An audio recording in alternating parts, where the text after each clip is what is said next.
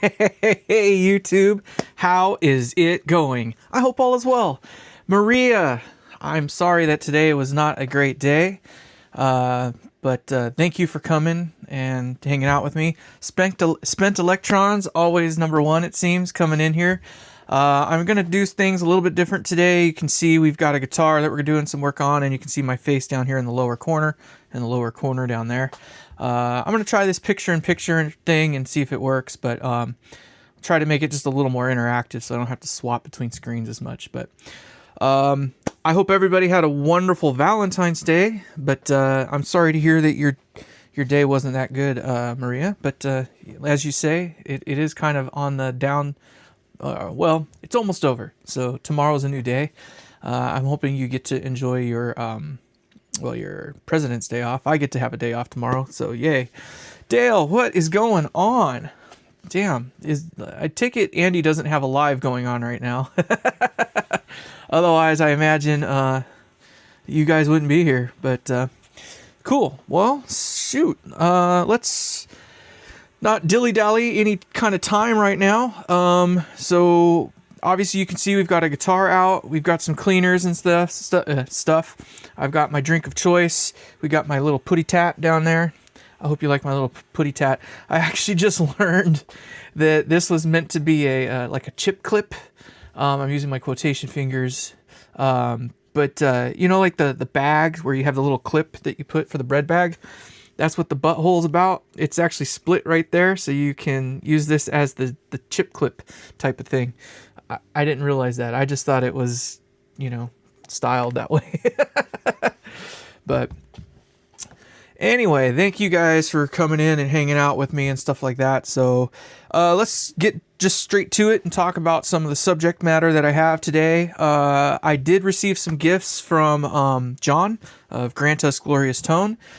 He sent a few things over. In fact, he sent this pickguard that you see here. So this is actually kind of cool because I have this guitar here, and I've never really cared for these pickups that much. This one is, it's not a super distortion. It's like, I don't know, whatever it is. It's something else. And then this one here is a JB neck, like the JB Jazz. But it's the unbranded one, so I think this was like a stock version that came in a guitar, you know, like it was the OEM version or whatever that they make. So Riley in the house, holy hell, we got ourselves a good day coming up right now. Thank you guys so much for coming. And then this one, it's one of the higher output ones, but I can't remember what model it is. It's a little too dark for me. I like it a little bit brighter. I actually like the Jazz neck pickups. There's nothing wrong with them. It's just, I don't know, it's not what I want in this guitar. So I'm hoping that this pickguard will do the biz for me. So this was gifted to me by John of Grant Us Glorious Tone.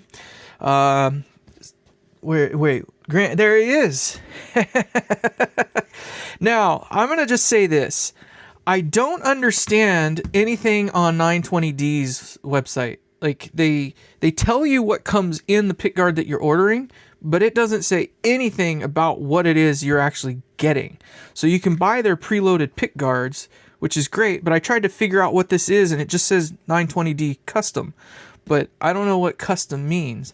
So I don't know if these are the smooths. I don't know if these are the roughnecks. I don't know if these are the...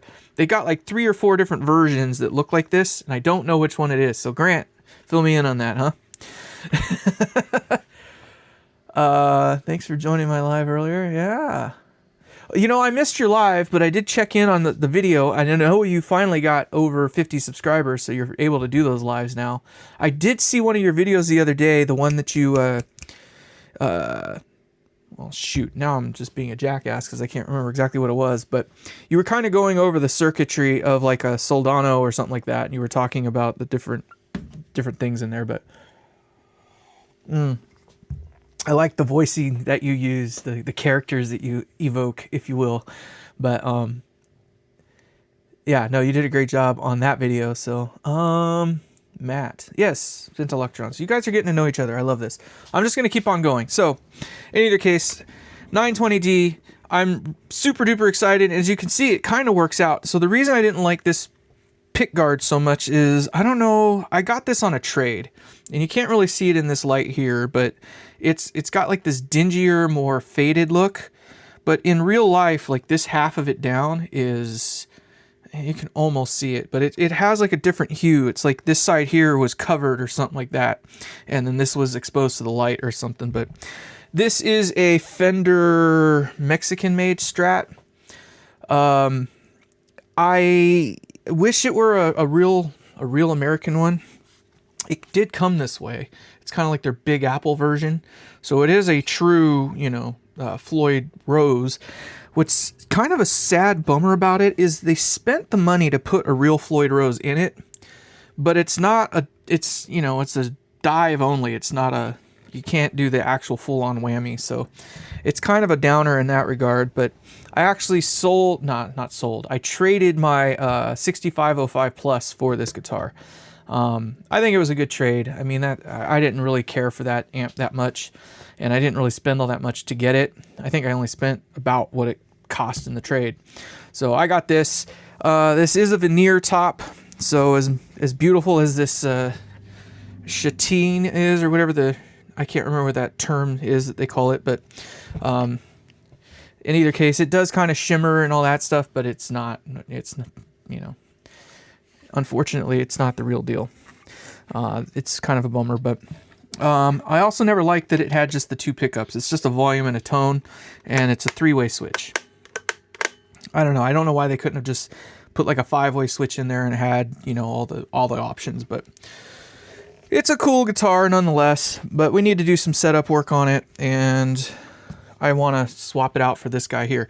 So another thing that Grant had gifted to me was a bunch of tubes, and I did kind of pick into them already a little bit. I kind of put them all in this box here, but he gave me a bunch of, you know, well, they're not all electro harmonics, but there's a couple of them that are actually electro harmonics. There's some 6L6s, some 5AR4s, so a bunch of tubes. So that's really cool. I'll use some of them, I'm sure. Chatoyancy, that's the word. I knew it was something like that. Thank you, Mr. Mickwick. Mike Quick. Mickwick. I like Mickwick. Let's see here. I'm just trying to keep up on all the stuff that's going on here in the chit chat. And then another thing he sent me, I don't get to keep this, but we get to at least kind of show it and talk about it a little bit. My initial impressions are that it, in and of itself, it doesn't sound all that great to me. This is the Iridium edition. High-low. Oh, there's a high-low switch in there. Oh, that's for the effects loop.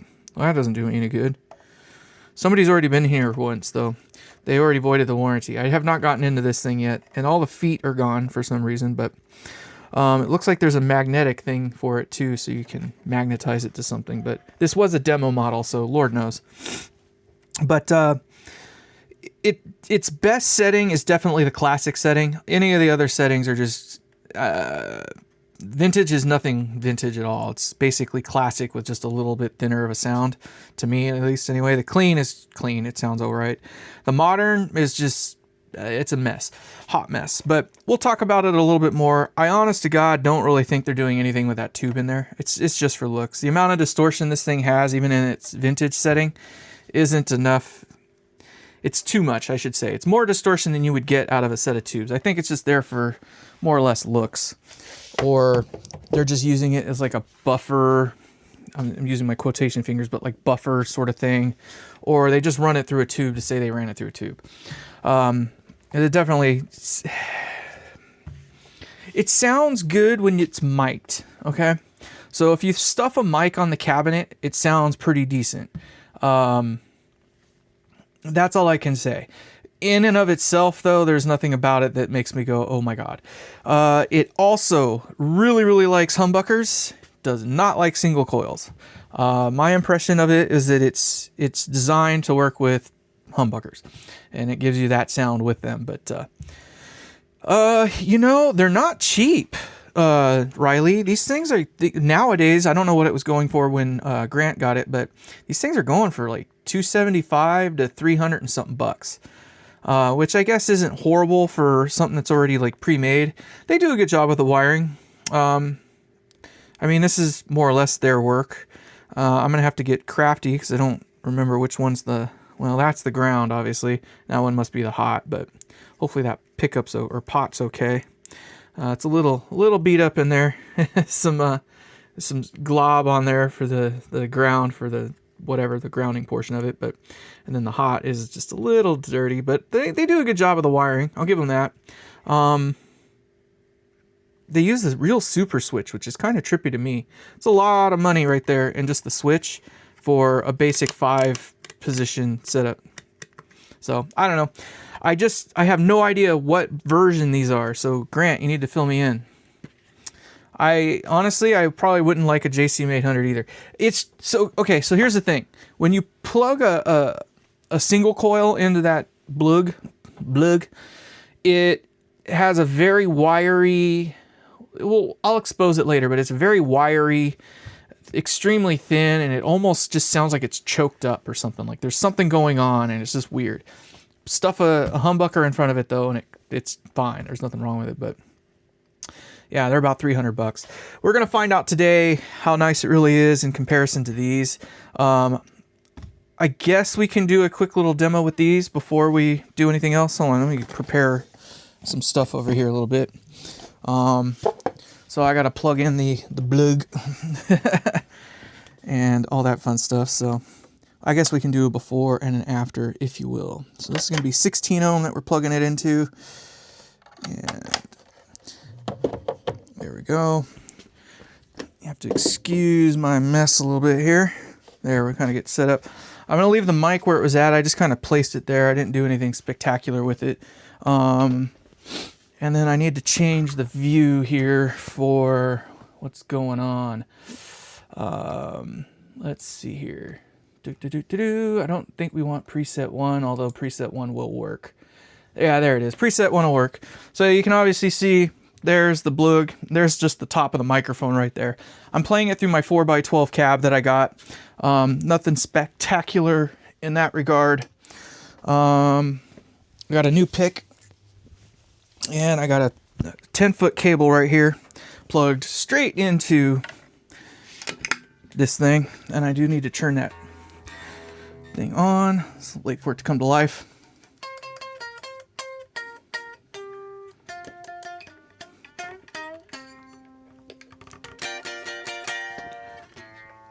And apparently it takes its time to warm up. Or did I plug into the wrong one here? No, I plugged into the right one. Oh, I know what I did. Is it that? Yeah, that's what it is. Got to plug in the cabinet too. Alright, so this part's going to be a little bit brutal.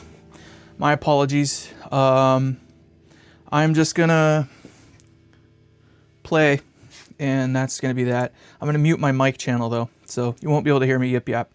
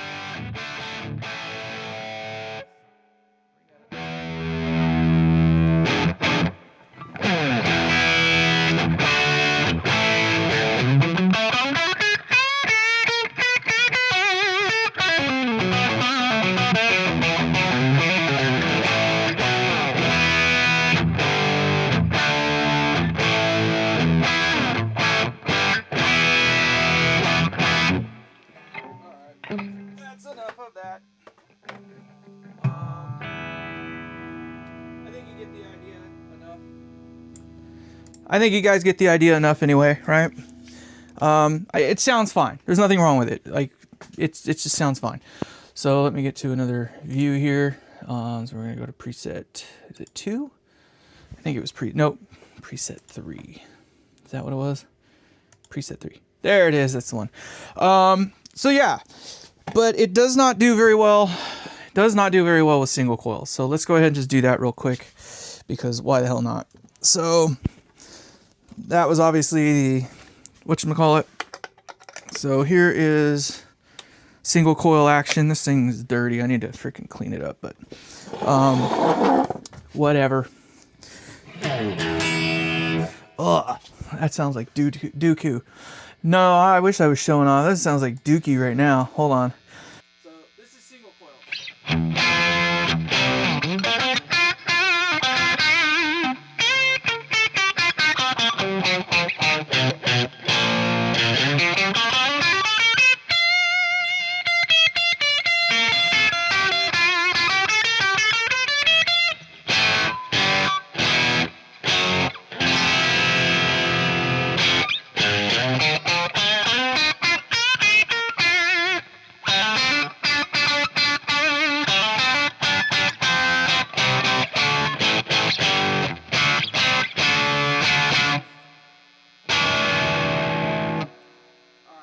It sounds like ass. I don't like that one bit.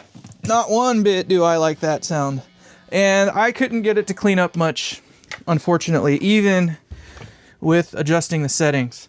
I don't know what it is about it, but even adjusting the settings, like that weird little spitty splat sound and that wiriness, yeah, super thin. So humbuckers, bitchin'. Single coils, dick all. And I don't, that's just a me thing. That's what I don't appreciate, because I like single coils. I used to be a humbucker guy. That's why I picked this guy up years ago. Yeah.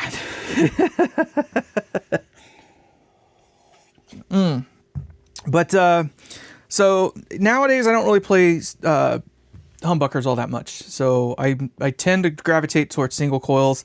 So for me, if it doesn't sound smooth and nice with single coils, honestly, it might sound a little too fat and woolly with humbuckers if you get it really dialed in for a single coil, setup. But I find that it generally isn't that bad.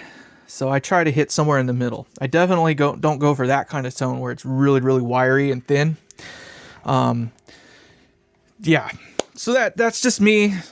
I got, I've only had a couple hours with it at most, maybe. So, yeah. Now, I don't have any high gain amps at this point in time, so I don't really have anything to compare it to, if you want to call it that. But that is going to change, because this giveaway amp that we are building is going to be high gain for sure. At least JCM 800 levels, if not a little bit more.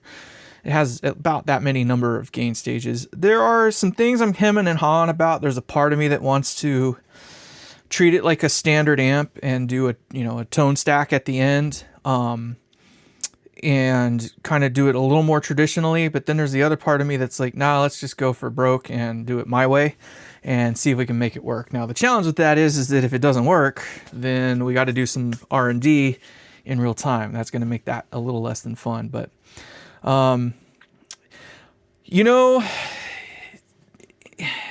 here's the thing about single coils. You don't get it until you get it. When I first started playing guitar, I had single coils, and I always thought they were really wiry and thin and just unappealing. And it was mainly because at the time I was playing higher gain amps, a la that little guy back there, and those higher gain amps always try to accommodate humbuckers. And yeah, obviously it's going to sound thin and weak and wiry with a pair of thin, weak piece of shit single coils. So whatever. I just started buying all my guitars with humbuckers. Solves all that problem. But then as I got, you finally get older and you start making enough money to do things. And, finally I bought a real set of, single coils. And when I got a real set of single coils, it was like a night and day difference. Like there's no comparison. They are wider bandwidth, so that, they got lower lows and higher highs. They've got just this clarity to them that you cannot get, I have found, with, humbuckers. I want to try a set of those Fishman Fluents, because I hear that they're kind of the hybrid, if you will, between them. But, yeah, no room to hide behind. Like, they are true as they come, like especially a good set of single coils. And I don't, you know, the ones that are in that purple guitar are, you know, truth be told, I wired them myself, so they're handmade by me. As far as single coils go, they're pretty dang good. Like, I think they sound as good as any other nice set I've ever had. Definitely better than some of the pile of junks that you can get out there with the ceramic and stuff like that. The big thing with single coils is getting away from ceramic. Alnico is where it's at. Whether you go with 2, 3, 4, or 5, doesn't really matter. 5 is probably the more popular one, but you throw Alnico in it and it just, or Alnico, however you want to say it, that makes the difference. To me, that's my finding anyway. And I don't like high output single coils unless it's in a telly. When they're in the telly, that's a different game. There's nothing like a freaking Telecaster with a hot freaking bridge pickup in there. Illich, or I have not. Single coiled, yeah, there's a thing I saw the other day. What's that? The I can't remember the guy that does all the budget board builds. I don't mind the buzz. I find that it's really not much of a problem, especially when you're running amps the way that I do, where you really don't have a whole lot of gain anyway. You know, so I guess over the years, I've kind of become more distinguished, if you will. Long gone are the days of trying to get the heavy metal chug-a-chug, and more now am I into the, you know, more modest gain, I guess, if you will. So let's get this thing prepped up so we can swap out this pickguard here. Kind of looking forward to it, to be honest. Let me know if this secondary view here is distracting or anything like that. I'm going to give it a shot. I don't know how it's going to work, but I just want to give it a shot, you see? So I'm going to get this thing centered up a little bit. And we're going to undo our tuners here. I'm going to try to remember to look at the camera. I know you guys are there, so, but obviously we're going to try to walk and chew bubblegum here, so. So I am going to drop the bridge out, because I am going to pull the pickguard off. So you guys can more than, you know, just keep chatting away, do your thing. I'm going to try to, you know, keep with you guys, but now I'm usually a little bit brutal with these, which is to say that I usually cut the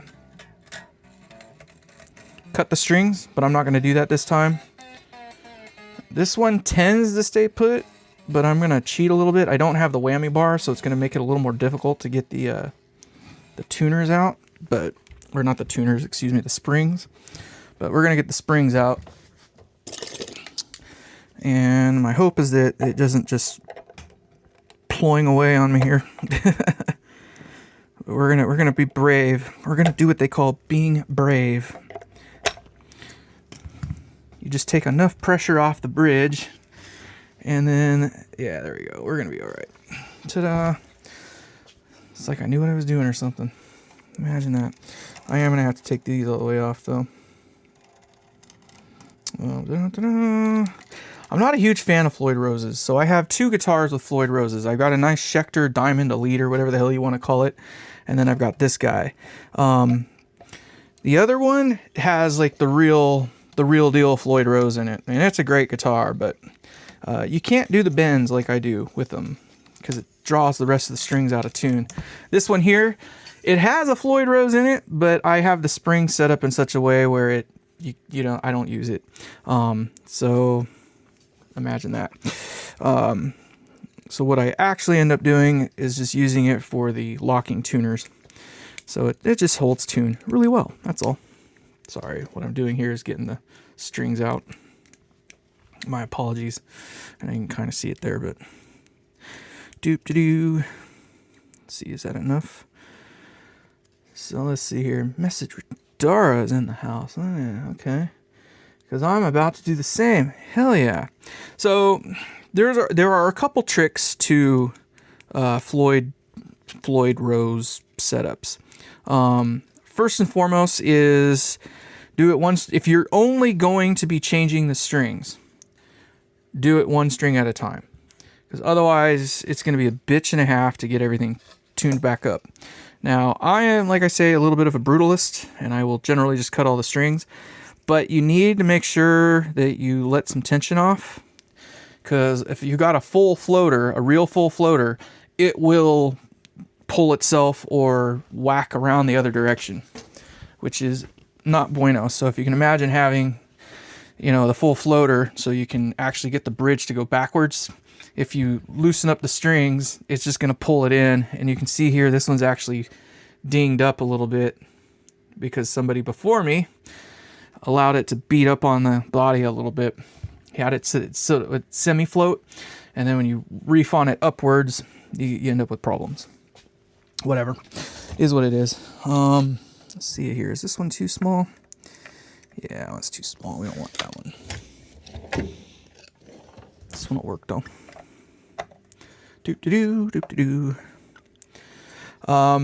Conversely, the other problem that you'll end up with is you end up having to take the springs out, and that's even more of a pain in the butt.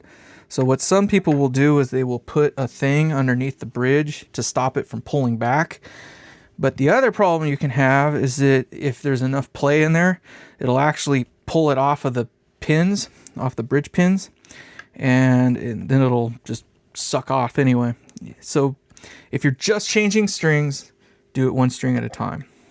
If you're going to do what I'm doing, do what I did and let some tension off so it pulls back, let go of one of the springs, and then it'll equalize, or whatever you want to call it.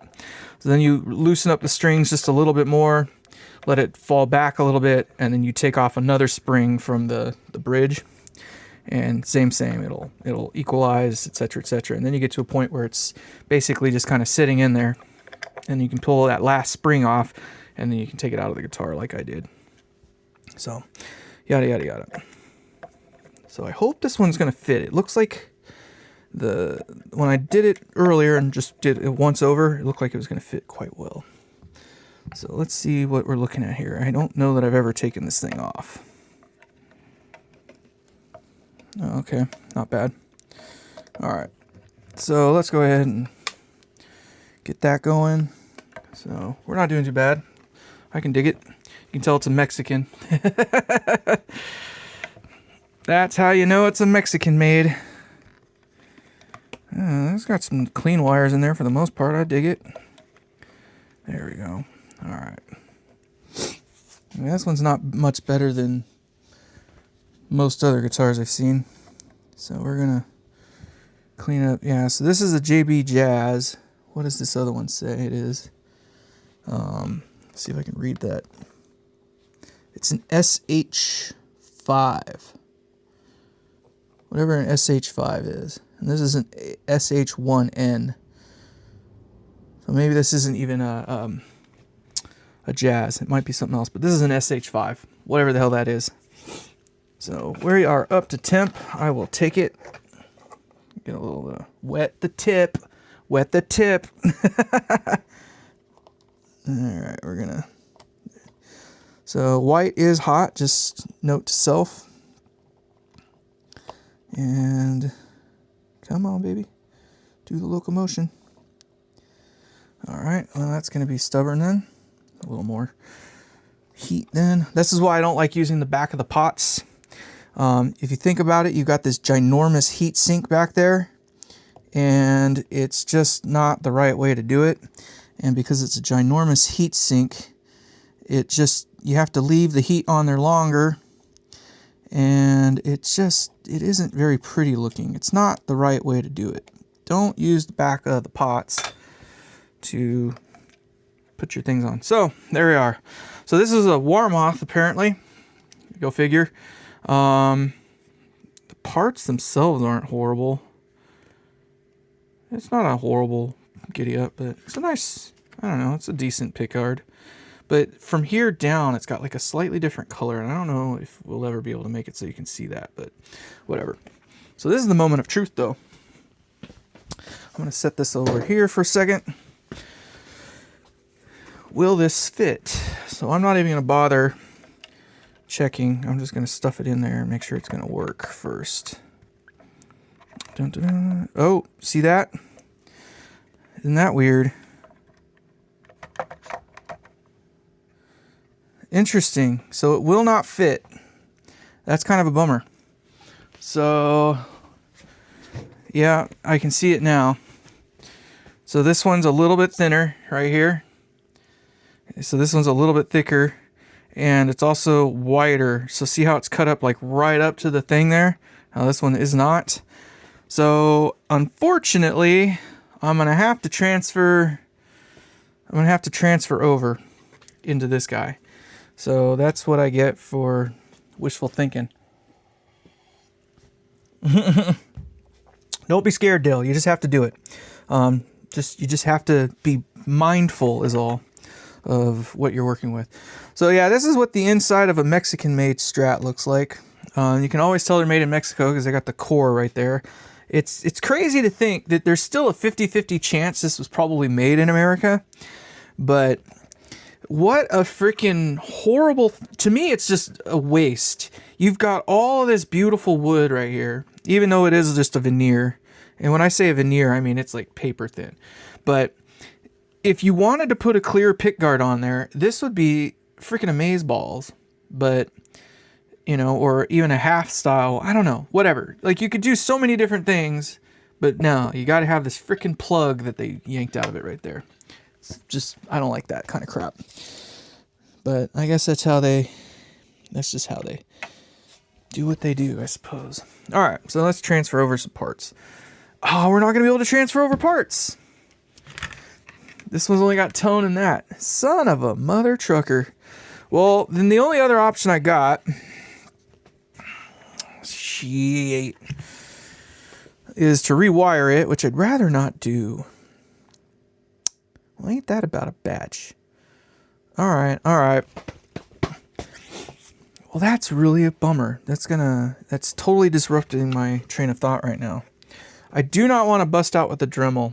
So I could probably, you know, like clear this thing out and get it so I can set this on something flat and then use like the CNC machine. My other question that I wonder is then, do I have other pickups sitting around? I guess I could just take the pickups out so we can just try the pickups, but they're in there so cleanly and nicely. Do we? I don't know. You guys tell me. Do we just take the pickups out and move them over? I'm guessing that's what I'm thinking of doing right now at this point.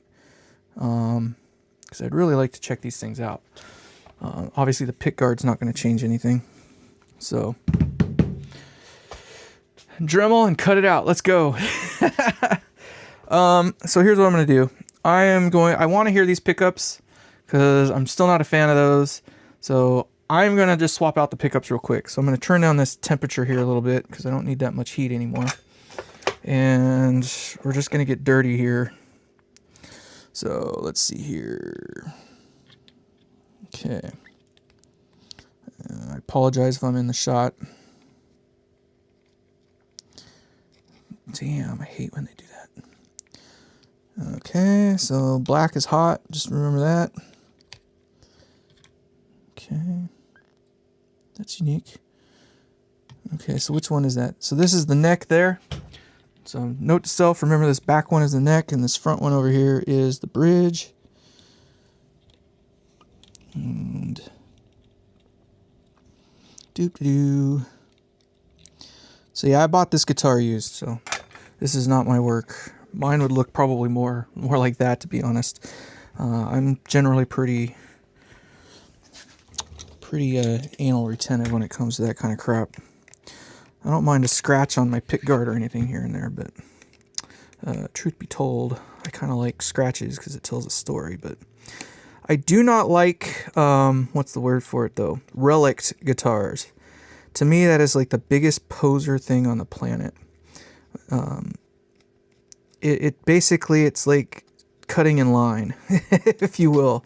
Like the guitar no longer has a story anymore. Like it's not even a story. It's, yeah, I bought it that way.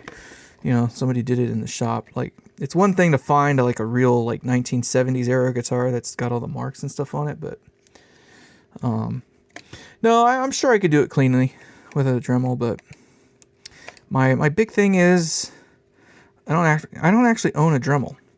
I'm spoiled in that I have a CNC machine.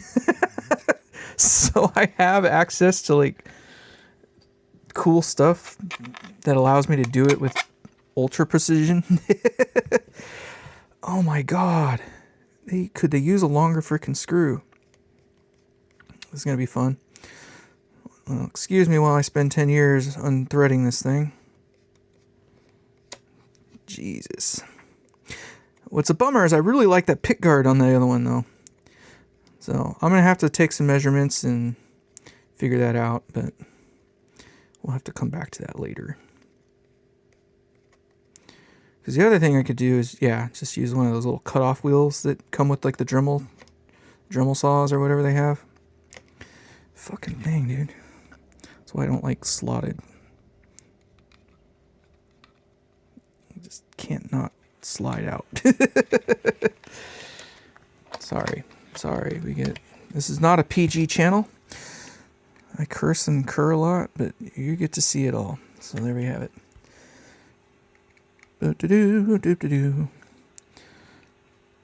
So what did you guys end up doing for Valentine's Day? Did you get any hot dates, anybody, or what was the story?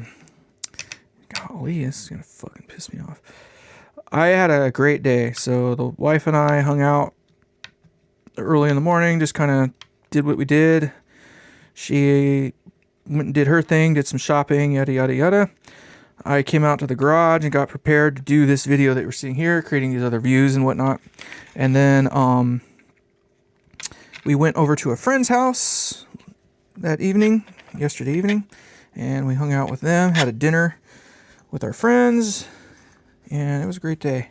It was a great day. Maria, I hear you didn't have such a great day, and I apologize. It's a bummer. Oh, man, those things are so round. See how square this one is? It's going to look weird. Oh, all right. Well. It's temporary for now. We will cut this thing out eventually, but... Okay, so let's see here. Let's get the neck out, or the bridge, whatever. Let's get this thing out. Oh, now I need more heat. See, this is why you don't use the back of the freaking pots. Another thing I've noticed too is that if you use the back of the pots, it will, it can actually ruin the electronicals in it, the traces. And fuck's sakes. Then you also got to use a butt ton of freaking heat sometimes, which is not fun. There it is. Alright, so let's see what else we got going on here. See, in this one they did coil splitting. And I don't get that option with this other one. And I'm not going to be able to do it. Well, whatever. Let's just get it. Let's just do this. Golly. It's going to make me so upset. I'm bummed now. Bummed. So bummed.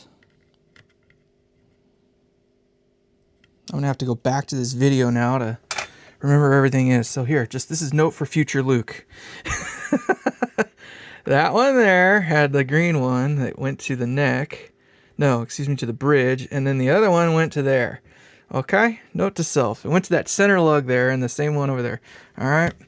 It's nice when someone else does all the work for you on the super switches. If you've never worked with the super switch before, you're in for a surprise. They are more than a bitch. They're just not fun to work with. But they are a necessary evil if you want to have the kind of switching that they did here, where you have coil splitting. So this one, apparently in the center positions, it has some sort of splitting. So we're not going to get to utilize that, unfortunately. But whatever. The joy I get for wanting to hear what this other set of pickups sounds like.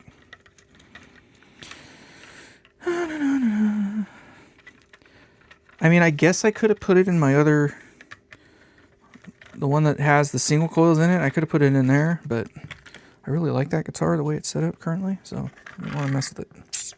There we go. Clear. Alright. Okay, so we don't want these to move because we need those to stay put like that. Oh, you gotta be fucking kidding me. I knew this was gonna be my freaking day. So guess what? It's not my day. Maria, I'm right there with you. So they don't fit in any direction. Like this pickguard was made specifically for those pickups or something.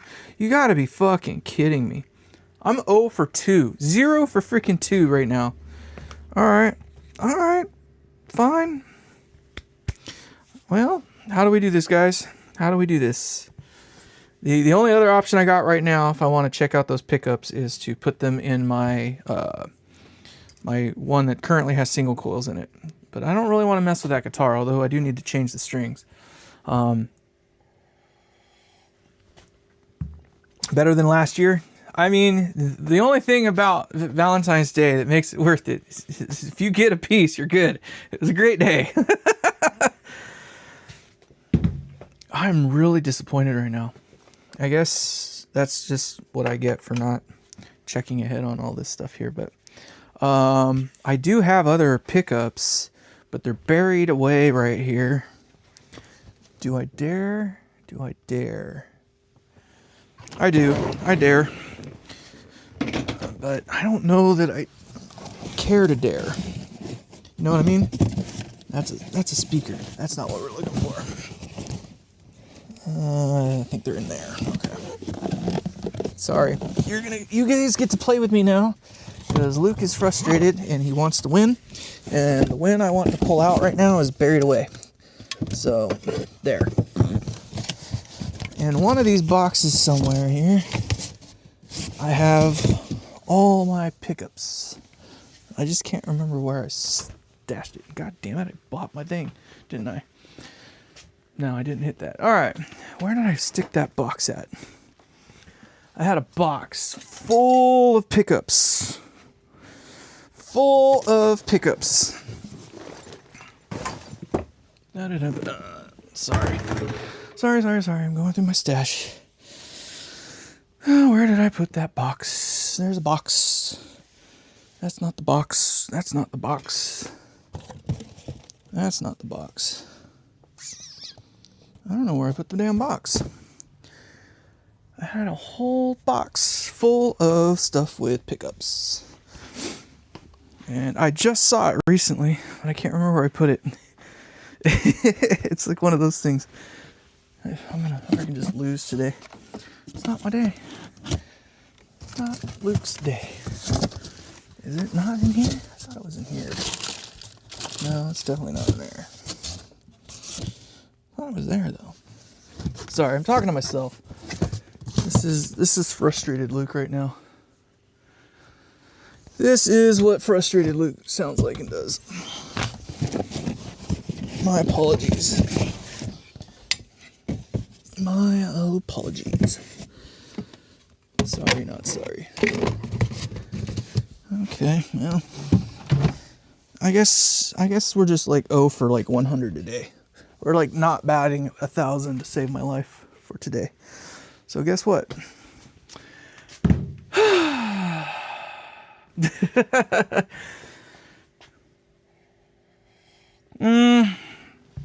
Yeah, AFM, you're right. I could do that, but I didn't really want to modify them though. They're not exactly cheap.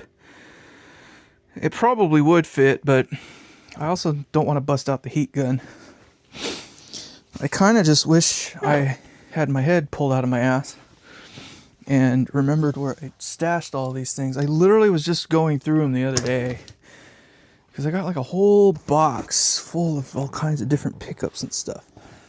But I was doing some rearranging in here to do some tidying up, and as you can obviously tell, I cleaned up so good that I can't remember where I put my own stir fat. But, you know, that's just kind of how it is. I got so much stuff today to do, and I can tell those aren't it. Sorry, I'm looking at my other stash here. I've got another stash of stuff. I'll bet they're in there. Yeah, that's probably where they're at. I'm not getting that today. Not gonna happen. All right. So.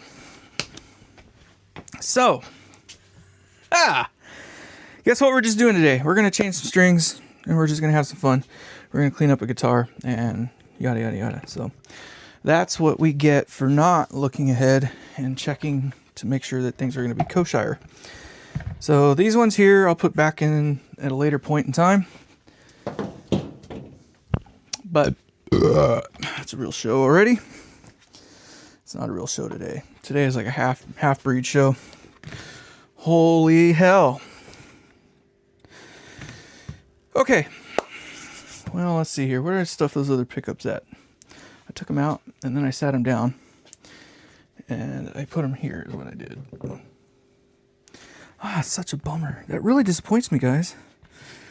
I have a whole nother set. And one of them is... there's like a GFS or something like that. It's not a horrible set, but it's not a good set either. But whatever. That's just unreal. Why aren't they yeah, right? Everybody burp in solidarity, everybody. Even I have a bad day. Sometimes too regularly. This bullshit. That's freaking whatever. Come on, baby. There we are. There it is. Started.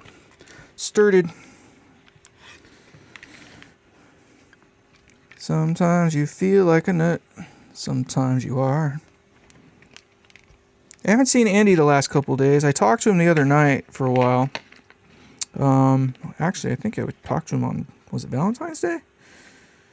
Maybe it was No, I don't think it was Valentine's Day. Maybe it was. I don't know. The other night, we talked for a good couple hours. We were up until like 1 in the morning. I want to say it was last night. No, it was not last night. It was the night before. It was the 13th. We chitty-chatted until like... He was up until like 4 in the morning. For me, it was 1 in the morning before I went to bed. But... he's doing well. We were just shooting the shit. Yip-yapping. So... Anyway. Hi, everybody. I'm here now. I'm back. I'm back again. I'm slowly but surely getting over my block. You got to see frustrated Luke. That's angry Luke. Me being flustered and disappointed and all the above. Kind of like everything all at once. It happens on occasion. It's when I go completely silent that you really have to wonder what's going through my brain. Because then weird things start to go on. I think even my wife knows when Luke goes quiet, don't argue. Because it means the real shit has just happened. Alright, so we want the slugs out. Yes, like that. Do-do-do. Or not slugs, excuse me. What are the other ones? Screws. Screws out. Slugs in. I guess it doesn't matter really, but I guess it does too. I've seen them done both ways. What is it? The greenie? Or whatever? The freaking, the greenie. Why can't I remember his freaking name off the top of my head right now? From Fleetwood Mac. That one, he had them slugs the same direction. I think it was, my understanding was like he had some work done on it, and I guess the pickup was wound incorrectly or something from the factory or whatever it was. But I think in order to accommodate it, they flopped it. I don't know, whatever. What the frick ever.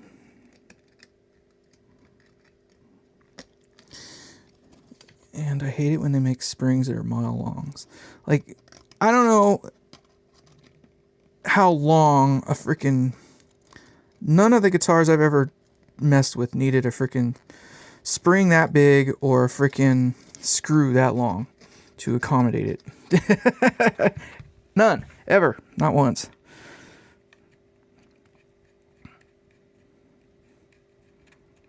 It's just a freaking pickup.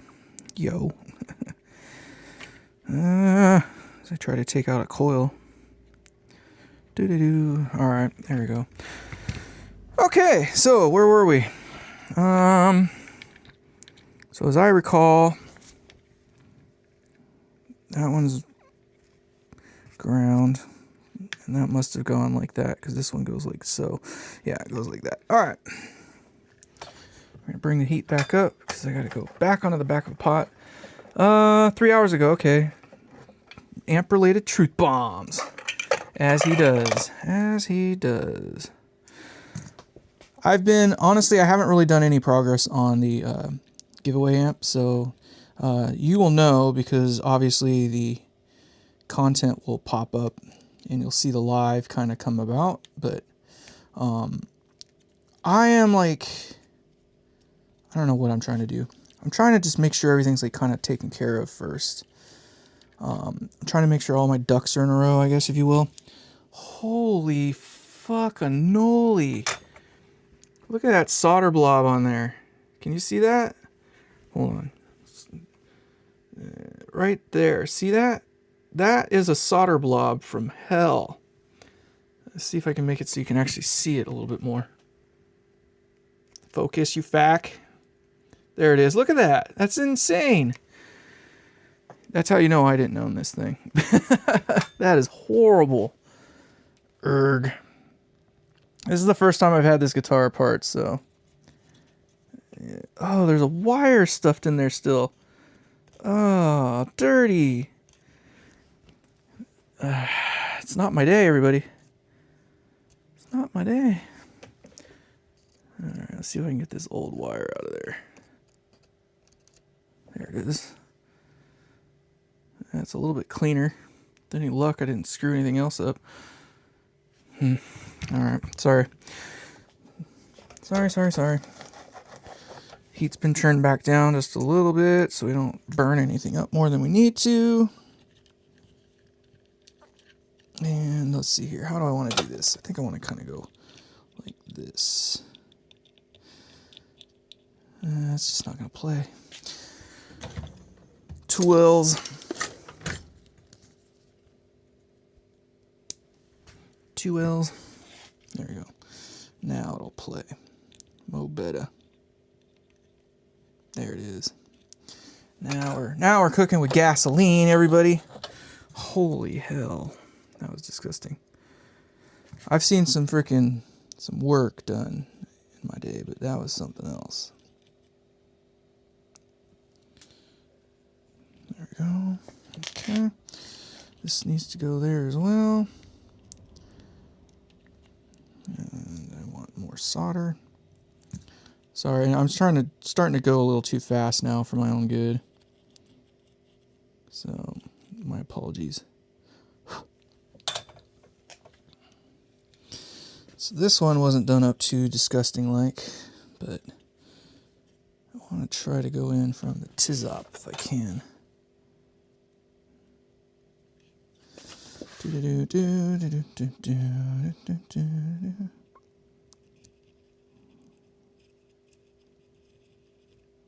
This one had a loose bit on there as well. Okay. So these need to go there. And whatever gets in the kind of suck up into there, I think we're going to be all right. Now this one has the swimming pool, so I don't even have to do it all that pretty. So for those of you who do not know what the swimming pool is, I know, I'm sorry, I'm not being very interactive at the moment.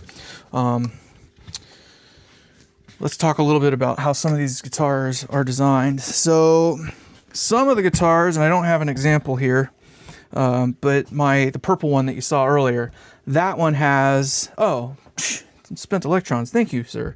Too kind. So this is the swimming pool. So the swimming pool is pretty self-explanatory, right? It's just a giant freaking hole with, it's just 10 times bigger than it needs to be. So I had to do some work on this thing once. So I did have this thing out, but you can see I was trying to, so what I did, so you see those angles on there? These pins, they were rocking out. So when I first got this thing, it had some issues, and you can see what I did was I screwed these two things in there. You can see one goes there and the other one goes there, but they go in at an angle. So they kind of go in like that. So what it is that the wood started to wallow out. Well, I plugged it and then I drilled it, and then I drilled these two holes in there and put these like threaded insert screws in there, and it wedges the things in there. So those pins are never ever coming out again. Ta-da! Luke and his ingenuity. Now, the other style has the pickup style one, so it looks like the little trapezoidal shape, and then there's a core down the middle that they do. I tend to like the sound of those ones better than the ones with the swimming pool. Now, the ones that have just the cutouts for the pickups with the slot down the middle, those ones are a little bit more of a brat, and you do have to be a little more careful on how you get your wires and stuff put in there, because that obviously will affect how how things go together. But this one, being that it's a swimming pool, you freaking put the wires wherever the hell you want. It's kind of how it is. They burn that freaking wire, man. Can't win. It's not my day, everybody. It was my day. It is my day. It's just silly little frustrating things like that. I'm gonna try to clean some stuff up here real quick. I have an opportunity. So the only time I've had this board off, or this, not board, what are the words I'm looking for today? Pickguard, is when I was getting the pins replaced. And I didn't bother checking any of the other stuff because that wasn't part of my problem, but whatever. So we need to do that. And we're going to do this. And then this is going to go, so this went to there. I need to bring the heat back up just a little bit. I'm almost out of wire. Very, very close. It's kind of another reason I've been slow on getting to building the amp. Kind of just waiting for me to go through enough other projects where I, sucks. I gotta put another one of these things on yet still. That's so disgusting. That's not right. This is not how you do it, people. You don't use the back of the freaking pots. Don't use the back of the pots. They are not meant for this job. I'm gonna do it because it's already been done, but dang it, that's not how it's supposed to be done. It's disgusting and it's wrong and you shouldn't do it. Let's see here. Bop up the heat just a little bit more still. Make it do the job. So I don't like using the back of pots. I've said it before. It's just not what it's meant to do. So whatever. It works. It's convenient for the most part, but it's not the way to do it.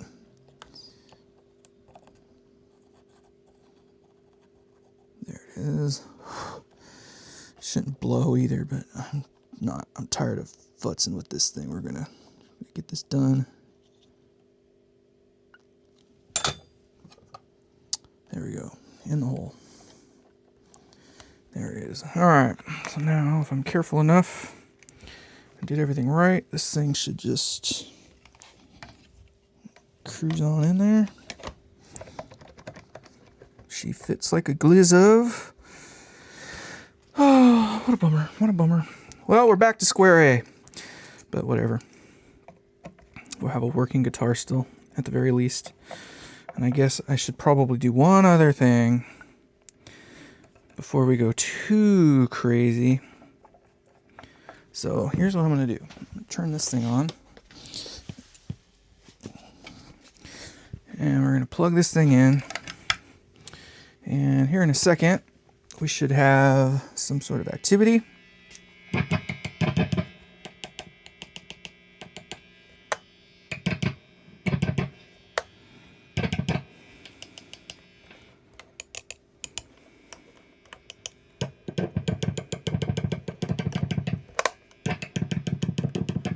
Works. That's the dirty way of doing it. It's the quick and dirty way of freaking making sure you didn't screw anything up. I didn't screw anything up though, so we're good. Well, John Grant, I apologize. I was really hoping to check out those 920Ds today, but I'm going to have to do some work before I get to check those out, which sucks because that means I'm going to be changing the strings on this guitar again sooner than I was hoping for. But whatever. I will get that done eventually. I'll have to take some measurements here more or less and figure it out. Some of the dimensions will be pretty easy to figure out, but oh darn. So that's me giving me the ers right there. I don't know if you noticed, but I'm just sitting here kind of going in my mind. This is a cool guitar. Like I said, I was kind of bummed that it's not like an American Strat. It would be much nicer if this was like a real top. I want to say this particular model, when it first came out, like this is I believe I can't even remember, to be honest. Looks like it's a 2013 model. So 2013, it was probably like a $500 guitar, which isn't cheap, but it's, you know, for that era, I mean, that was pretty pricey. I think at that time you could get an American Strat for about that price. So, you know, I wouldn't say no to an American Strat, even if it was not accoutramented like this one, but it's all right. It's a looker. I'll give it that much. It just wasn't treated very well. I know why the guy gave it to me, because it, like I mentioned before, it was starting to have those problems where the bridge pins were starting to come out, and there were some other small issues with it. Nothing that kept it from being a player, but it was like one of those things where you're just like, oh, okay. Well, I know now why he wanted to trade it. And then it's kind of obvious that he wasn't, what's the word I'm looking for? He wasn't much of a repairman, I guess, or a guitar tech. So some of the things that were an issue with it, he wasn't able to deal with. So don't need that anymore. But that's where I come in. I can manage that kind of stuff. Little things like that, I don't bother. It doesn't scare me none.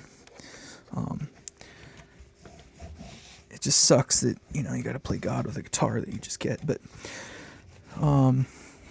whatever. We live. I like the color though. I like seeing raw wood. I love raw wood. Anytime I can get raw wood, I'm all about it. I also like D'Addarios, or whatever the hell you want to call them. I use the 9 through 42s. I know some people like the thicker ones. I don't. I am honestly. I tried the 8s. I did the little 8 gauge challenge or whatever that you know, like they have for Billy Gibbons or whatever. That's just too thin. It's not that it doesn't work or whatnot. It's, you know, it sounds fine. It's just, it's a little too thin for me. They bend too easy, which is kind of a first world problem, I guess, for some people. But I don't know. I'm not a brutalist in that regard either, where I need to have 13s or something like some people. I mean, I know a lot of people do it now because Stevie Ray Vaughan used to do it, but I think it's bull crap. It's freaking bull crap.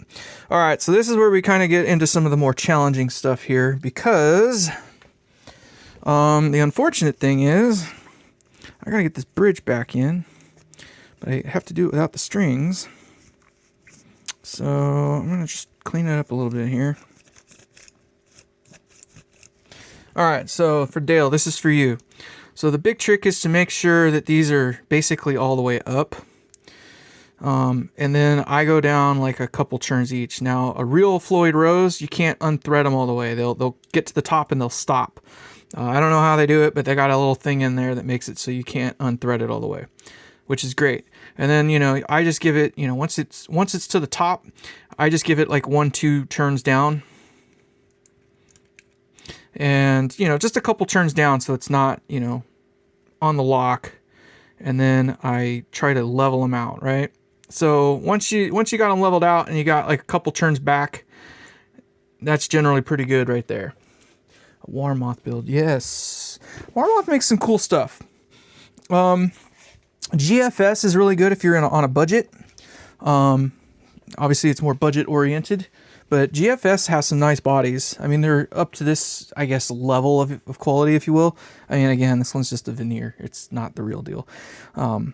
At least it's a real chunk of veneer, not like some of the photo finished ones where it's literally a paper finish that they glue onto the top and then they put the clear coat over it. It's not that level of cray, but so when you're starting from zero like this with the Floyd Rose units, even if it is a full floater, you just get the thing in there and, you know, put some, you know, like a rag or something underneath it to keep it from getting beat up.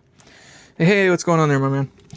And then what I generally do is get one spring, because that's all you need is one spring.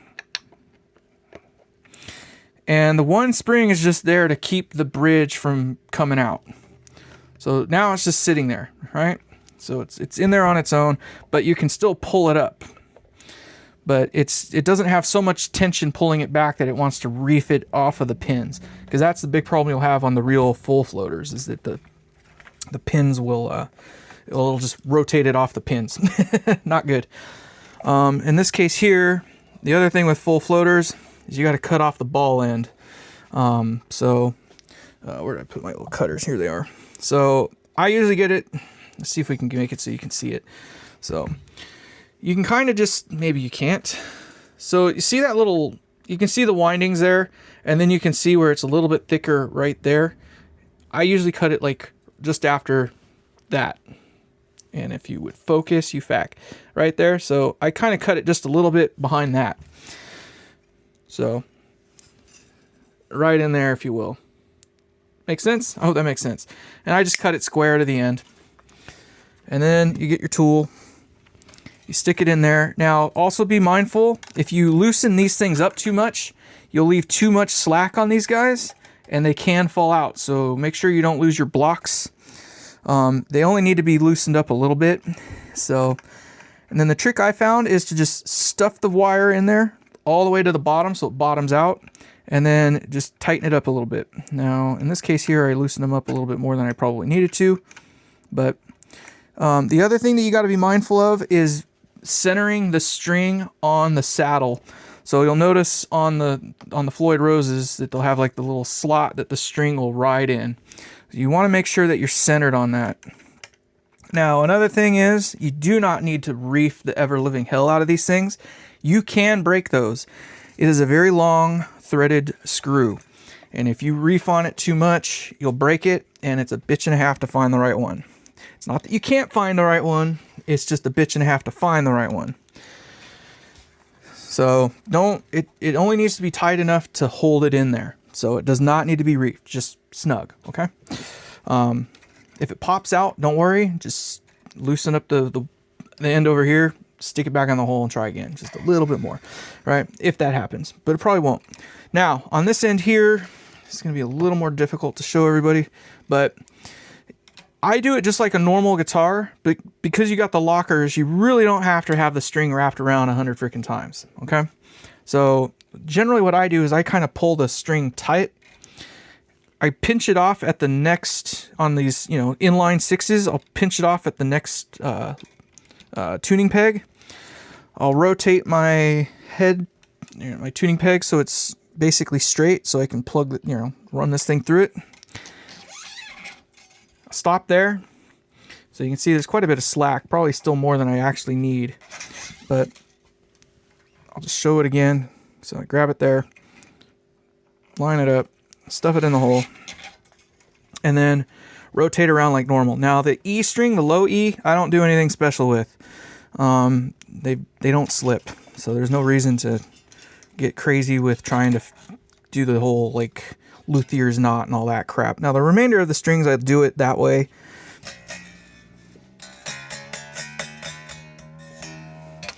I'll do it that way just because. And I'll also cut these strings right away. But did you hear how it dropped in pitch? started there and then it dropped in pitch when I cut it, the remainders will do that too. So I usually wait on the remaining two. So the B and the E, I'll wait on those until after I get it up to pitch and all that fun stuff.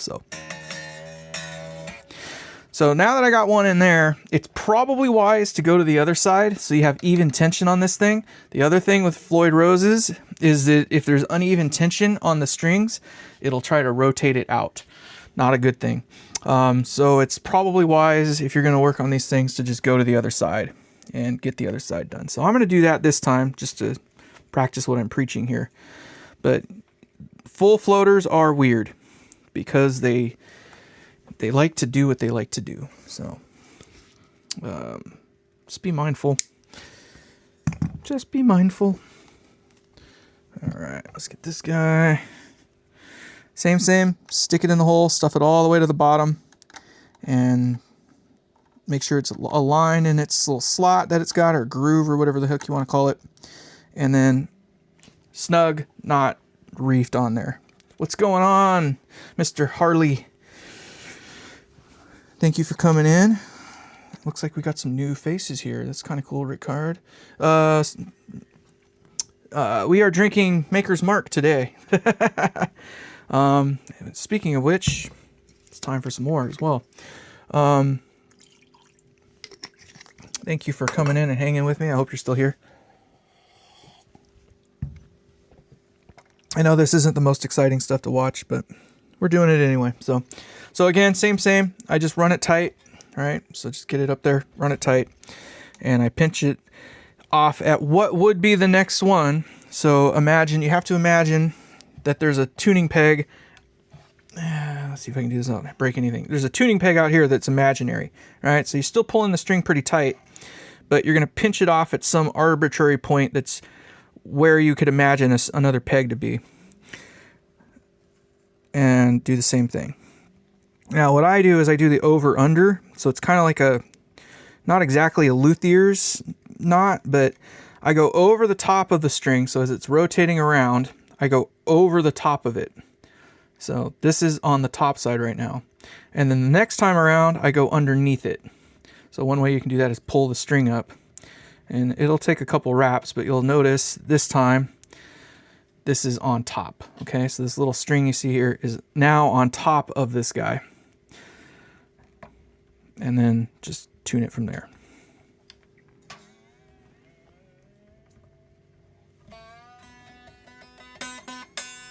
All right, now once you're there, leave that one. Don't cut these. Remember the B and the E, or the B and the E, don't cut them. So now we need to get another spring in here though. So this one's going to be a little less than fun. Let's see if I can do this here. Sometimes you can get it with your fingers. Other times you'll need a tool. I would not use dikes. I would use something else. But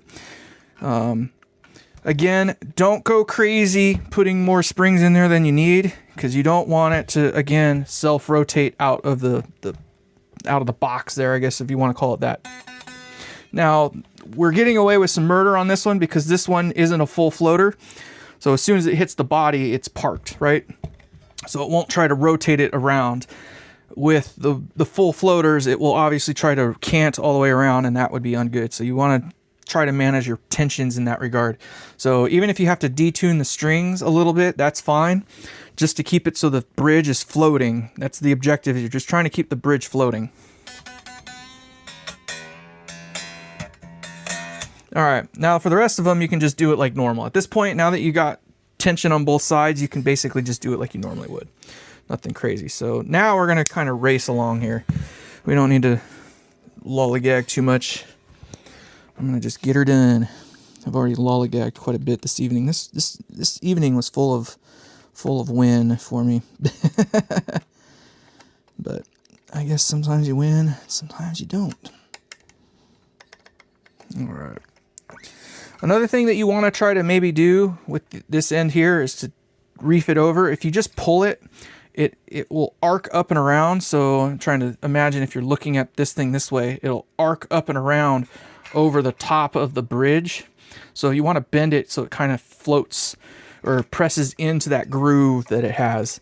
It's not necessary, I guess. I mean, it'll kind of self-do it on its own, but I find that if you kind of help it along, you just abate some of the issues that you'll have, you know, later on. So remember, for the remainder of these, I will do the over-under trick.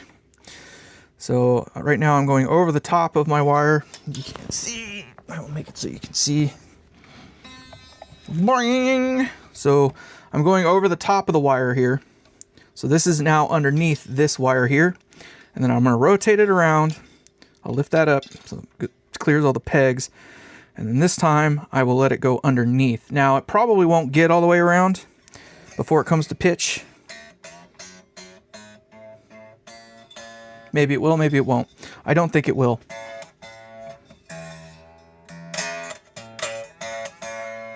It looks like it won't, but I'm going to leave it for now because it's really, really freaking close. So I'm going to go ahead and cut it because I know it's not going to slip. Remember, the B and the E, or the E and the A almost never, ever, ever slip. So we don't really have to worry about them as much. I kind of just want to get this guy out of the way. So I'm going to go to the other side as well, since I already have it out. Another thing I would warn you, as you saw for a second, I had the thing at like an angle to the string. I would advise you to not cut it at an angle. I would try to get it so they're perpendicular to each other. Just so you don't actually make like a freaking needle or some other sort of pokey bit. But that's up to you. If you like freaking using guitar strings as a way to freaking do tattoos, I guess that's a prerogative for you. But I don't. So I try to cut them pretty square. And then, yeah, that's pretty tight. Pretty tight. And just checking my work here. And sorry, we're going to move along now. Let's go a little bit quicker at this point.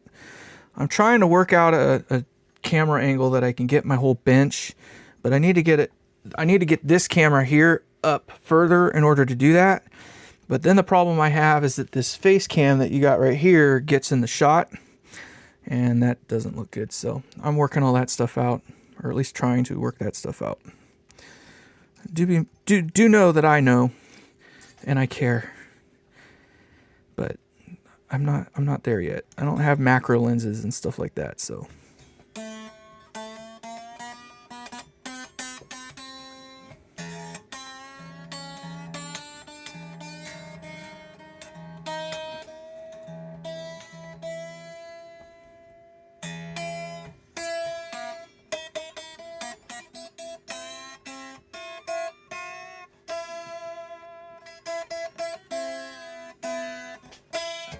Ish.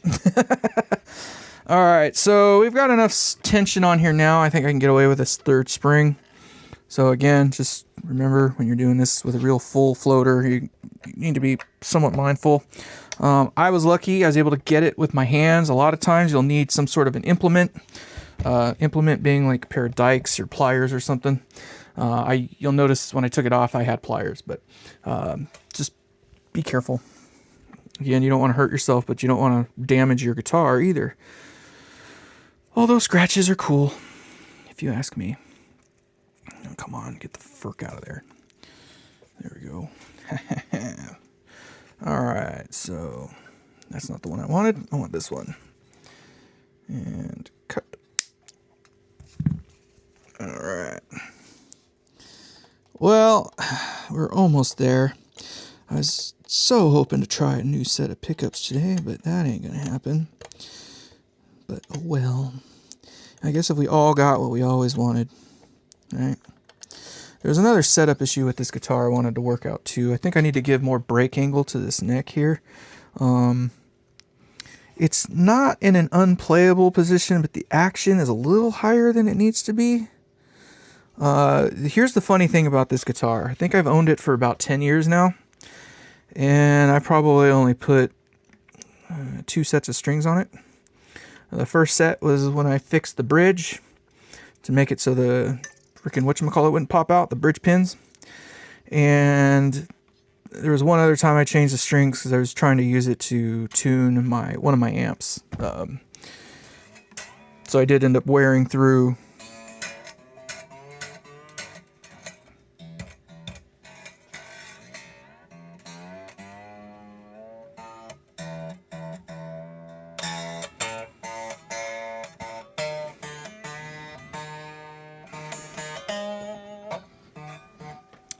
I'm guessing I'm in tune.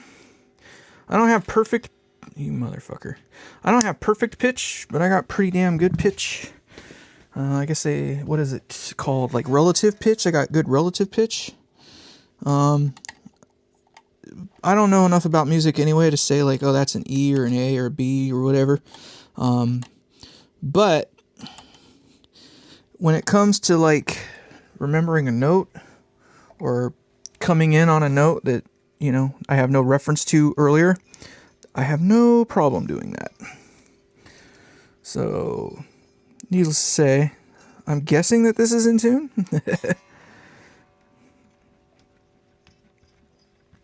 But I'm going to finish this real quick and then we'll confirm how far off I am. I'm usually pretty close. Usually. I might be slipping in my old age though. Might be. Let's see here. Come on, baby. There it is.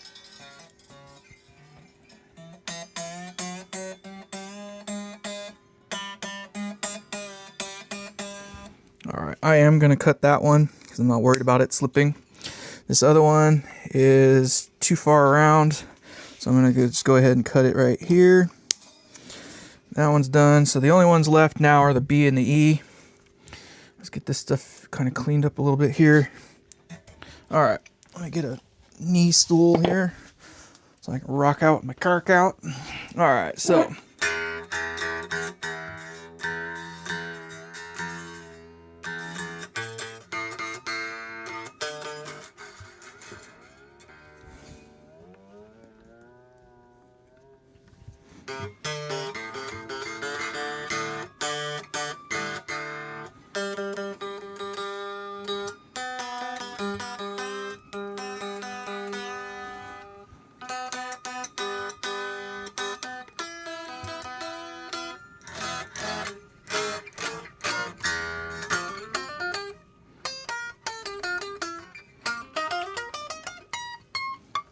Okay, so on this guitar here, in order to get it to cam over to give some more break angle on the neck, you have to do it with that tool there.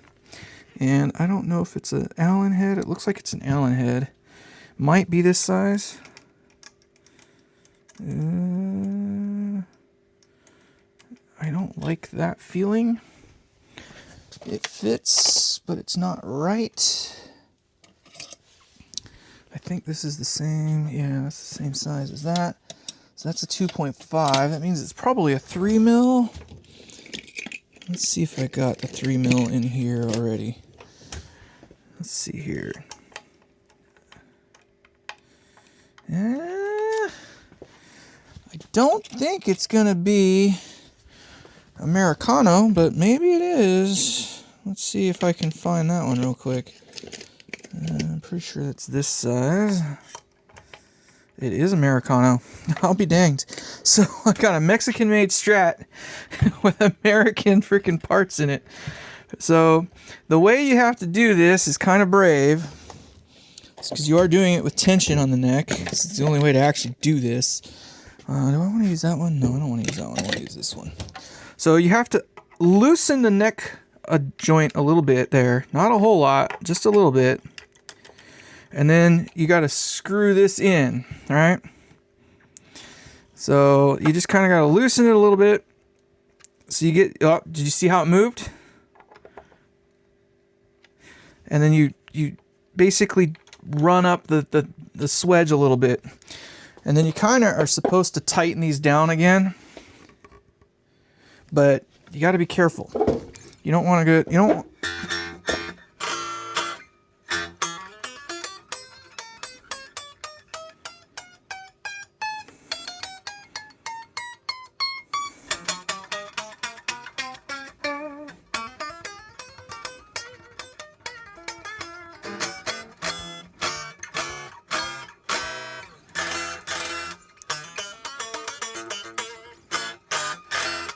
You can't really hear it. I can. I went too far.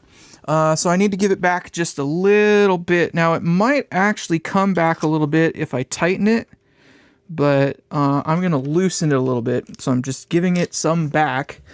And then when I retighten the the neck screws. The hope is that it'll be right. So you do want these to be tight, but you don't want to reef on it so much that you crush your, you don't want to crush your, you know, your neck pocket there. And it can be done. I don't know if you can hear that, but you hear how it rings out a little bit more?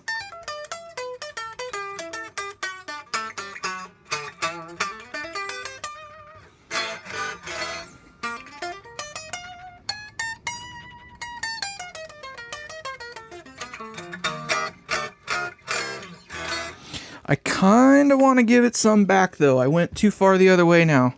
I probably could have left it where it was at and gotten away with it. But I'm going to give it a shot right there. I'm going to tighten it up this time first. That might have been what it was, is I needed to tighten it. I'm not a big fan of those little shim things that they got, the little pin here that they use. It's just a little puck. I mean, it's literally a little puck about the size of a quarter underneath there. And it's just held with a set screw.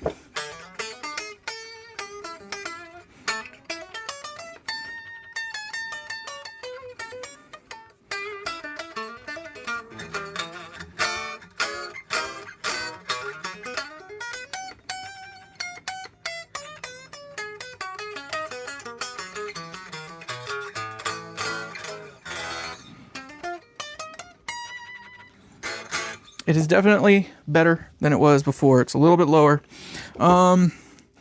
Interestingly enough, it did pretty good before, even as low as it was, but it was just a little too choked out. Too much of a good thing is still too much. I like low action myself. I am one of those types of guys that will get it as low as I can. I don't actually know what it's at right now, but if I had to make a guess, yeah, it's a little higher than I like it. It's probably close to 1.5 mil. That's not as low as it could be, but I'm not gonna bitch and moan. I don't know. Let me double check it again.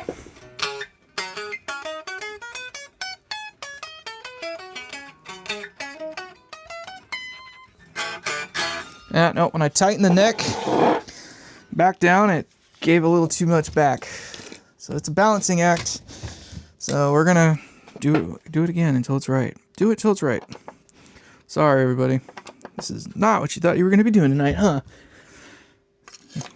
Don't feel bad. I'm not doing what I thought I was gonna be doing either. I thought I was gonna have a different set of pickups in here. All right, let's see here. Did that hold steady there?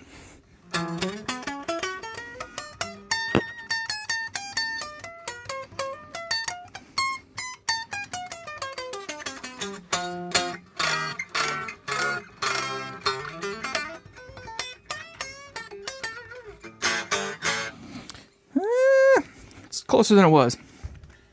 It's in a livable state. I will leave it there. I'm not going to bother with it much.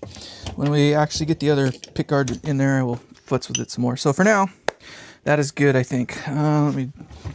I know I tightened it, but yeah, it's tight. Tight like a toiga. Just want to make sure it is. All right. All right. So, is it actually in pitch? That's a good question. Let's find out. Let's see how close or how not close I was. So, let's see here. Can I make it so you guys can actually see this? Probably not. This freaking snark is seeing some better days. I don't know if you see that, but just about a little tight.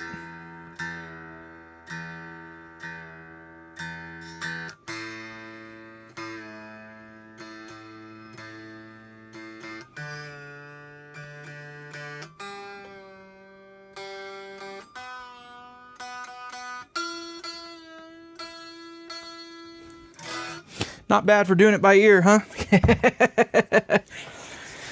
Oh, Dale, thank you.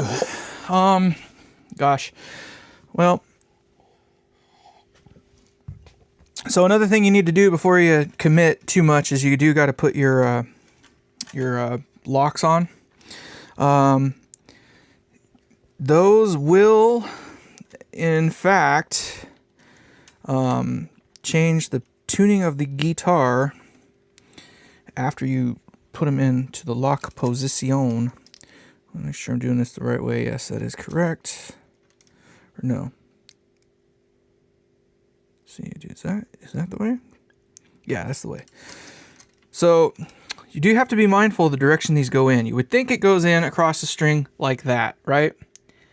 You would think so. It's got the little angle on the top there. You'd think it goes in line with the strings, but if you look, it's convex on the bottom, and it's very difficult to see. Maybe you can kind of see it's a little bit convex down here, right? So that follows the convex nature of the back of the fretboard. So you want that to be in that orientation. So you want the convex to go in the right direction, which means, actually, means I was doing it wrong. They need to be in line with the string. I got it backwards. My apologies. So yeah, the triangle, the hump, the house, if you will, does go in the direction of the strings. So do be mindful of that. There is two different ways you can put them on, but the bridge nut, the nut does have a convex shape to it, and you want it to flow with the thing. So don't do what I just did and do it wrong and then start to say it wrong. So this is where it probably helps to do one other thing here. So you want to make sure that the strings are loose inside of the thing so they can slip. So basically you can still tune the guitar with the tuners up here, the headstock tuners. But now what you can do is give yourself a little reef on each of the strings. And you don't have to go super crazy. You're just trying to give them a little. I don't know if I went too tight. No, I did not. See how loose that went? So you're just trying to make it so it doesn't, because you only got so much tuning range on these, right? The Super Snark. The Super Snark's cool. This one was great. This one's a Super Snark as well, but the freaking head like rotates too easily. I don't know what the hell the deal is. So it's like you can spin it. It's freaking ridiculous. I don't know. And I haven't used it that much. As you can tell, I pretty much tune by ear. But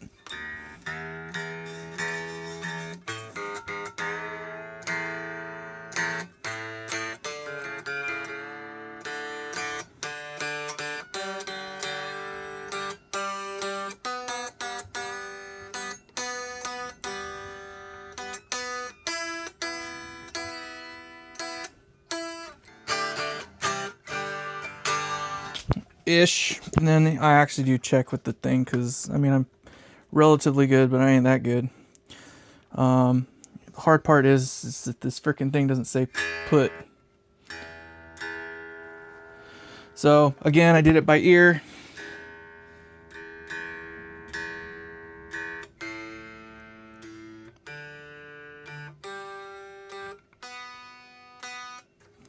And I was on.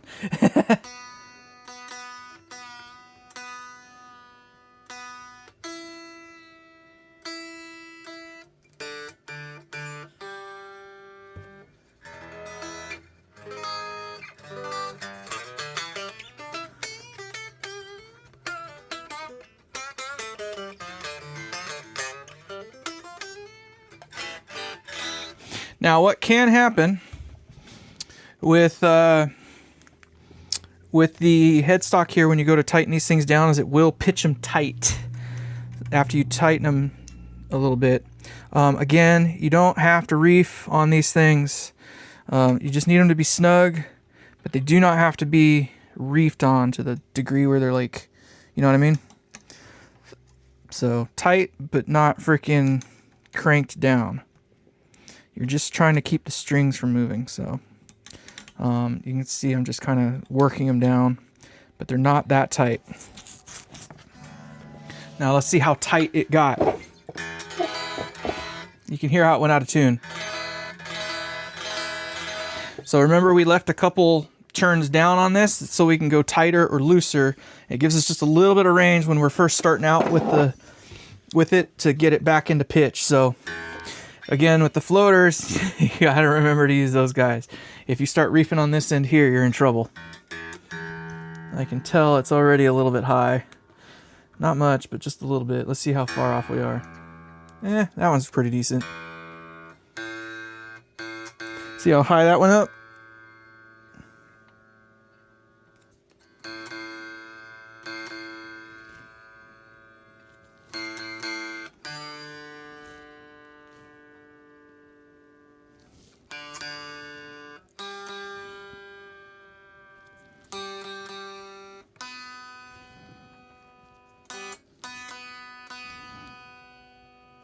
That one's as far out as it's going to go.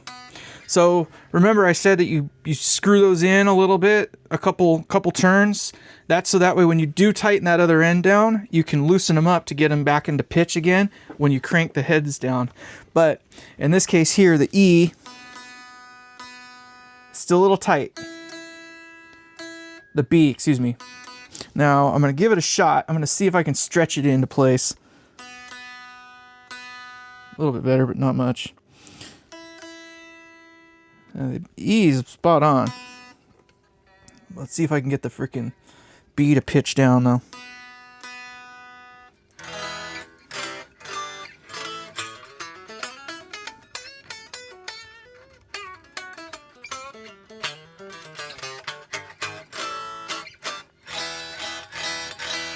Close enough. All right, we're moving on here. So what I'm going to do now is kind of enjoy things a little bit. I am going to cut these strings now up here because I know that they will hold pitch. Now generally they'll knock loose when you cut the headstock on the B and the E. They'll pitch down a little bit, but since they're locked, I'm not that worried about it. I did notice some weird ringing.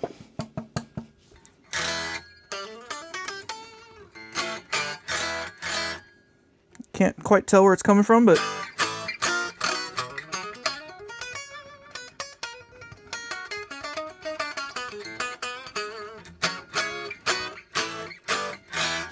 it sounded good. I like it.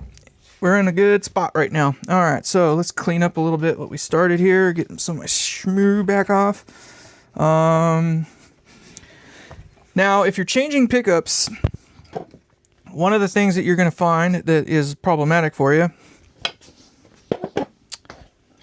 is that the pickup height is now out of whack. Now, I prefer my pickups a little bit lower than... I don't like them stuffed up against the strings.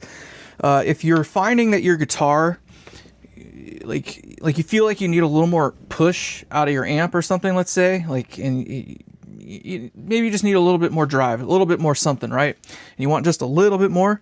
If your strings are further away from if the pickup is further away from the strings, I mean, you can't really tell on this, but if they're far away from the strings like they are now, you can move it up a little bit. You can move that pickup up a little bit, and that'll give you a little more push. But to me, it kind of comes with a cost. That cost is that it generally, depending, you can end up with a little too much high end, so you'll get a lot more of the high end ping out of the strings, or you can never get clean. And what I mean by never get clean is like when you're trying to play clean passages, it'll always have like this little bit of crunch underneath it, and it's literally the pickup just saturating. It's got so much stuff going on. Now, this is generally more of a problem with the higher output pickups. The higher output pickups, like they just, when you get them too close to the strings, they just freaking, there is no such thing as clean. It's just crunch always, even on a clean setting. But now let's turn on the blug, and play some guitar. So I'm gonna bring that back to life too. I'm gonna bring that channel up. I'm going to leave both on. It's probably going to sound a little weird with both microphones on, so I do apologize, but maybe I'll turn it off. I don't know.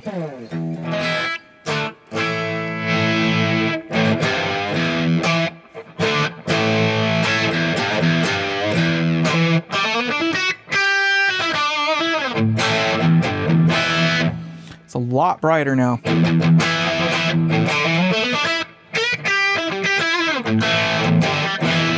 That's the new strings. I also did raise, so at one point I did not like how dark these pickups were, so I did raise this, not the slugs, but the screws a little bit on the SH5, I guess is what it's called. So what I'm going to do now is drop them back down, which will get rid of some of the high-end content. You're actually watching somebody touch the screws on their pickup. Imagine that. It's pretty rare. I've never seen anybody mess with these things. I know they talk about it. You can kind of get them to emulate single coils a little bit. They are there so you can balance the pickup. But nobody ever seems to do it. What you couldn't see me doing was I was messing with the screw height there. But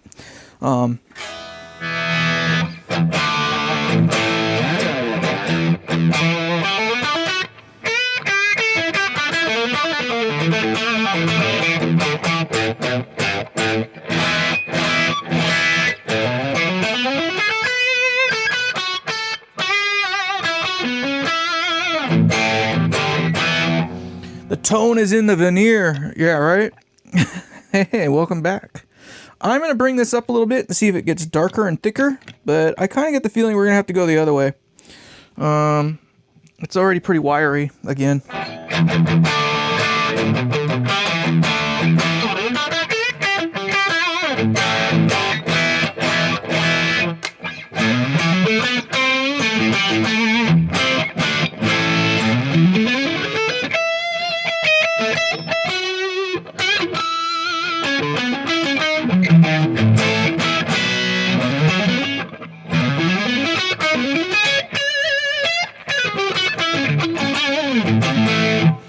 Bright. It's bright as bright as bright. I guess you can use the tone knob. I'll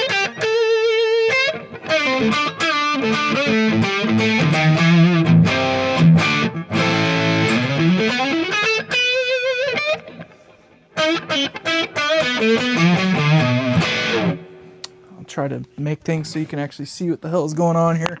I got a couple different views on the camera setup here to see if this one does anything for us. No, not really. There you go. Now you can actually kind of see me.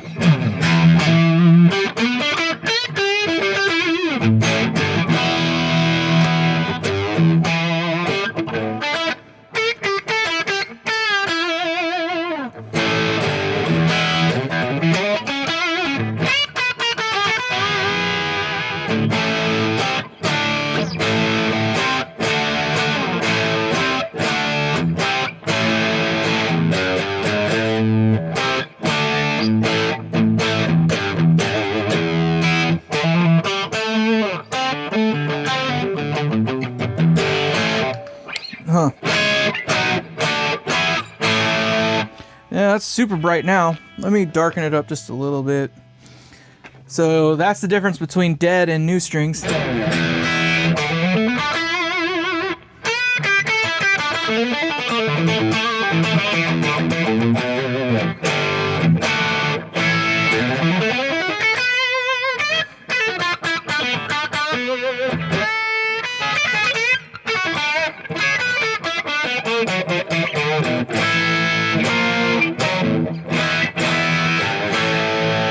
Thank you, Dale. I appreciate that.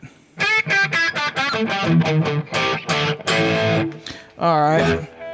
I want a little less mids now.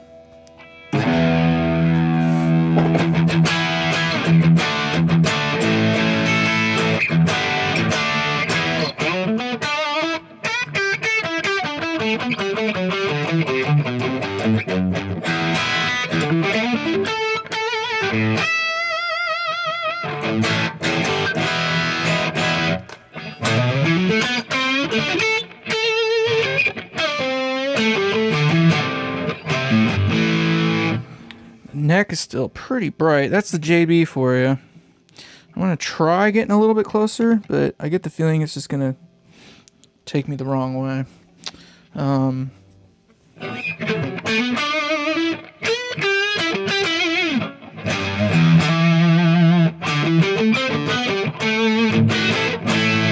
Alright, I know that sounds weird. I already know. I'm gonna turn off this mic here. Sorry, now you're just room mic here.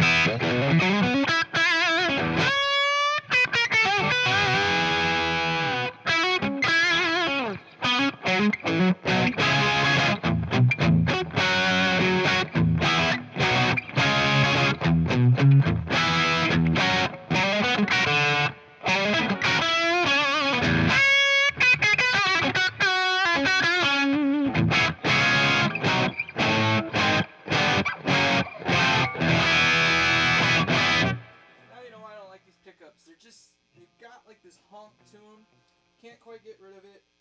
I lost the drive I wanted. I'm going to split the difference. As the strings start to go and die.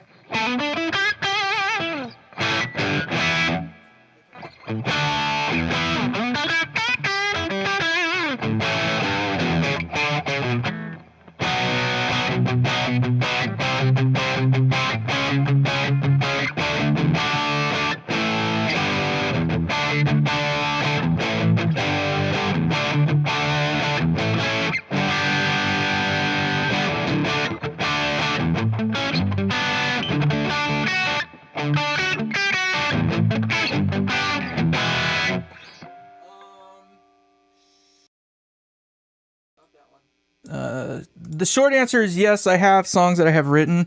I don't really play my songs much anymore. Contextually, they're not gonna, work in here, but...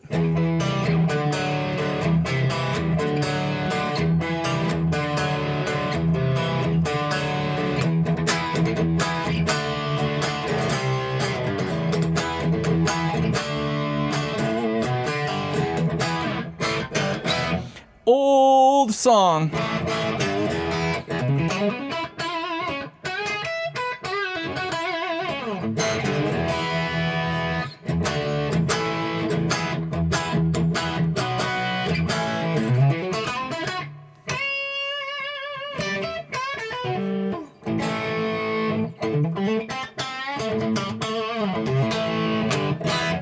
All right.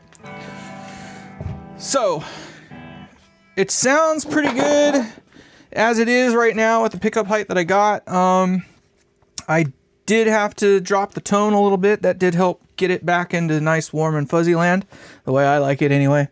I have a few songs, but they're not something that you can just play on the guitar. I don't know, like they're actually songs, but one day I'll show them off, but not today. You kind of got to hear for a second one of them, but that song in and of itself is like a 7-minute song, so it has parts. I'm gonna call it there though in terms of that. Now, do you guys want to hang out with me some more and we change another set of strings on another guitar, or are you tired of watching me fuck around with guitars? I didn't say I like it. I said it sounds good where it's at right now. It's got a nice rip to it. Let's see here. The classic setting is definitely where it's at.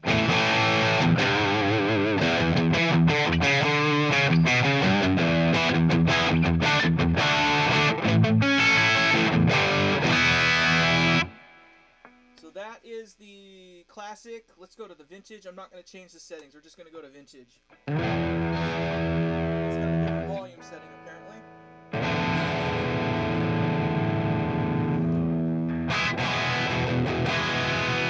I'll leave it. I don't care.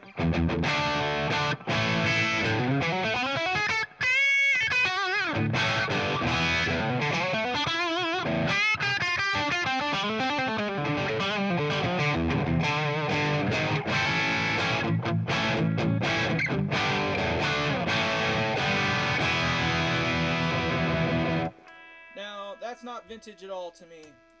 And then this is the modern setting. So this is the red one.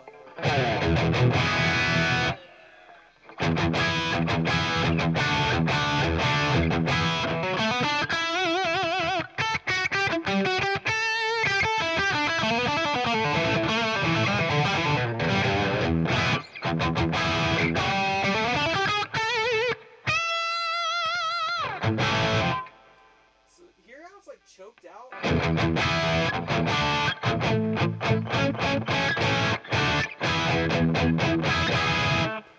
Do you hear how it's like choked out a little bit? I don't like that at all.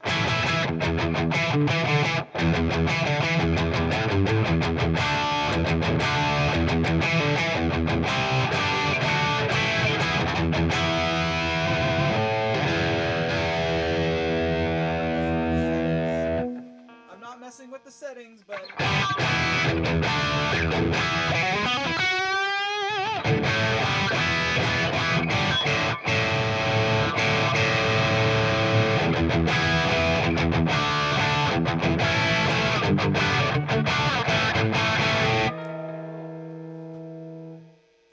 I don't know about you, but that sounds like doo-doo. That's the modern setting. It just has this weird choked out thing. There's no, so it does have like a noise gate or whatever. I have that turned off right now. But you want to hear, this is what it sounds like with single coils. And these are dead strings, so these are already pretty dark anyway. Oh, horrible. I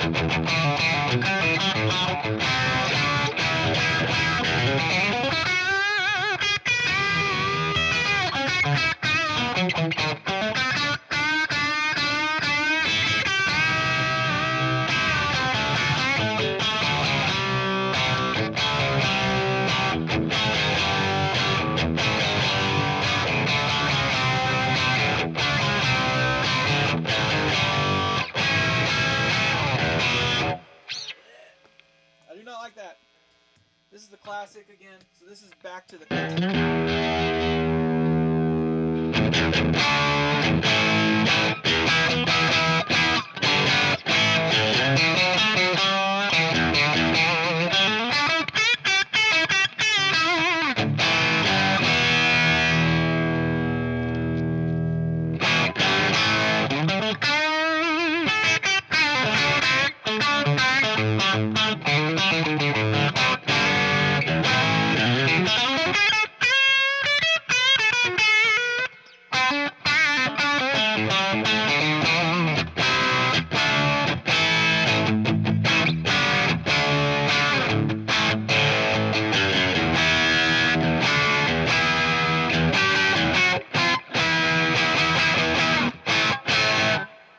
So the classic is more or less where it's actually good at.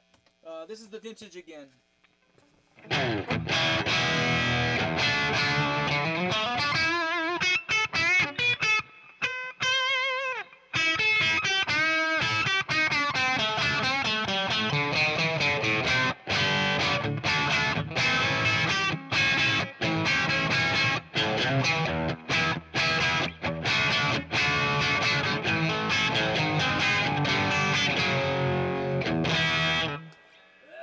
I do not like that. Alright. So it's loud. It's louder on the classic setting because that's where I set it up for.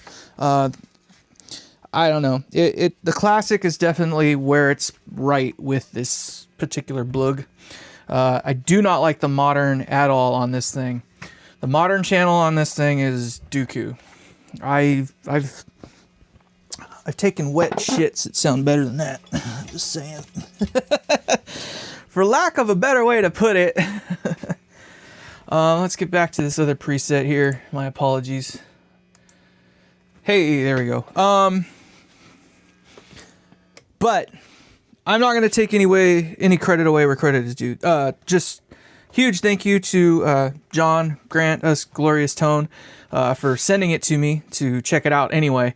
I will get those knobs fixed or whatnot. I will do some modifications to ye old Pickguard here, which has some interesting things going on with it, interestingly enough.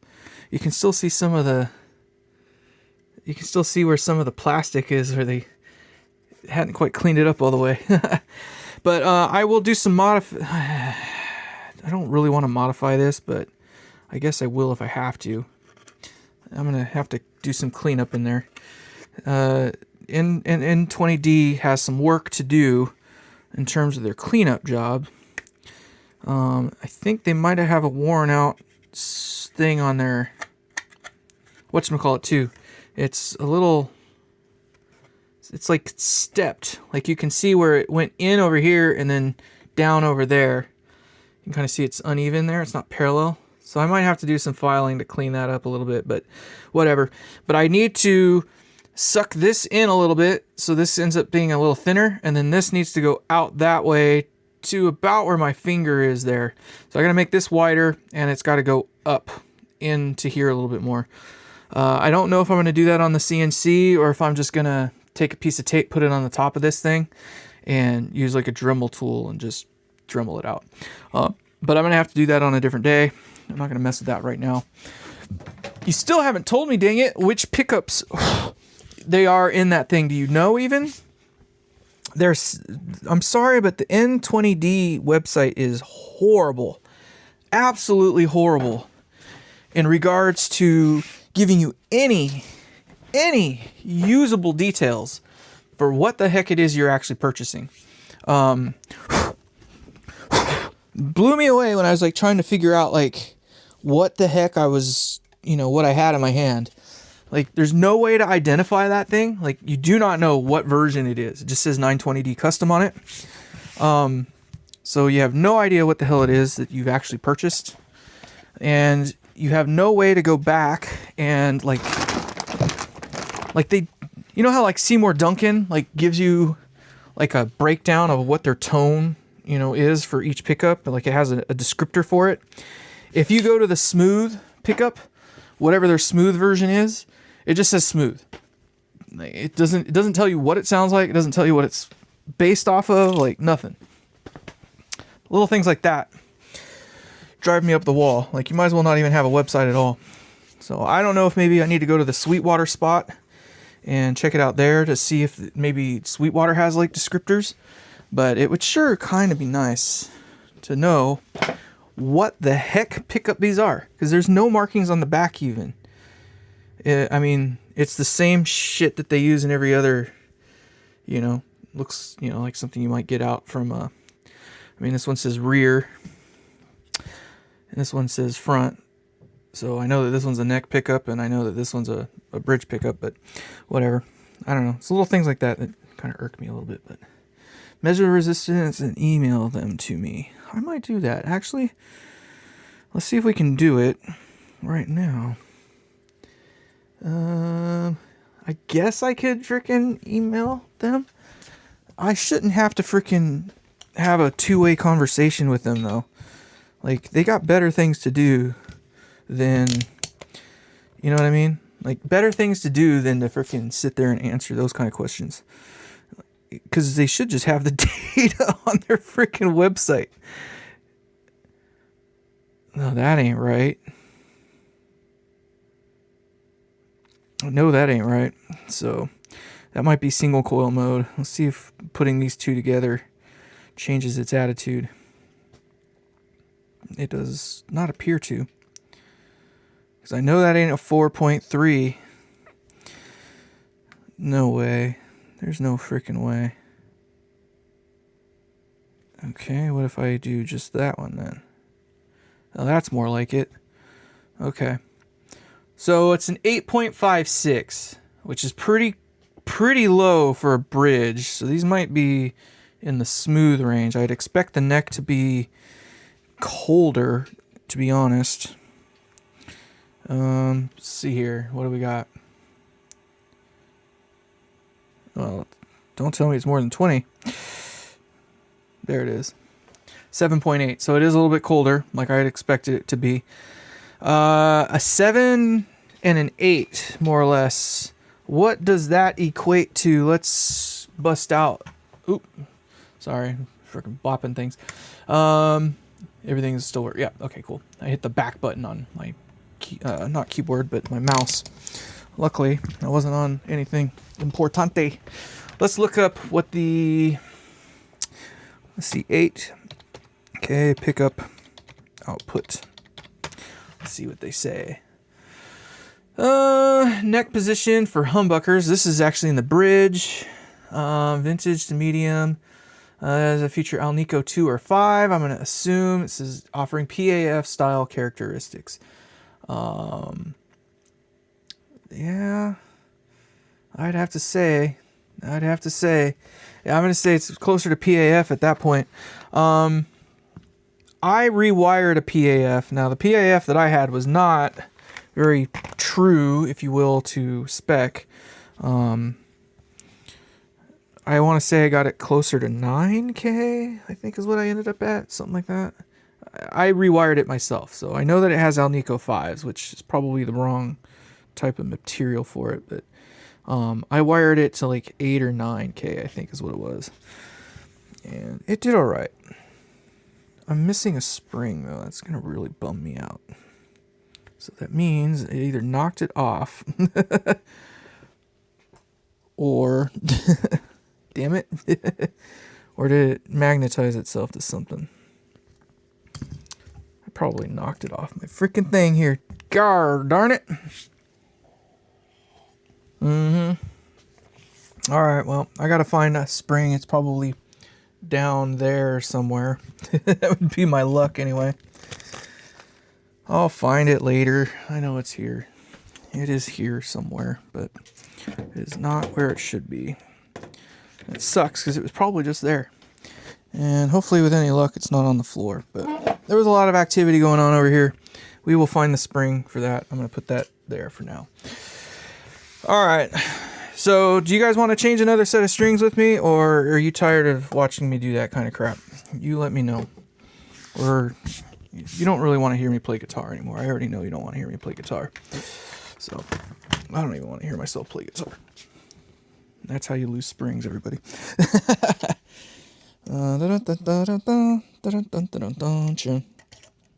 There's that one. I'm putting my tools back into their tool holders, which are located on the back of my headstock here. Blam! Or we can do something else. So I did a little experiment earlier. It'll sound a little bit different, but I did create my own BluGuitar. So what was in the box of tubes? Oh, all kinds of fun stuff. So we have a lot of more of them are used than anything. These are not E34s. These are some old Ruby 6L6, which there's nothing wrong with the Rubies. I have a couple Rubies in my PV Triple X, to be honest, and those things are doing pretty good. This is a 6L6 Electro Harmonics, so this one's a little bit different. And then what else did I get in here? Just a bunch of rando tubes, to be honest. That says it's a 6L6. That is the other ruby. So I got a pair of rubies in here. Are they any good, do you know? Looks like one of them got a little hot. See that one there on the right? How it's got, it might be just a different era. I don't know, they got different writing on them, but let's see here.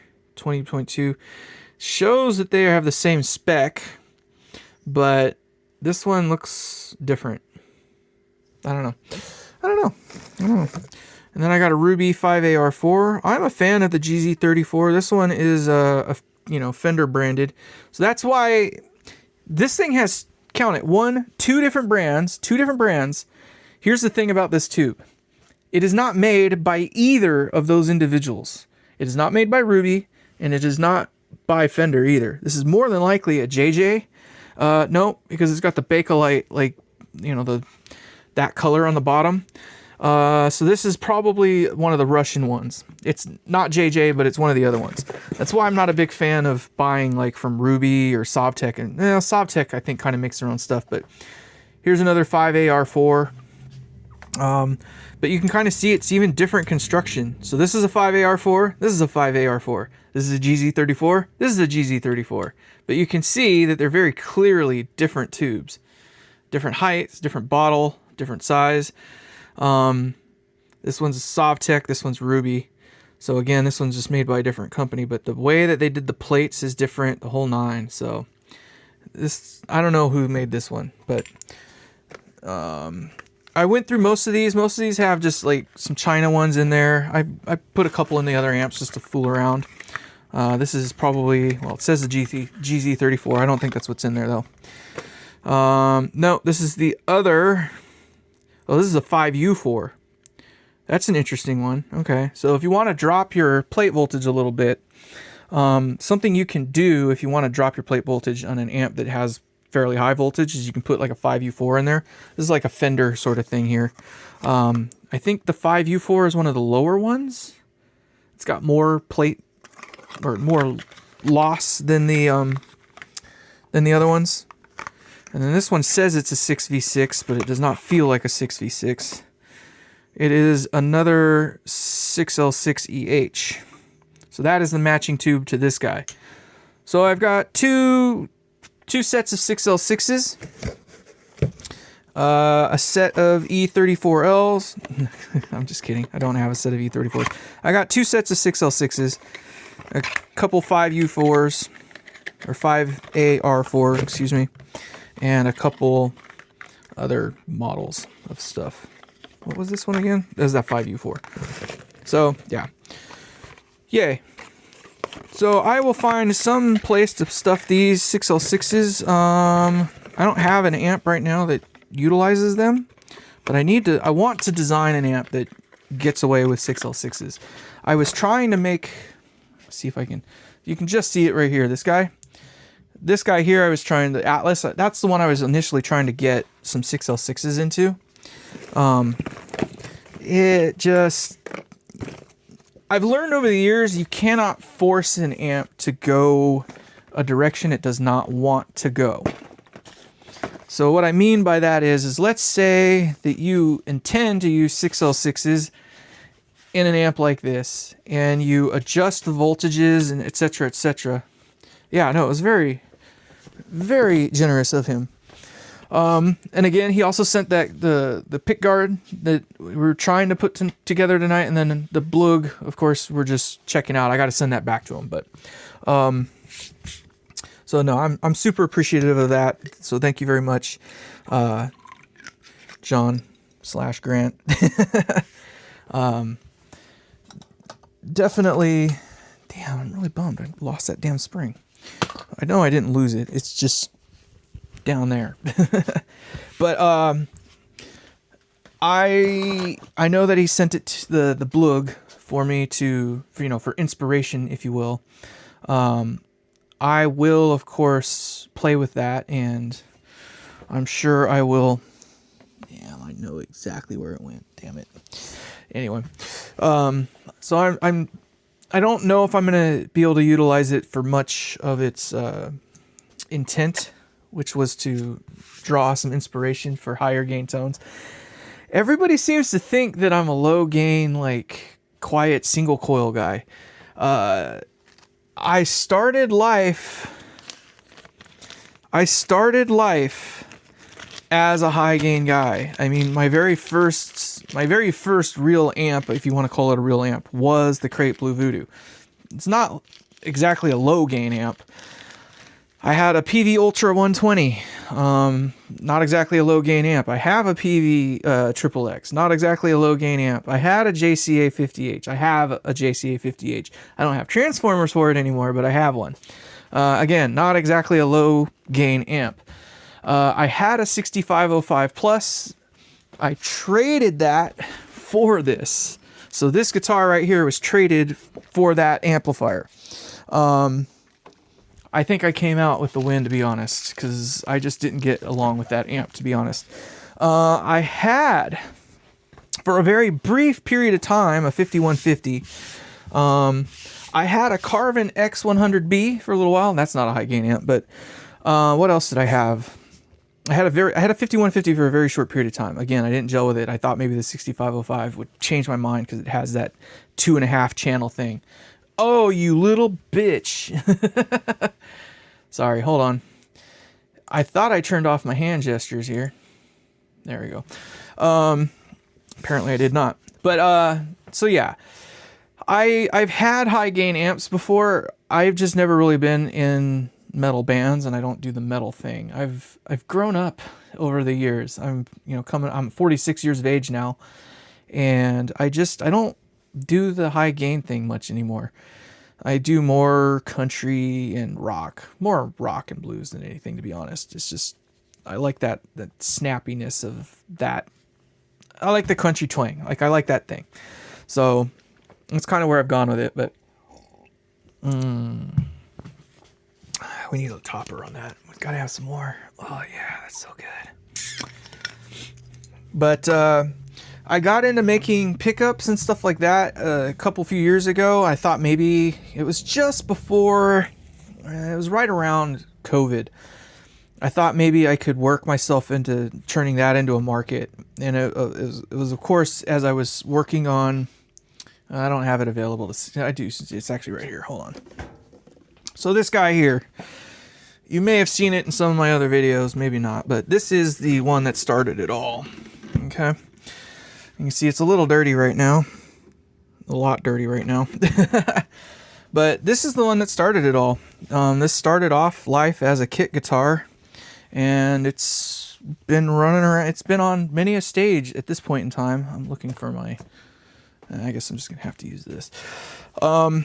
It's been on many a stage. I've had probably half a dozen artists check it out over the years, and the feedback's always been good. So definitely stoked in that regard about how it's been received. It is kind of a tone machine. It is meant, I'm not gonna clean that shit up now. Forget it. I quit.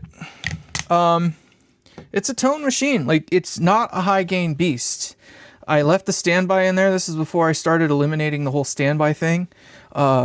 So you can see I just, I didn't use it last. So it's the last couple weeks it's been in Mr. Cavalier's hands because he was babysitting this while I was getting his amp fixed. His amp is back in possession. I dropped that off yesterday, and he'll be using it tomorrow for his practice. But this guy was a bitch and a half to make. So everything you see here, all the corners, hand carved. You can see there, I did the whole thing through, hand carved. These guys in there, they glue to the sides, all hand carved.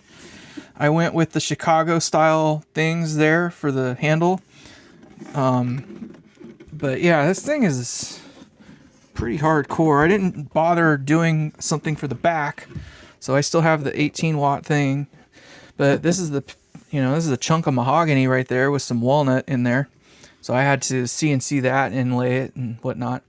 Again, all hand done around the outer edge. Like, this thing was not easy to freaking build. these little pieces right here, you would think I would have been smart. So these ones go all the way through, right? So it's mahogany, it's pine on the outside, and then walnut. You would think I'd have been smart and did this as one whole piece. Well, initially when I made this, I made it with just mahogany down the side. But I didn't like the transition because it went from this into just straight up mahogany. I was like, oh, that ain't gonna work. Why didn't I think about it beforehand and put those on each side? So every single corner I had to hand, you can kind of see on this, you can't really see it in the light there, but anyway, these are all hand inlaid. So those little walnut chunks are only 1/4 inch thick, and then they are on all corners, they are inlaid into the mahogany, not into the pine, although it touched that pine. But then I was like, well, then that looks ugly because it comes out to the edges here. So then I was like, well, now I got to do something with the edges. So these are hand done as well. Like, this whole amp was freaking a job and a half. It took months to get this guy freaking done up. There you go. There you have it now. The real show. But this is where everything kind of conceptualized, if you will. But the big thing was the inside of this thing. Having the mirror. The lighting is done up in here. So you can see the LED strip up there. This is the old way I used to do it. So I would put the LED strip in at the top and just let it light down onto the face of everything. I don't do it that way anymore. So the way I do it now, obviously I don't box these in like this either. So this amp has to go out from the back, and it just, I mean, you can undo the, the feet or whatnot, and the amp would just float there right now. Like, I wouldn't have to put anything in it at all to hold it in place. But yeah, this is a boost. AX84.com. Been there before. That's where I actually started kind of cutting my teeth, if you will.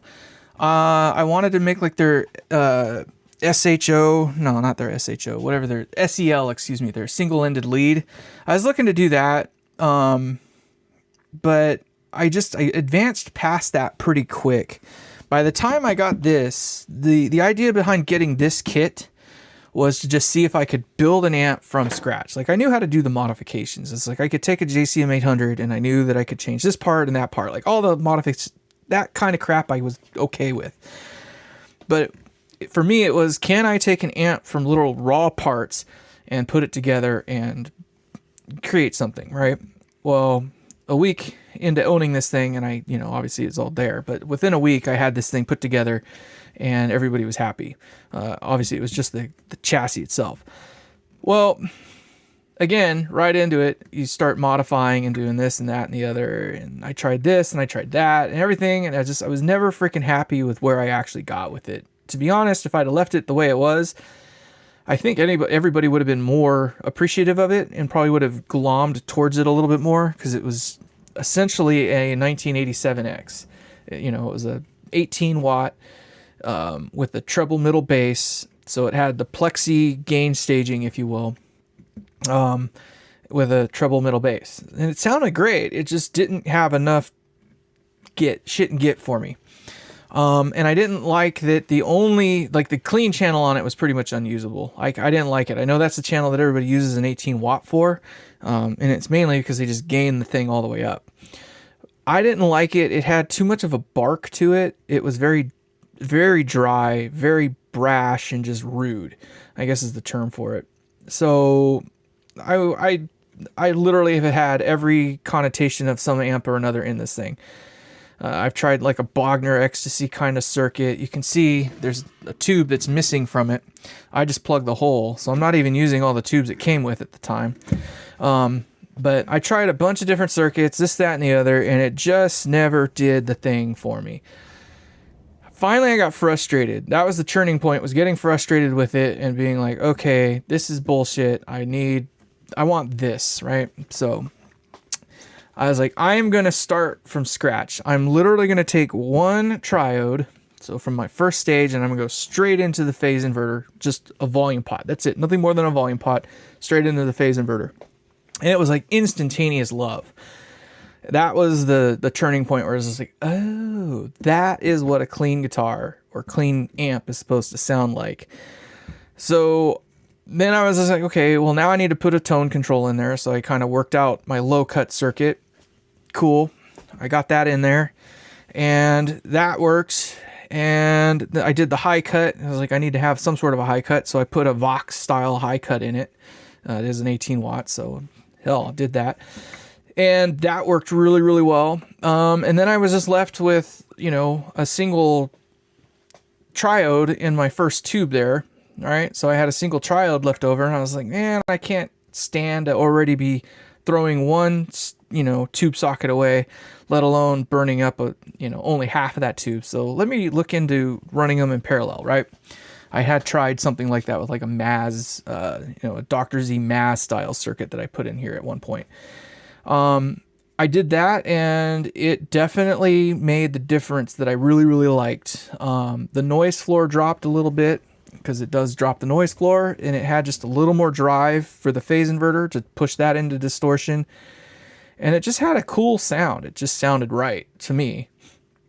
And it made it a very good pedal platform amp. You can pretty much get up to about here before you get any kind of distortion out of the phase inverter. And even if you run it like a conventional amp where you have the master volume dimed, so it's basically out of circuit, you don't start getting any kind of distortion until you get about 1 o'clock. All right. And then by about 2 to 3 o'clock, that's when both sections are kind of doing their thing. Right. So you right in here is where the phase inverter is obviously starting to distort, but it's also where this guy, it starts distorting a little bit sooner in the output section. You can make it so the output section distorts first, but it's a very small window, but you can get the flavor of both. But if you have it dimed up, right about here is where both sections, the phase inverter and the output section, are both starting to go at the same time. And then, of course, depending on how you set the low and the high cut, you can vary kind of some of the distortion. The low cut kind of acts like a body control almost, but it does have an effect on the amount of push or drive that it sends into the phase inverter. Obviously, because you're cutting lows out, you have less low end authority, which means you have less drive going into the phase inverter anyway. So if you turn it all the way down, it doesn't get super thin. It cleans up. I mean, you lose a little bit of push and drive, but yes, it is EL34 or 84. Excuse me. Yes. You can kind of see them back in there. There they are. And these are some rubies, actually.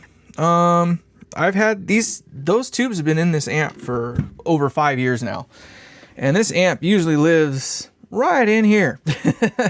Almost all the way up every freaking time. I got, right about the time I got this thing built, I picked myself up one of these guys. And I'm kind of bummed because I fucked up and dropped it one day. So I got some marks on it, but it's kind of a bummer. I don't know how the hell I did it, but I had it setting up on my back on the thing over here, and I moved something and it fell back behind the amp and onto the ground, and just like it hit everything on the way down.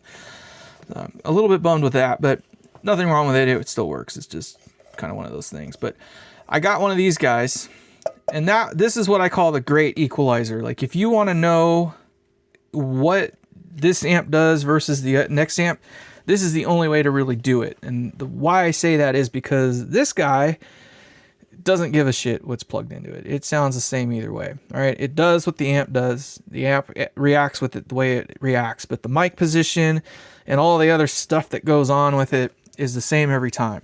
So if I plug 5 different amps into it, it's going to sound like 5 different amps, but all the characteristics, I guess, that you would judge this amp from that amp start to show themselves. So I call it the great equalizer because it gave me an opportunity to see how these things sound versus how like the JCA 50H or whatever sounded, or the PV Triple X or whatever. What I can tell you is that about the time you start getting these things dimed up, all the little differences start to go away. They kind of start doing the same thing. Once the phase inverter gets involved in the equation, they kind of start doing what the power section kind of does. And I think that's where you'll find in a lot of amps that if you run them up that loud, they start to close in on, like, they close in on, the differences become further and fewer between, I guess. I don't know how to explain it exactly, but there's less differences, I guess. When you keep the power section out of the equation, which is to say that the power section is not distorting, and when I say power section, I do include the phase inverter with it, but when the power section is out of the distortion characteristic side of things, so it's not distorting, it's not doing what it's not supposed to, then the preamp really drives everything. And that's where you'll find the difference between most of the circuits kind of show their ugly colors a lot. My amps do not do, I don't think they do the high gain thing very well. I try to treat them more as a pedal platform amp. Obviously they don't do high gain. So if you run this thing all the way up, it does what the output section does, which doesn't help you for anything else. But if you keep it clean on the output section and you keep it clean elsewise, whatever you plug into it is going to sound exactly like you expect it to. So it'll sound great up to the point where you got your 18 watts of output. When you start trying to eke every little inch of it out, that's when all bets are off. I have a 30 watt design that is making me work. You can't really see it, but I'll make it so you can. Let's see if preset 2 does it. So it's this guy right here. I think I can get it even further down. There we go. This guy right here. So this is a 30 watt design I got, and it's more or less like this one here, the 18 watt, except for I tried to make it different. So I put an EF86 in the front end of it as opposed to the 12AX7 with the parallel or whatever. And it's given me challenges. It's not working with me the way I was hoping. It's been, I mess with it here and there. Every few months I'll come and I'll try something different, and it'll either work or it won't. And I'll, bounce it off of some friends around my area and let them give me some insight onto it, what they think it should be. The biggest thing that most people are telling me right now is they want it brighter. They want more brightness. I think what it is that they see 4 EL84s and they think AC30, and it's not an AC30. Even though it has some of those characteristics in it, it's not an AC30. It was never meant to be either. So,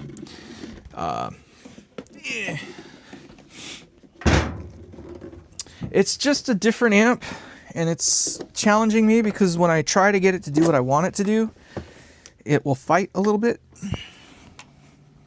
It fights just a little bit. It's a beautiful amp though. But I did stick one of the tubes that John had given me. I put a 12AT7 in the phase inverter spot, and I kind of like that at the moment. This particular 12AT7, you can see here, it's kind of a long plate version. I like the long plates, and this one sounds pretty decent. It says it's made in Russia. Lord knows what the hell it actually is, but let's go to this. Damn it, as I go and try to break it. The reason I like the 12AT7 in this particular design is that it stays cleaner. They can be. Mine don't seem to have that honky / mid scoop kind of thing going. This one here is an EF86. JJ. This is one of their gold pin versions, but whatever. This one is a little bit brighter than the other one I have. So the one that I have in my Atlas back here, that guy, that one's a little more solid sounding. Like it's honestly, it's almost like a 12AX7. Like it just has more gain, at least in this amp. That's how it kind of acts. Anyway, it sounds very much like a 12AX7. Just has a hell of a lot more push. This one here is just a little more cantankerous. They are fickle. They are fickle. They're not kidding when they say that they're fickle beasts. They do care about the screen to plate ratio. So you do have to measure your plates and the screens on these like you would any other kind of pentode style tube. And you have to have the screen needs to be at least a little bit below the plate. By how much is anybody's guess, but you know, if you have 100 volts on the plate, you probably don't want to have more than 80 volts on your screen, that sort of thing. And then you need to mind your cathode bias as well over the cathode of the thing. 1.2 to 2.6 volts or something like that. The morph control is basically a screen eliminator, so it morphs it between pentode mode and basically running it in triode mode. So if you strap the screen to the plate, it runs like a triode and it acts more like a triode. It does lose a little bit of output gain that way. And at that point, I kind of feel like, while it does do what a triode does really well, it's, I don't know, I guess it's cool because you can do it. But in this amp here, I was just looking for something that would, I wanted it to be rude, but I still wanted it to be able to do clean if you needed to do clean. But I still wanted it to be mostly output section distortion. And what I'm finding is that this thing will spank the ever-living shit out of this side of things so much that you have to, it turns into like a switch, if you will. Everything's cool until it's not really cool anymore. And too much of a good thing is still too much. So I'm, you know, but then if you go and you tune it back the other direction, it loses that thing that makes it cool. So where I'm looking at going with, that's why I went with the 12AT7, is that it stays a little bit cleaner, a little bit longer. It does have a little more brightness, and that was the biggest thing everybody was telling me, is that they want more brightness out of this thing. So I don't know. What I've noticed is that the EF86 does not like tone controls, right? So I use my low cut like I normally do, which is pretty much out of the way. It's not really a tone control, if you will. It's just kind of just, it's a passive thing. It's literally like switching between two different coupling caps, if you will. It's not unlike the depth control in a DC30, you know, the matchless DC30. But instead of having it in switch detents, I just did it so you can vary how much of another particular cap goes over the top of it. And there I go, and I freaking make it move. I gotta turn off the hand gestures. Diode rectifiers, no, you don't need diode rectifiers. They don't change the tone. That's the thing. The diodes don't change the tone. Now, it does change the feel. I will definitely agree that it does change the feel. To say that you'll get more thud or something like that out of a solid state rectified amp is debatable depending on how you run the amp. If you run the output section clean and you're not really pushing it to any limitations, I don't think it really matters that much. It's when you start getting the output section involved. So if you actually are running pretty freaking loud or near the limitations, yeah, that's when obviously a 5AU4 or something like that's really going to start to, or a GZ34S in this case. See how this one looks like a 6v6? Hold on. Let's do our little comparo because we have them here. This is how you know you got a different tube makers, right? So we got 3 different variations of the same tube right here. So this one, they put the frickin' thing in crooked, but this is a 5AR4 made by JJ, and it's literally in a 6L6 body. This is a 5AR4 made by Sovtech.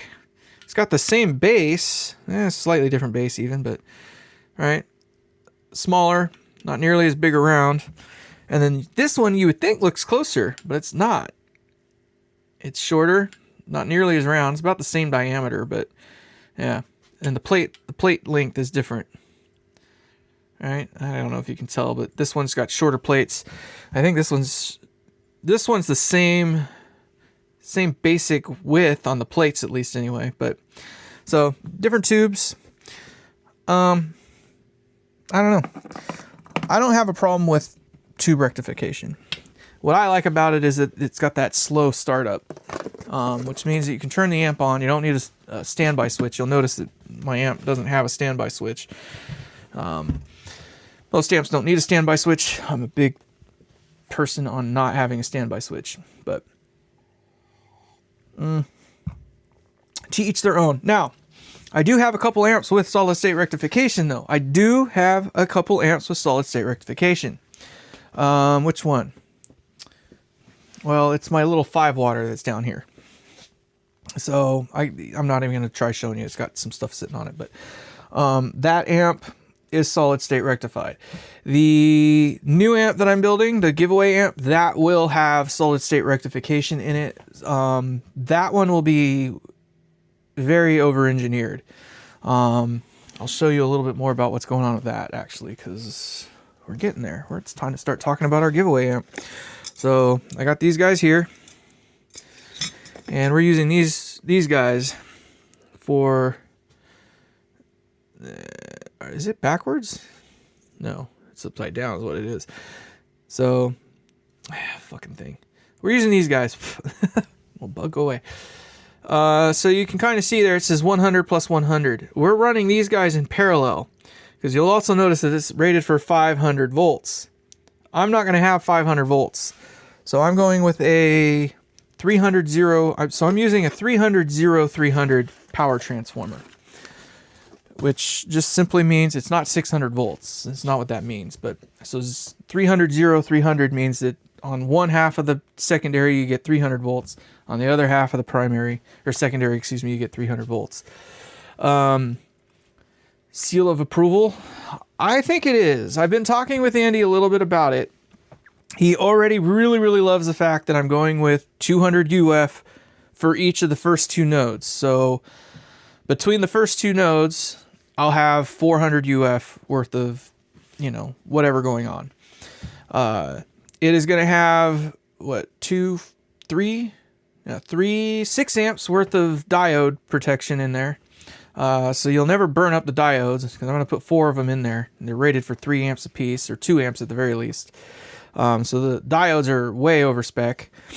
I am, you know, so solid state rectification, lots of filtering. 200 UF is quite a bit. It's almost double what most Fenders have. So in that regard, it's going to be solid. And then I'm being clever about the dropping a little bit too. It is going to be more or less a high watt power section. So including the phase inverter, it's going to be a high watt power section. Now, the tube side of it doesn't really matter that much. So when I'm talking about the tubes, I'm talking about the power tubes, right? That part of it really doesn't, it's the same as most any other amp. But the phase inverter is where things start to kind of change a bit. The phase inverter in high watts is fixed, what do you call it? It's fixed bias. 428 B plus, yeah. That sounds about right. Is that loaded though, or unloaded? Because that's what I expect to get unloaded. I suspect I'm using a big motherfucker too. So that's the other thing that I'm doing different. Like, this power transformer isn't even going to know that the tubes are there. This thing is freaking-enormous. You can kind of give it an idea. It's almost the size of both of those. So I'll even turn it in that orientation so you can get an idea. This is a 270. This is 270 270. This is 300 300. Okay, so think about that. There's only 30 volt difference between these two. This one I think is rated for like 200 and something milliamps. I think it's 275 or something like that, maybe more. But it's pretty beefy for this design here. It's still pretty beefy. This guy here. It's a little dusty. I've been doing some work out here, but this guy here is rated for 575 milliamps. Count that again. That's 575 milliamps. This thing here can run a pair of KT88s all day, every day. With a couple of EL34s, it won't even know that they're even there. So if I'm going to get 400, I expect 424 to 425 unloaded.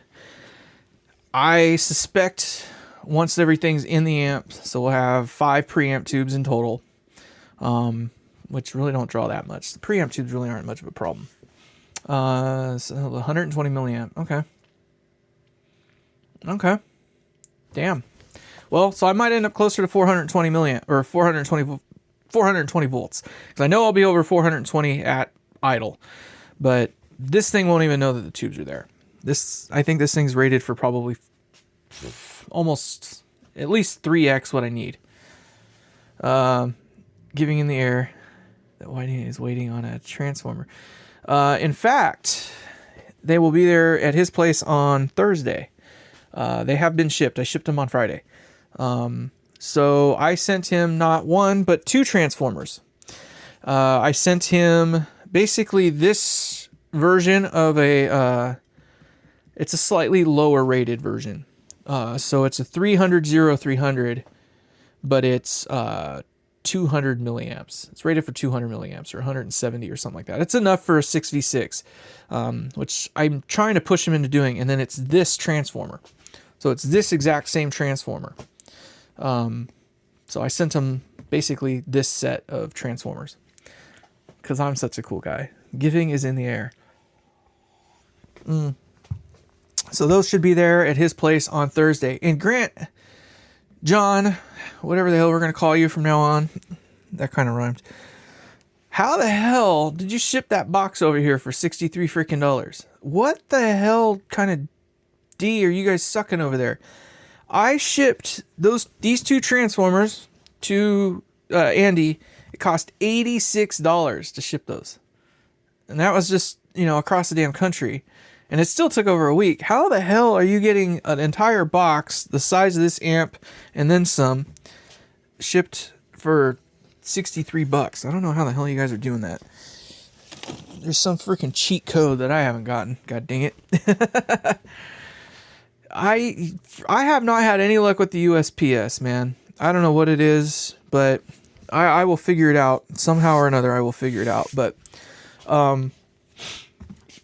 so that's good to know, Riley. I'm glad to hear that it stays up there. My intention with this, I'm shooting for 400 volts, like at exactly 400 volts, with the power transformer that I'm using, which is this guy. Hold on, let me get it uncovered here. Which is this guy right here. So as you can see, this output transformer is almost the size of this guy here, but that's a 30 watt. This is a 50 watt. It's kind of crazy to think that that's a 50 watt. That's a 30 watt. I know these are rated for more than 30 watts, but that's what they say. So I'm using this transformer here. It's 50 watts. With that primary impedance on this transformer at 400 volts, I end up with exactly 50 watts. So I know I will have a solid 50 watts of output power. So if I end up with anything over 400 volts with that particular transformer, it's I'll probably end up with more like 60 watts. But realistically, that's not what I'm shooting for in terms of output power. But that's clean. That's clean watts, like 50 straight up watts of power without no distortion. It'll be clean. That's the plan. Now the output section or the preamp section, another part of the reason I've been holding off on doing more work is I either need to design in to my turret board some what's the word for it? Some amount of leeway. $10, I say you'll get 434. No, I know I will not get 434. My voltage here lands generally at about 118. So I'm not a solid 120 volts. I'm generally right around 118. Historically, my amps tend to land exactly where it says within specs. So if I get a transformer that says it's 300, I mean, I'm going to end up with 298. I mean, it'll be like right on. Heaters, Hammond does pretty good with some of their stuff. Some of their other stuff, not so good. But if you don't get their... So here's the thing with Hammond.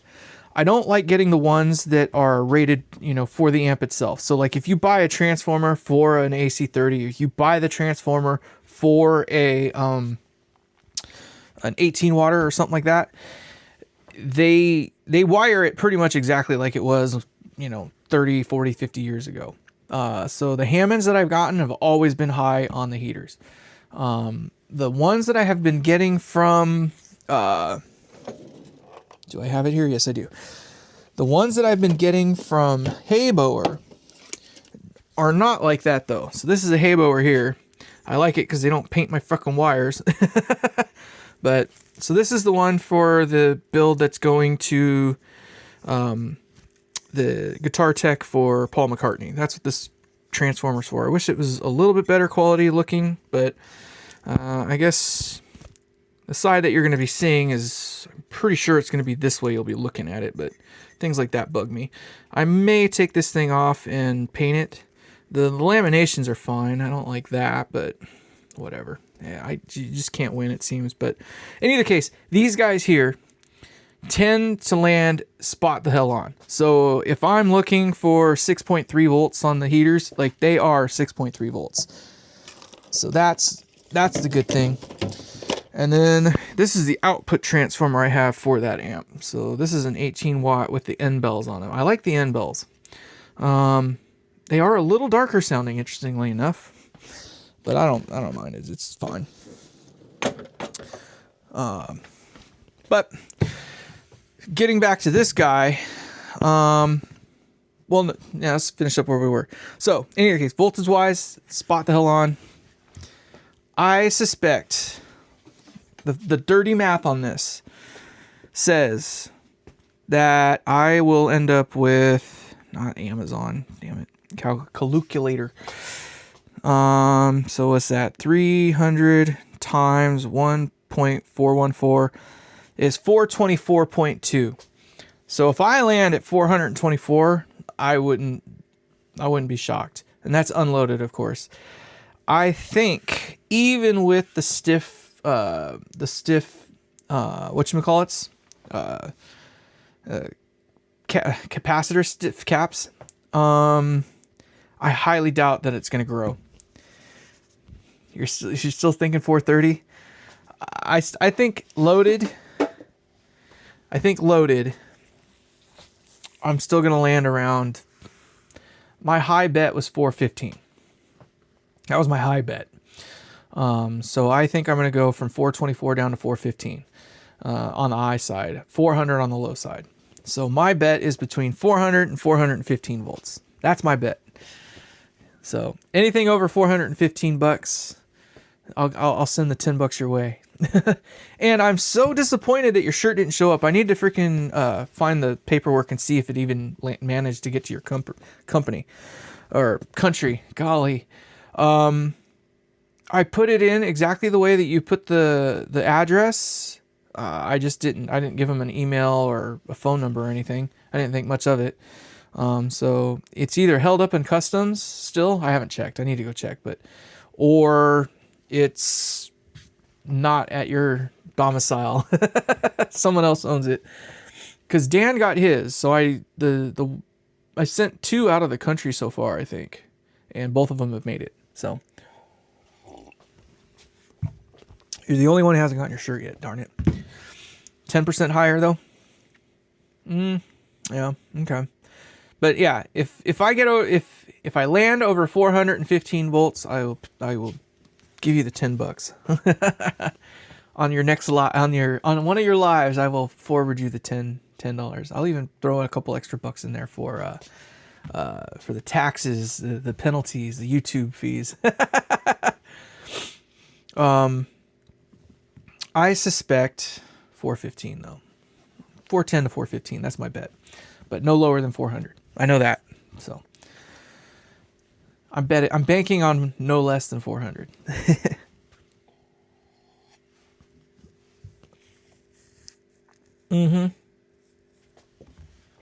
Please do. Please email it again, and email it like you're in America. I think the big confusion for me is I don't know put zip code, here's my actual address. So this is my house address. This is the state. I don't know if you guys have states, but whatever your area is called, I guess. And then zip code, all that crap. Let me know what it is so I know how to enter it in. Cause all I did was take what you sent me in the email, and I showed it to them, and they're like, okay, they did what they did, and off it went. I couldn't really double check. I did look to see if it was an actual address, and I found a place. I think I know where you live. Google Maps for the win on that, but needless to say, I don't have a way to confirm or whatever that, so I don't know. So write it out to me like I'm an idiot, because second time, if it doesn't make it, I'm going to be rather upset. Damn it. I want to say it costs, it was like $24 to ship it to you. And then they told me it was going to be like 12 or 13 bucks just for the fees or whatever. I think if I have to do it again, I'll probably just say that the shirt was like $5 and try to make it as cheap as I could. They told me when I was setting the thing up, they're like, you have to put a value and you have to tell us what it is. So basically they were like, don't lie, because obviously if you're saying that it's a t-shirt and you say that it's worth $100, they're going to know something's up. But you know, I couldn't put zero value. They wouldn't allow me to put zero value. So I just put $25 for the shirt, and that's what they said. Gotta love it. There's only 3 of you in here right now. This thing's had 317 views. It's probably the highest number of views I think I've gotten on any video. This isn't very exciting, I know. I've been yip-yapping a frickin' enough, though. I kind of feel like we should just go on with what I was intending to do, which is change strings on one of my other guitars. So I think, since you guys are hanging out with me, now there's a couple more of you, I'm going to move that over there. I'm going to move this back over here. Get this out of my way. And we're going to change one more set of strings, because I have something there. I don't know that I need that. Scoozy. Alright, hold on just a second while I get my little stand back here.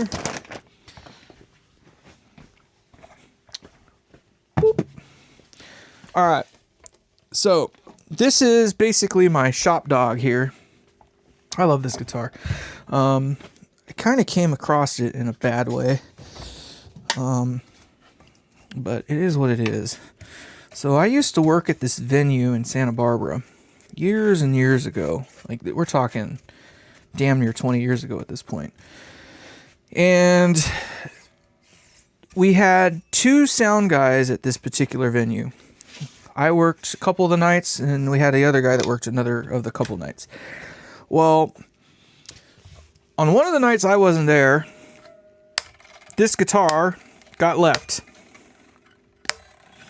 So I come in the next day for my shift, and this guitar in its case is sitting on the stage. So nobody had come to claim it, whatever, this, that, or the other. So I was like, okay, whatever. So I stuffed it in the closet, and I let the staff know. I was like, hey, there's a guitar, it's sitting in the closet. If somebody comes calling or asking about it, it's in there. And I left it there for easily a few months. And I would check in every now and then and be like, hey, did anybody call about this thing? Nobody ever finally freaking called. Well, it finally got to the point where it was just like, well, it's either going to get actually stolen or I'm going to steal it. More or less. So I decided, you know what? Since I'm still working here, I'll take it home and I'll hold on to it. And if anybody says anything, I will procure it to the claimant if they can explain it, right? Well, I didn't touch the damn thing for probably a year. And then finally, the venue that I was working at closed down. And I still never heard anything from anybody about the damn thing. And I would mention it to bands on occasion and be like, hey, you know, there's a guitar that was left here. Anybody know anything about it?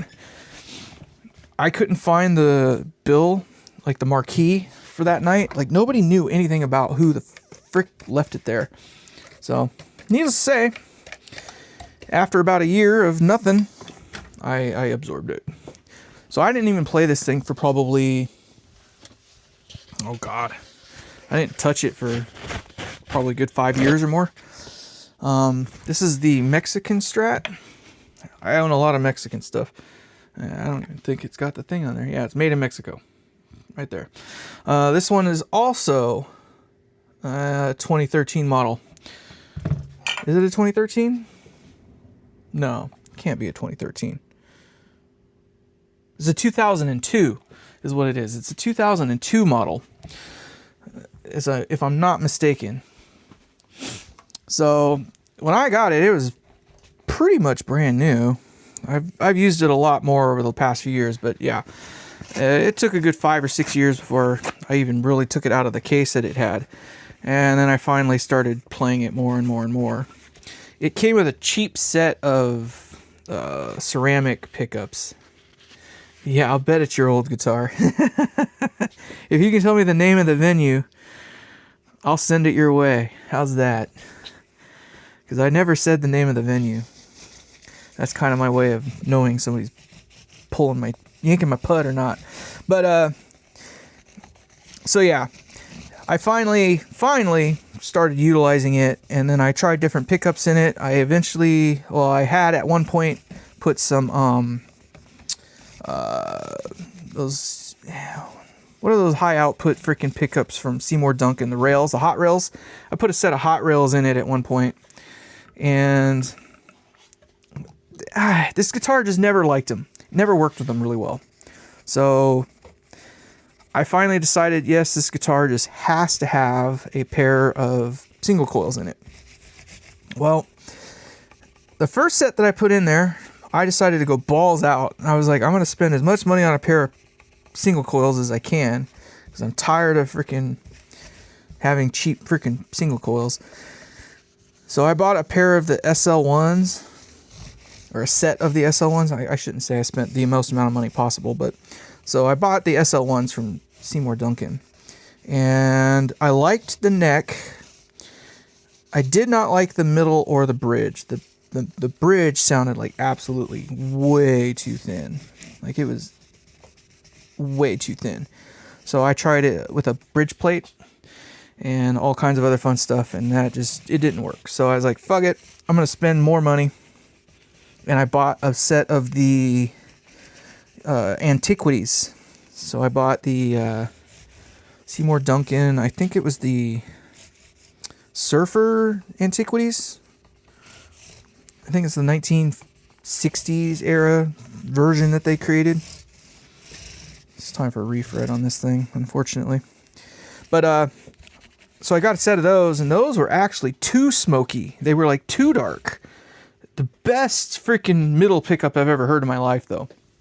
So that was the one takeaway from it, was like, I really liked the bridge. It was still a little thin. The neck was too smoky. It was way too dark for me. But the middle pickup on it was like the best middle pickup I've ever heard in my life. I was like, okay, we're on the right track. This thing needs single coils. So that's when I started getting my idea of, I'll just make my own. So I built a machine to make pickups with, and those are my pickups in this thing. And I basically tried to emulate the aspects of each of the ones that I wanted. So I shot the middle pickup to be exactly like the middle pickup in that one. I made the neck in such a way where I knew it would be brighter, but not too hot, not too bassy. And then I wanted the bridge to basically be about as bright as I could, as much output as I can get it. I didn't want it to be bright, but, I did those things. And you can kind of see I still undershot a little bit. So the bridge, I still have to have pretty close to the strings to get the snap out of it that I want. But the neck and the bridge are obviously down quite a ways. Whatever. That's what got it. As far as things go, this is the best set of pickups I've ever had in this particular guitar. So with that, I am super duper stoked. But I put the SL1s in another guitar that I have. My very first electric guitar, that is, which is a Samick, back when Samick was still around. It's a 1994? I think it's 94. Beautiful guitar. But I put those in there, and it's still not happy. That guitar needs a refret as well. It's almost unplayable. So this one needs a refret. And I'm debating on which one I want to do the practice run on, if you will. I have a neck that I could do a practice run, but I am not really looking to try to do, get over here, So this is a set of stainless steel frets right here. So as you can see SS, right? So I've got a set of stainless steel frets for one of these guys, but I don't know which one I want to practice on. I am quite certain I will be able to pull the job off on either one, but do I botch it on this thing, or do I botch it on my very first electric guitar? That is the Q mark. So you tell me, which one would you take the bet on? Now, my very first electric guitar is a Samick, and it is literally made out of plywood. Back in the 90s, Squier and, well, so back in the 90s, Samick made about 55% of SL1s are your favorite? Oh, that's your first, okay. Alnico 2. I like the Alnico 2s. I honestly do. I mean, obviously the Alnico 5s are, you know, they got the snap and output that most people want, but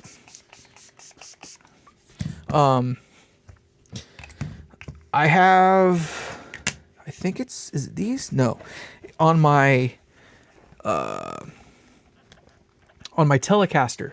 Sorry, you can't see me, I'm out of shot, but on my Telecaster, I built that one with a hybrid set of pickups in it.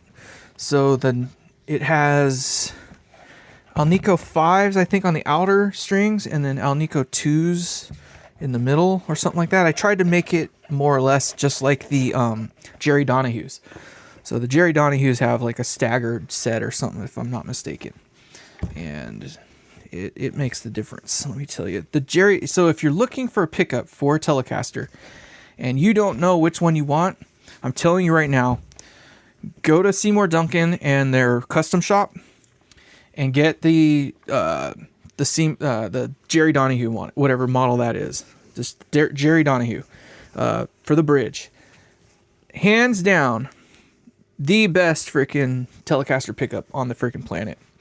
It's got bark. It's got spank. It's got freaking grit. It's got growl. It's got everything you want out of a Telecaster pickup. Hands down, the best Telecaster pickup I've ever played.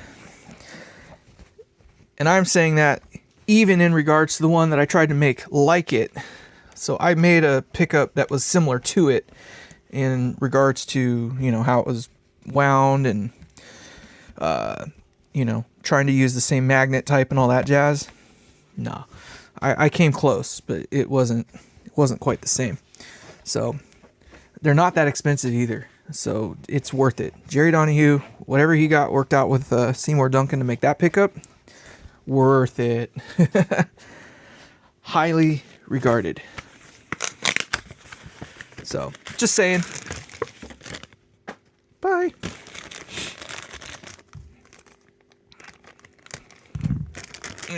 Open sesame. It's starting to get tuned now.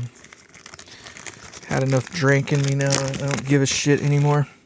I'm brutal when it comes to string changes. By the way, I just, as you can see, I cut all the strings off. It's a goddamn guitar. It's meant to have stuff happen to it. Right? And when I mean stuff happen to it, I mean like you need to, on occasion, let it run free for a little bit. And, you know, if you treat it like a baby its entire life, it's not a man guitar, it's a little bitch guitar. And we don't like bitch guitars. We want man guitars. And it's going to get a scratch on it anyway. So it might as well be your scratch that you put on there. I'm just saying. I don't treat my customer guitars like this, though. But mine, I beat up a little bit. I'm evil when it comes to that. I'm just saying. You can treat your guitar however you treat your guitar, though. But my guitars are players. And they are meant to have marks and skinned knees and scratches and all that other fun stuff. Otherwise, you got a closet queen, and closet queens are only good when you're trying to sell it to somebody. On refretting, I'm your man. not easy to do. That's not what I wanted to hear. Yeah, I kind of figured it wasn't going to be easy to do. I have all the tools I need to do it. I do not have all the tools needed to do it though. So that is another thing. If I was smart, I would have done it years ago and bought all the parts and the tools before they went ridiculous in cost. Because it seems now like some of these refretting tools are ridiculously expensive. So, I don't know. Whatever. So, whatever. I'm going to turn these up. And you're going to rotate around. So another thing I like to do, I didn't really mention this in the last video, is wherever these are at, I like to rotate it around so that if the pin, let's say you pull the thing off and the pin is, the hole is facing that way. I'll turn it so it goes all the way around. I won't turn it back to wherever the closest position was. I'll rotate it all the way around so it always makes it so that this freaking tuning peg is constantly getting worked all the way around. You get what I mean? I hope that made sense. So basically every time I do a string change, I always try to advance where that peg is at, because I don't want it to just wear out in that one spot, right? I hope that makes sense. I think that does. Especially on radius. Well, I'm lucky. I only have one guitar with a compound radius on it. And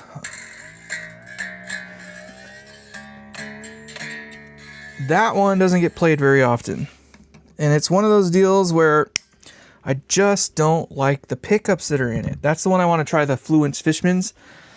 So if anybody has any experience with the Fluence Fishmans, do chime in, because $300 is not that expensive in the grand scheme of things, but it's a lot of money for something that once you install it, you can't really return the money, or you know what I mean? Like, it's kind of like one of those things where you're pretty much owning it at that point. I will say this. I did get to install a set of the EMG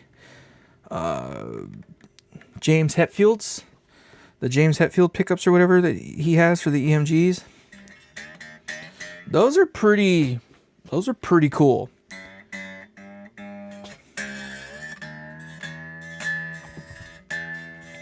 And I say that genuinely, like,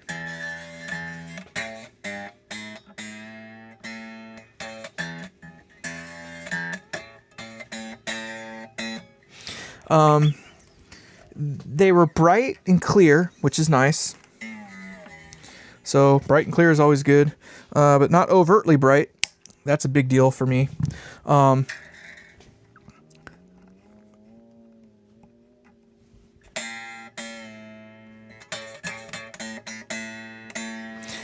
But they sounded full still too, which is also good.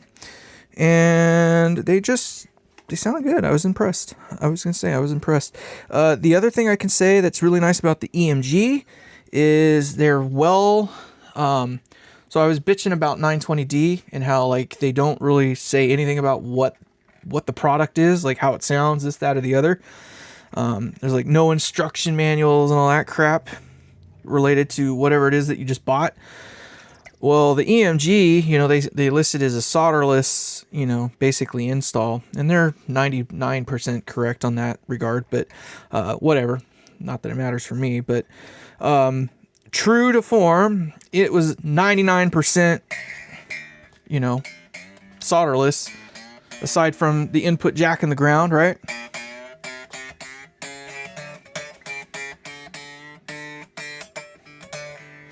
And they sounded good. It came with everything. It came with the knobs. It came with the pots. It came with all that freaking stuff. And that was like, to me, it was just,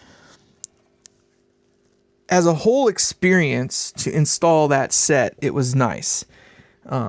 So I'm giving, I guess, credit where credit is due. I was impressed. I'm not a fan of active pickups. So I'm just being upfront. I am not a fan of active pickups. So for me to have any kind of praise for a set of them at all, I would put my money on them. But they are hot. They are hot. So that means they have a lot of output is what I mean. But I'm not that kind of a fan of that. And the thing that's turning me towards the Fishman Fluences is that they have the, you know, the different modes, and they have the different styles, which were, you know, they got, you know, the different modes or whatever. And to me, that's a big deal because that's what I'm kind of going for. It's something that can emulate like a single coil, something that can have the output of a higher gain pickup, and I want something that's, you know, more classic, I guess, in terms of power, or something like a, you know, a PAF or something like that. And so, you know, I'm not looking for the kill switch engage version or whatever that they got. I'm looking more for their classic set. But I like the concept, but they don't sell them very well. So they don't have much. So if you go to the Fishman Fluence website, they don't make it very clear if it comes as a full kit with like everything you need, this, that, and the other. It's not clearly documented that way. And then if you go onto Sweetwater, it shows that it does. But then they have like this thing on there that says, you know, if you need the long shaft version, is rad. Okay. That's good to know. So yeah, they have the long shaft version, and I'm pretty I need to double check, but the guitar that I want to put them in, I don't think I need the long shaft, but it is a, you know, a full wood body. It is a veneer on the top, much like that other, you know, burst guitar I got that we were working on earlier. It does have a veneer.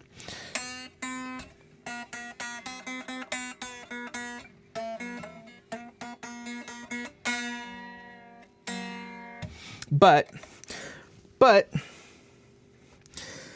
I think it'll work with the short shaft, but you know, it's like one of those things, again, they're just not well documented in that regard. And that's the part that's kind of scaring me about them a little bit, is just not enough documentation to know for fact what the hell it is that you're actually spending your money on. And they're not cheap at 300 freaking bucks a pop, or for a set anyway. So I don't know. Part of me wants to order them through Sweetwater just so I can ensure that I have some sort of a return policy, but I hate doing that kind of stuff. I'm not that kind of guy. I will research the hell out of something to the degree where it's ad nauseum, and then, you know, if I'm still disappointed at that point, I'll just suck it up and live with it. These cameras are kind of an example of that. I did a lot of research. As far as cameras go, this is about as good as you can get for the $100 that I spent on them, right?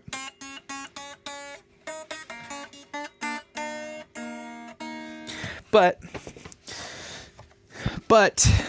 is it 10 o'clock already? God damn. Holy cow, you guys. We are having fun tonight, aren't we? I don't know. So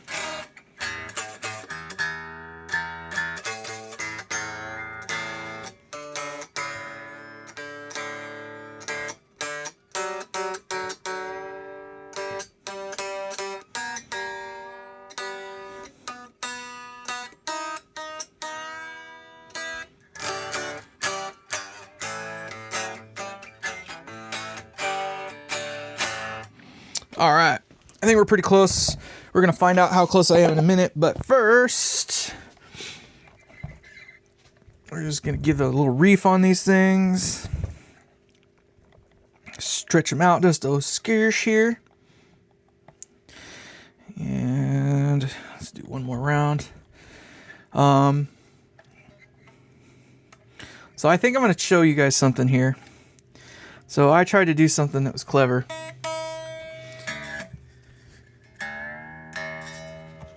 And if you're sticking around this late in the game, you're in for kind of a treat, I guess.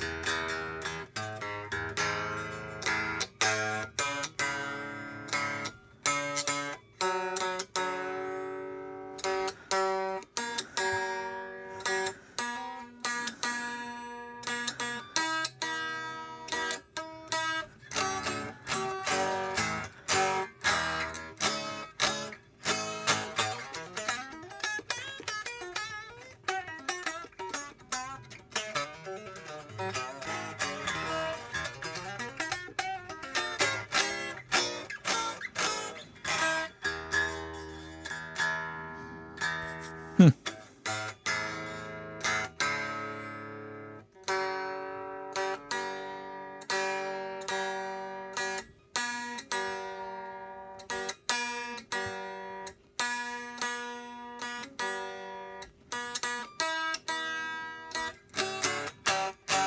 right, how close were we? Who wants to put the money down? Did I do good? Did I do good? Did I do good? I know I'm going to be off a little bit. I know I'm going to be off because I'm tuned well enough at this point to know. And when I mean tuned, I mean I got enough drink in me that the give a fuck is gone. Oh, so close. How close were we? A couple cents.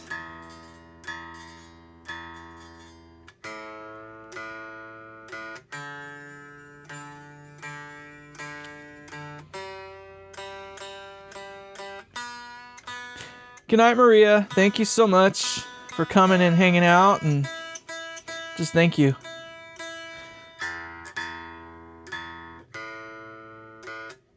Come on. You know you want to change.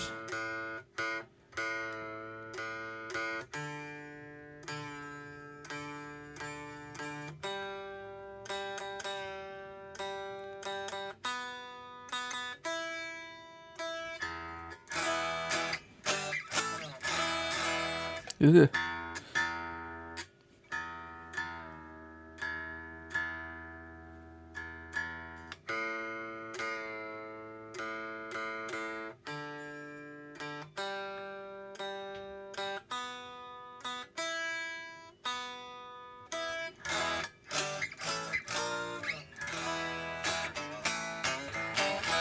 All right. So here's what we're going to do. Here's what we're going to do. So, I did something. I recreated the Blug in analog form, if you will. So what we're going to do is make that a possibility right now. And I'm going to show you my rendition of the Blug. So we're going to plug into the other setup that I got here. And let's see here. There it goes. So I do have a real tube in this setup right here. I'm using my little tube preamp that I made as part of the signal chain. What the hell? You were about to see something. You were about to see something. Let's go to preset 1. All right. You can't see it because I have it conveniently hidden over there. But I have actually the world's most powerful guitar amplifier right now. Although we're not going to run it like it is. I am running through a blues driver. So we're using a blues driver into my little tube pre. And it's just to say that there's a tube in the line. And then we're going through a dark sun. So to give it the reverb. So this one here had reverb. So I get reverb too. And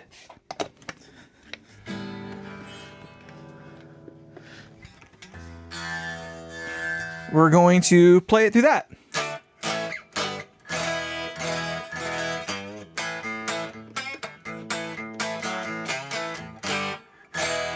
So does my rig.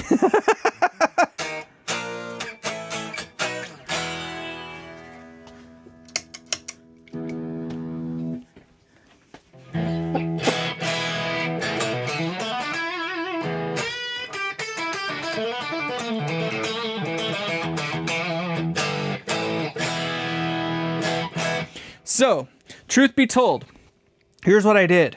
I tried to make it sound as close as I possibly could with what I had. So it will do the little weird warbly thing that the BluGuitar did with the single coils. But keep in mind, this is brand new.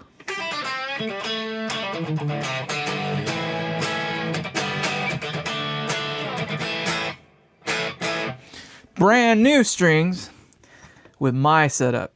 So here's that. And I'm going to turn myself on.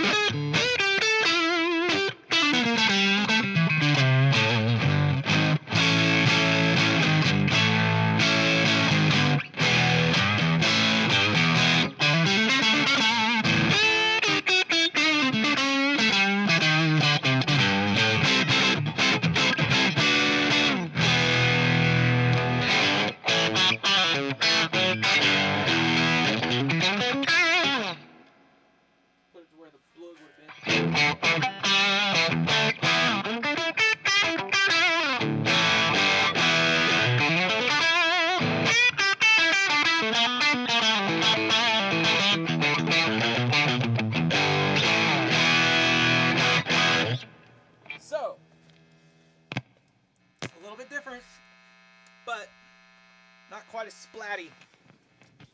I will say though that BluGuitar sounds pretty damn good.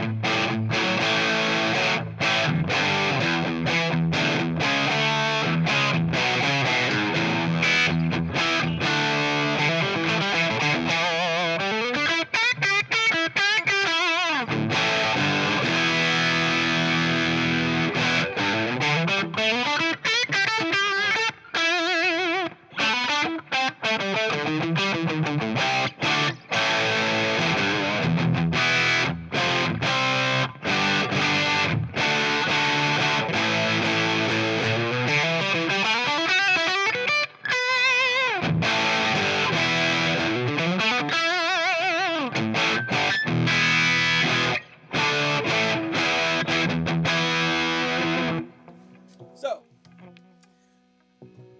the Blug, I'm talking to you through this microphone right now. The Blug definitely does a thing.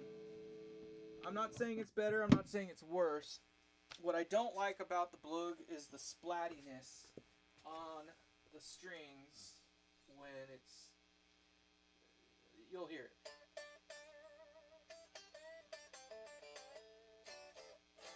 Once it warms up, of course.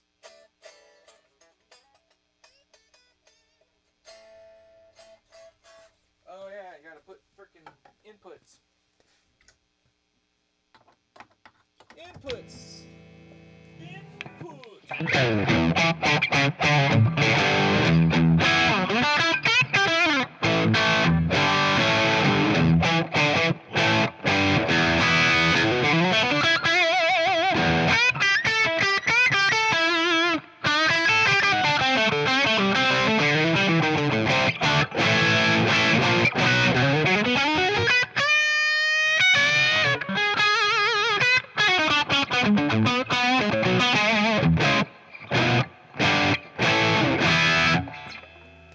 So that sounds good. I'm not saying it doesn't sound good.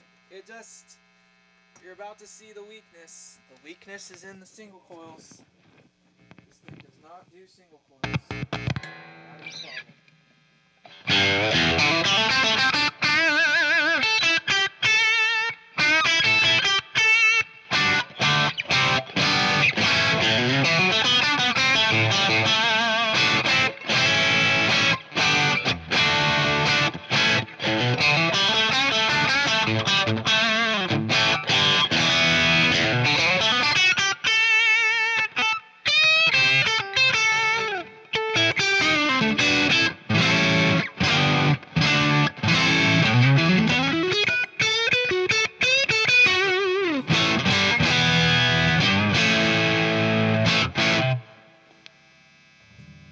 Let's switch it one more time.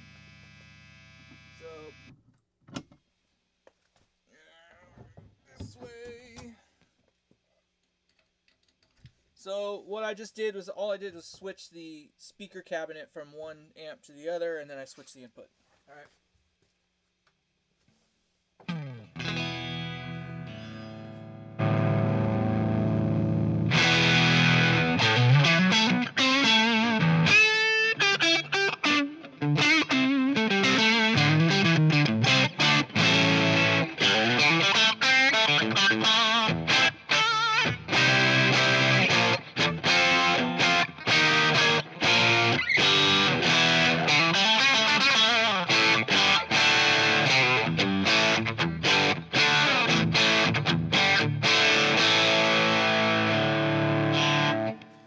It just doesn't splat out as much, even though it is a thinner sound. Like, I wasn't able to get kind of the body that the Blug had, but it still, like, doesn't splat out quite as much. I don't know.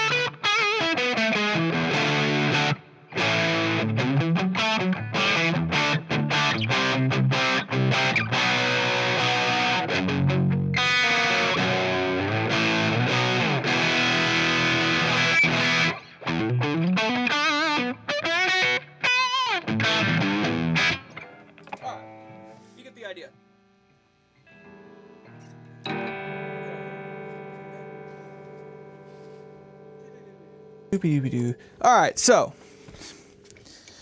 more or less the point I was getting at, if I were playing with single coils, I would take my rig any day of the week. The Blug has an issue with single coils. Does not work with single coils, period. You cannot convince me.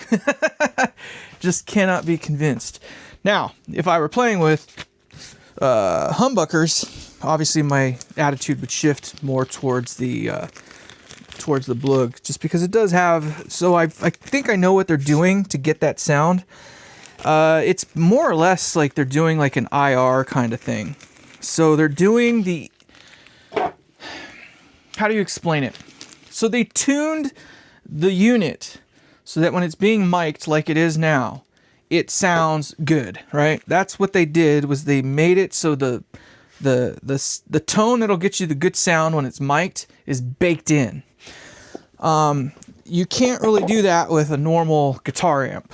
So guitar amps don't really work the way most people whoops. Guitar amps don't really work the way most people think they do. There's a lot of tone shaping that goes on inside of the oh, the mouse still works, that's a good sign. There's a lot of tone shaping that goes on inside of the preamp section, and that sound that is baked into the, you know, the Fender Marshall Vox like tone stack, exactly. There is a trick. There is a trick involved. That tube that's in there, that nano tube, ain't doing shit. It's just in there. It's not actually doing anything marked, right? It's in there, but it's not doing anything marked. It's just there to be there. You can't get that amount of gain with a single or even two triodes, at least not without turning it to, you know, total mush. Ask me how I know, because I do it pretty much all the time with my shit. So it's really difficult to get that amount of gain and keep it that tight. So you have to have multiple stages of gain stacked up in order to do that. So here's what I did do. It's in the power section. No, it is not in the power section. They baked it into the preamp. So it is a preamp. It's a freaking, I don't know what the hell it is, but if you plug straight into the effects return on this thing, it sounds like any other power amp on the planet. If I plug straight into my little power amp that I'm using to do my demo of my rig, it does the same thing. It sounds big and just a little dark and all that fun stuff, whatever. It just sounds, it doesn't sound very good. It just amplifies. That's all it is. It's full range, and it doesn't sound very bright or clear or articulate or pretty or anything like that. It does what it's supposed to do. So everything they did, so if I took the Blug and went out of its send into my power amp, it would sound exactly like the Blug does going out of its power amp. It's baked into the preamp, the tone that it has. Tom Blug is lying to you then. He's full of shit, because he's doing something in the preamp. It's all in the preamp. And that freaking tube ain't doing it. So the splattiness is the thing that bothers me the most. So what I think he's got going on, this is, I'm just saying based on what I had to EQ in order to make it work the same, is he's pretty much got a low pass, or a low cut, excuse me, that starts at like 500 hertz and works its way down. So everything from about 500 hertz and lower is shunted out, like it's shelved off. And then that's like baked into the preamp, hardcore baked into the preamp. So a lot of the lows are, and some of the mids are just shanked right out of it. The highs, I don't know if he's using some high shelving. The way he's building the distortion in this thing it's not bad. It sounds good until you start throwing single coils in there. The single coils are what shows what he's doing in this thing. That's that splatty, warbly, like weirdness that it has. Like it sounds like it's choked, and you can actually hear it in the modern, on the modern setting too. Even with humbuckers, it just sounds choked. Like there's something going on there. And I have the noise gate turned off on this thing. So there's something going on in there. I get the feeling he's probably doing something similar to like what PV does, where they have like a notch filter, and the notch filter basically kind of acts like a noise gate in a sense, but it tightens up the distortion a little bit. No, he has not gone over this. He's not going to tell you everything. He's definitely not giving you the secrets on how he's fooling around inside of the preamp. The preamp section, I can guarantee you the processing is done entirely at the preamp level. And it's basically a baked-in tone that is trying to emulate whatever you need to have an ideal guitar sound in the preamp. Once you get to the power amp's just a power amp, period. It's just no ifs, ands, or buts, it's a power amp. And I think I can actually prove that. I can. Hold on. So let's do that. I just need to find my thing that is going into that. I'm pretty sure I know where that is. That's this guy. That is this. So what I'm going to do is I'm going to plug, you can't see me, I'm sorry. I'm going to plug into the effects send that's going to go into my power amp. Now, my power amp already has all the roll-off done for the low end. So I'm going to have to, if I want it to go away, I'd have to turn the amp off and then back on so I lose the setting that I created. But let's just see. Oh yeah, you can tell it's really thin. So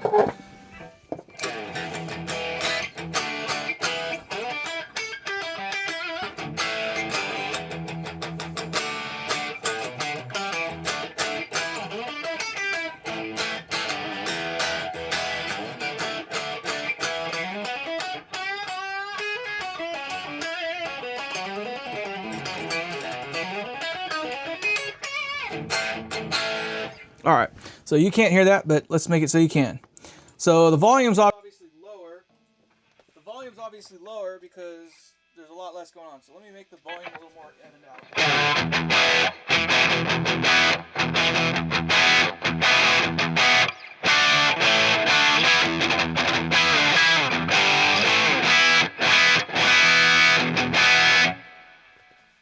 All right, so that is the Blug plugged into my amp. So I'm going to turn my amp off, and then I'm going to turn it back on. And I'm going to lose the settings that I had for it. So when I turn it back on, I should not have the same setting anymore. Which means it should sound like it's supposed to.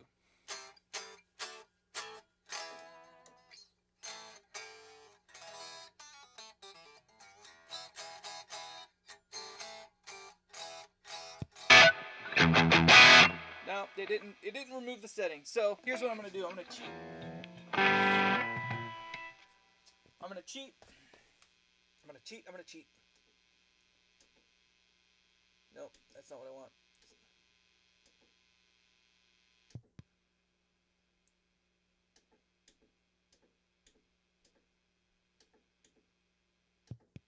There it is. All right, so now we've got the setting turned off.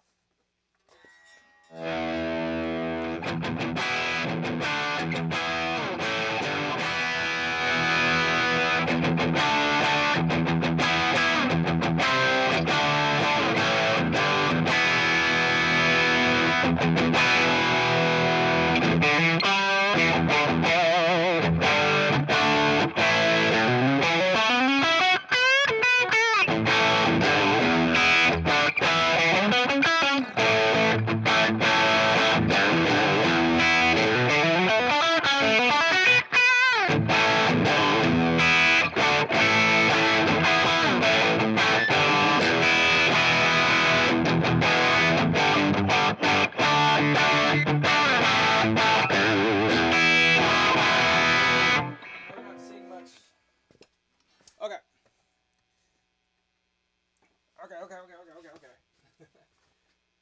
All right, so what you just heard was the preamp out, or the send, effects send from the, hold on, I'm getting a thing over here so you can actually see it, So this guy right here, I'm coming out of the effects send and I'm going into my power amp that I have over there. I turned off the 500 hertz low cut filter that I had. So I had a low cut filter on there in order to make it so it sounded the same with, well, close to the same anyway with my rig. They are baking the tone of this amp into the preamp. So no matter what you send it into, if you send it into another amp, it's going to sound like it. The only way I was able to get that to happen was on my power amp, which has DSP. It's got all the signal processing and crap like that, was to roll everything off down to like 500 hertz. So I put a low shelf on it and cut everything down from about 500 hertz all the way down to the bottom.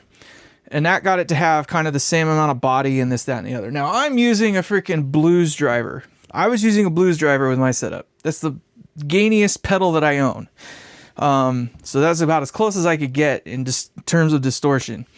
I couldn't get it to sound exactly the same. I was using like a little graphic EQ to kind of try to emulate it. Couldn't quite get it there. I mean, it's a blues driver. It's a totally different pedal. But what I think they are doing, because this is how I would do it if it were me, is an IR. They're using an IR. And they're reversing it, right? So they're doing the distortion just like you would with any other freaking pedal. Whether or not they're actually using those little tubes in there is up for debate. Doesn't really matter. That's not the point, to be honest. But so they have whatever's going on in the preamp, they're doing with whatever they got in the preamp. On the out of the preamp is where they're putting some DSP in that I believe is an IR. More or less. That's why it took so many freaking years for them to design this freaking thing. That's not the one I was looking for. I am looking for this one. Sorry. That's why it took them so many years to design this thing, was they had to sit there and figure out how they were going to reverse engineer an IR into a preamp section and make it kind of work. Now, what do I mean by that? So by that, I mean that you hear like a speaker IR when you're doing, you know, the freaking the two notes, right? So you got a two notes. This has IRs built into it. If I ran my rig through this guy out of that cabinet, it would sound like a freaking speaker that was mic'd. Well, that's kind of what they're doing, except for they're trying to eliminate the microphone out of it.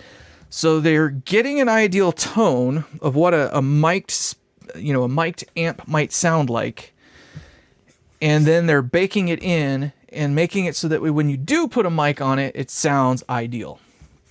That's what I think is going on, because it doesn't sound bad at all. It doesn't sound great. It does not have the same amount of heft. The Mercury came out in 2015 and the Iridium in 2019. That is a 4-year stretch for them to just make a higher gain version of the same damn tube. Now, how long has it been for the freaking new version that they've got coming out? We're coming up on 2026. So that's over 6 years now to design the new version that he's been talking about for the last 5 or 6 years. What is so different about it? I can tell you right now. He had to find a way to freaking get the baked in tone and make it work better. Because that thing there, when you run single coils through it, the way it's set right now, if you make it sound good for humbuckers, it will not sound good with single coils. And if you make it sound good for single coils, I don't even think you could use humbuckers in it. I don't even think you can make single coils sound right in it, to be honest. It's got this weird chirp thing going on that I do not like. That's not a bad thing. I'm not naysaying. I'm just saying that the way that they're doing it is not what he's telling you they're doing. That little nanotube, it might be in the signal path, but it's not doing a damn thing. It's just in the signal path. Because guess what else was in the signal path for me? This guy. This guy right here. That was in the signal path. This is what it was set for. It was set for clean and neutral tone controls and just using it as like a volume boost. I had 2 tubes in the signal path. That's it. Nothing more, nothing less. The Amp1 onboard effects. Well, the effects aren't the problem. I don't know what I'm just saying. I'm not saying. I'm just saying. That sort of thing. I don't think he was doing anything crazy. And to give you an idea of how little this is doing, I'm only going to mess with this volume right here. So keep note of those settings right there. I'm going to run his device through this, and then we'll get even more of an idea of what's going on. So we're going to go out of his into mine. See if we can even get it to reach over here. I don't know that we can. I'm going to cheat. I'm going to steal some parts from my rig. And I want the send, which is this guy. And we're going to go into here, which is that guy. All right. So right now, I am running from the Blug into my little pedal and then into my power amp. Nothing crazy. It's just going to sound a little different. Not much different, just a little different. That's all.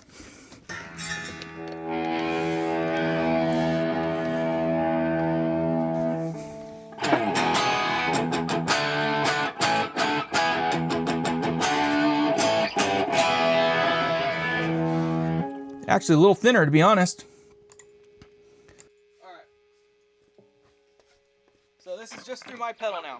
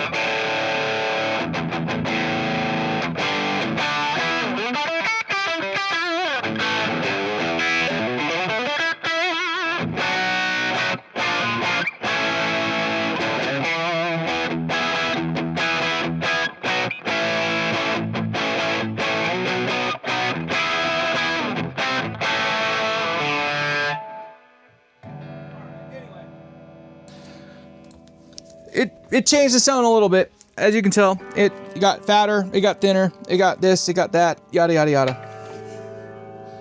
Let's get that out of there. So all I did was mess with the tone controls a little bit. So you can just see, whatever. The tone is, it's not a debate really. The tone is baked into the preamp. That's what I'm saying. That's all I'm saying.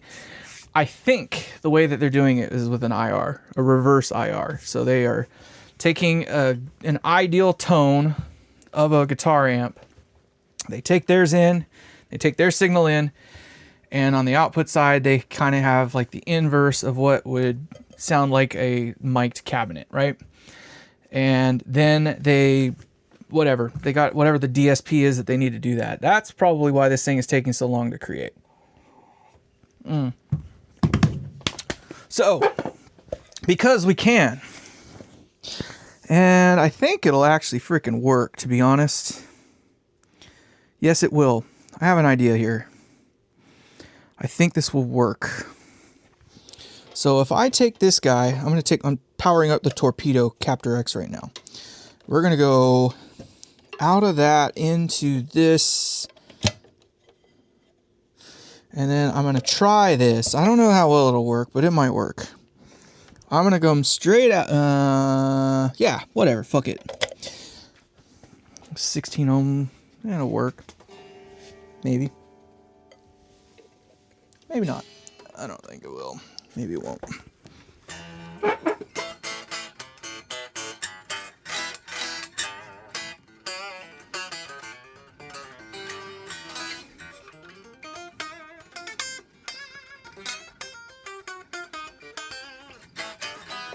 I'm trying things here. I'm thinking while I'm trying things here. Here's what I'll do. I'll cheat this way. I'm gonna cheat. I'm cheating. I'm gonna cheat because I'm a cheater. That's what I like to do. I'm not a cheater, but I like experimenting. I do like to experiment. Okay, let's see here.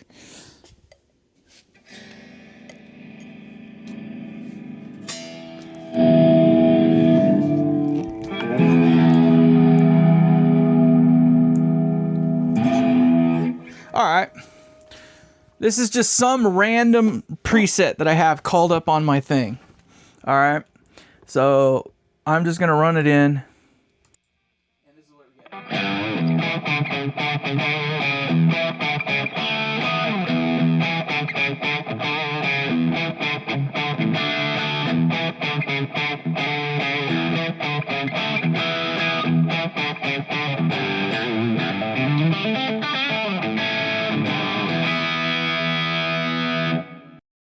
All right, so that difference that you hear right now is that we're going through some rando preset that I have on my 2 notes. So now what I'm gonna figure out how to do is I'm gonna use the BluGuitar amplifier, which I know doesn't do anything different. I'm gonna run this into it, okay? We're gonna use its power amp, and then we're gonna run it through the IR that's in my thing, and I think you'll get an idea of what I'm talking about here. All right, so we got that. Got this. I'm coming out of that. So we're gonna go into the whatchamacallit. I need to move some wires around here. Sorry. Just bear with me, I'm working on it here. We're gonna go out of the blues driver into the effects return of the Blug. Alright, so to clarify what we're doing, we're taking the blues driver, we're running it into the effects return of the Blug guitar amp. Then we're using the power amp from the Blug and then going into the IR, and I think you'll see a little bit more of what I mean.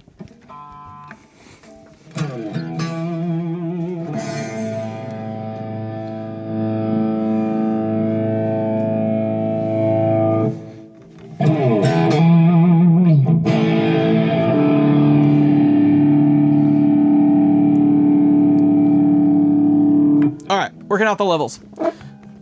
All right. We want this. All right. So it's obviously going to sound different.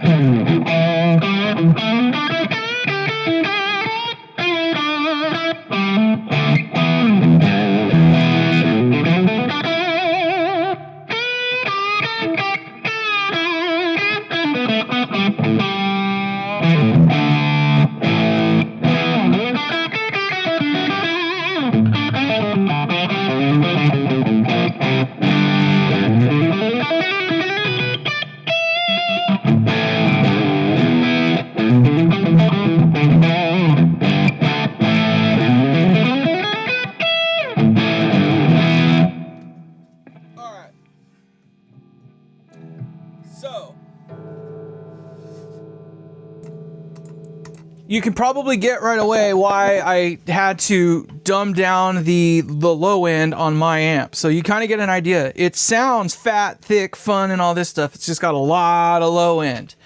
That's what I was talking about with why I think they just basically baked an IR into it. If I thin that down a bit and get the thud and the low end out of it, it'd sound like a mic'd speaker going out of this freaking power amp.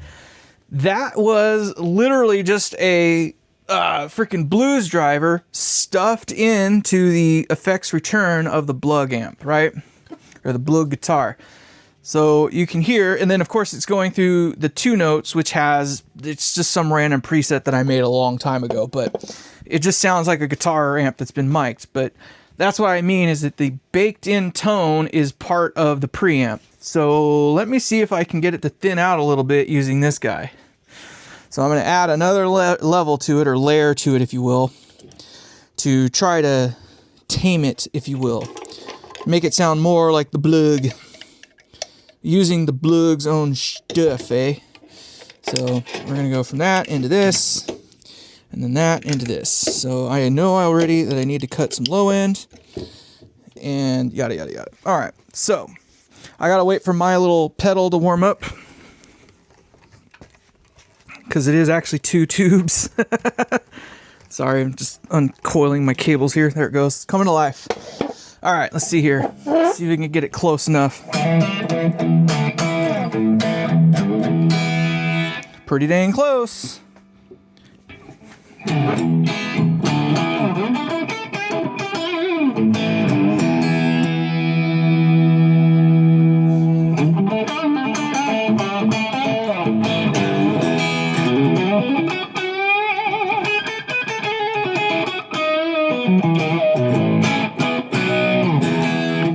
All right, close enough. here. It's just a little bit thinner.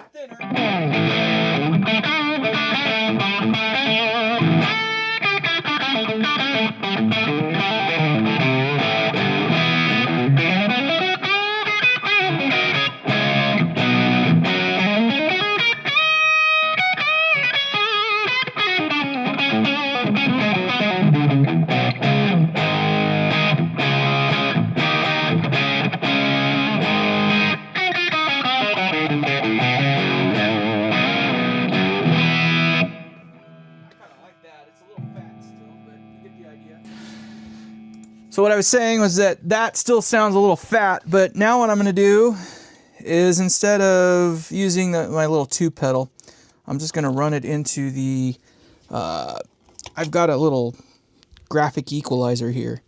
So we're going to come out of the graphic EQ. See if I can not piss it off here. Looks like I managed to not piss it off. And then we're going to go from there into, let it go. Into that, and we're going to go into it, and we should have noise. Should. There it is. So all I'm doing right now is dropping off the low end. So I'm just literally dumping all the low end off.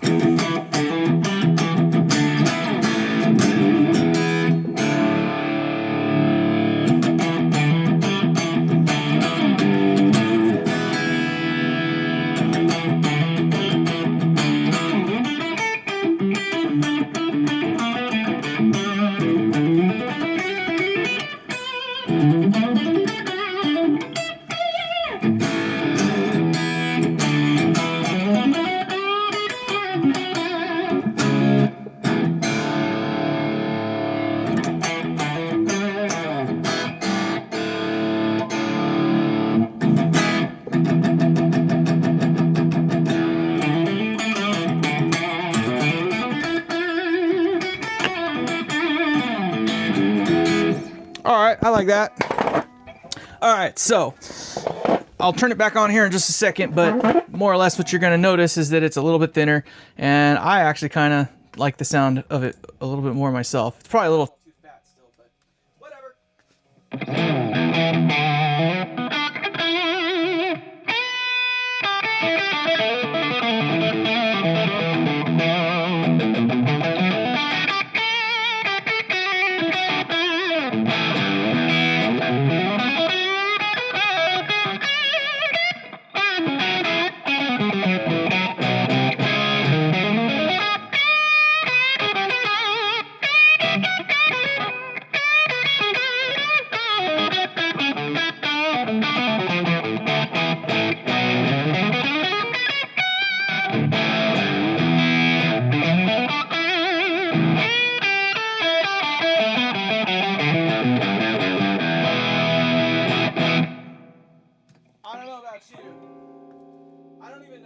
Like, I don't even know what it sounds like on your end. I'm not even monitoring this. I stuffed the microphone somewhere in front of it. It's just there. That's all I can tell you, is it's just there. Now you're listening to an IR through an amplifier into a speaker cab. Okay, just to make sure that it's clear.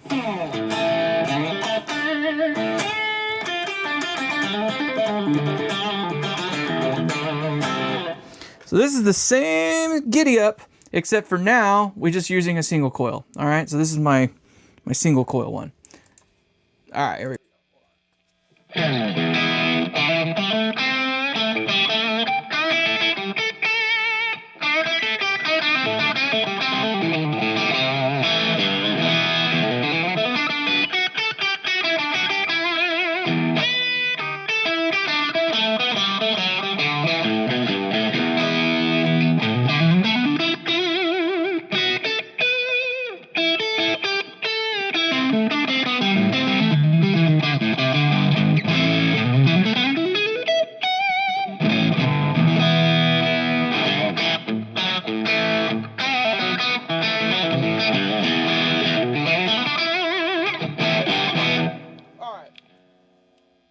Stop there. I think we get the point. Hold on. Bring that back to life. Okay, I'm stopping there. We get the idea. All right, I'm going to turn this off. So now you kind of understand why I'm saying, like, he's baking the sound into the preamp and why I think he's using kind of more or less like an IR. In order for me to get that amount of sound or that level of sound the way that it sounds like now from the BluGuitar amp, the amp itself built into the Blug is to basically cut all the lows up to like 250 hertz. That's what I had to do right now to make it even get that close. And it was still fatter than the BluGuitar. It's not that it sounds bad. I'm not saying it sounds bad. I just don't like the splat that it has on single coils.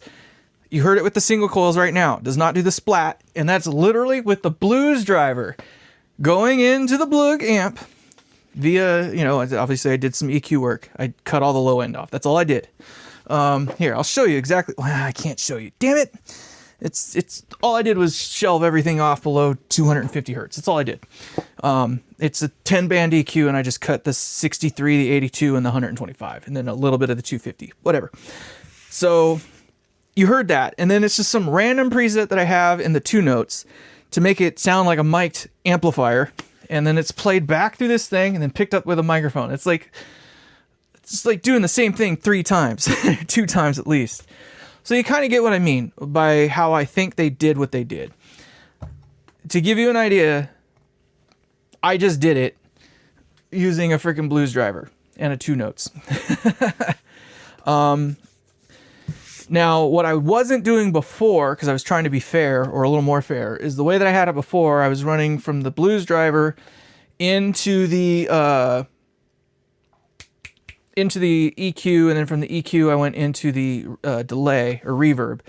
But I believe on this I had reverb. Well, I had reverb because of the 2 notes. So the 2 notes has the reverb built in. The reverb is still on the pre side of the Blug. So if you run something into the effects return on the Blug, it does not have reverb from the Blug amp. So everything on that thing is done on the preamp end. Not a bad thing. It's just a thing. That's how they did it. That's why let's say, I believe they did an IR. That's how they got it. That's all. Oh man, we've been doing this for 4 fucking hours. Whew. But I'll tell you this, we've been here for 4 hours now, and I have dropped all of this many frames. 0. I'm loving it. So some other things that are going on. I know there's only 4 of you right now, but Grant, John, Riley, you guys, thank you for hanging with me. We're not going to take too much longer. So I have a new computer on the way. So you can't see it right now, but what I have in front of me is literally 4 feet of monitors right now. It's freaking great. I'm still learning how to deal with it. This camera that we're looking at right here, this little baby cam down here in the bottom, that guy is a PTZ, and I'm still trying to figure out how to kind of maximize its use. Right now I've got like 3 different presets and it's just basically high, middle, low. We're on the low setting right now, right? The other one, the one that you're seeing here, is the one I've been using for eons. The problem that I'm having right now is I still need to have a shot that gets down over, you can't see it because I'd have to zoom it down and over, but let's see if I can figure this out. Let's see, we're gonna play in real time. Other way. All right, so everything's in reverse. So I'm looking at it your way, but not my way. It is not as close to being a tube. You just heard a freaking blues driver sound pretty much like a freaking ripping tube amp through this giddy up. So you're kind of seeing my little workspace right now. It's not very clean and tidy, but this is more or less the area that I have to work in. So when I'm working on the new guitar amp, the amp giveaway amp, I will be using this tool right here, which is my drill press. I don't have a table to put it up on, so I'll have to put it right here, and you're gonna get to watch me work on it right here. Freaking awesome. So I'll have to preset these views in and move some stuff around, obviously, but I'll kind of just show you around my little workspace. It's pretty freaking tight and pretty messy right now, but you can kind of see what I have going on here.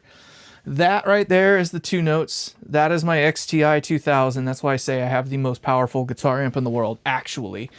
I got, what, 1600 watts right there available at 8 ohms, or 16 ohms, excuse me.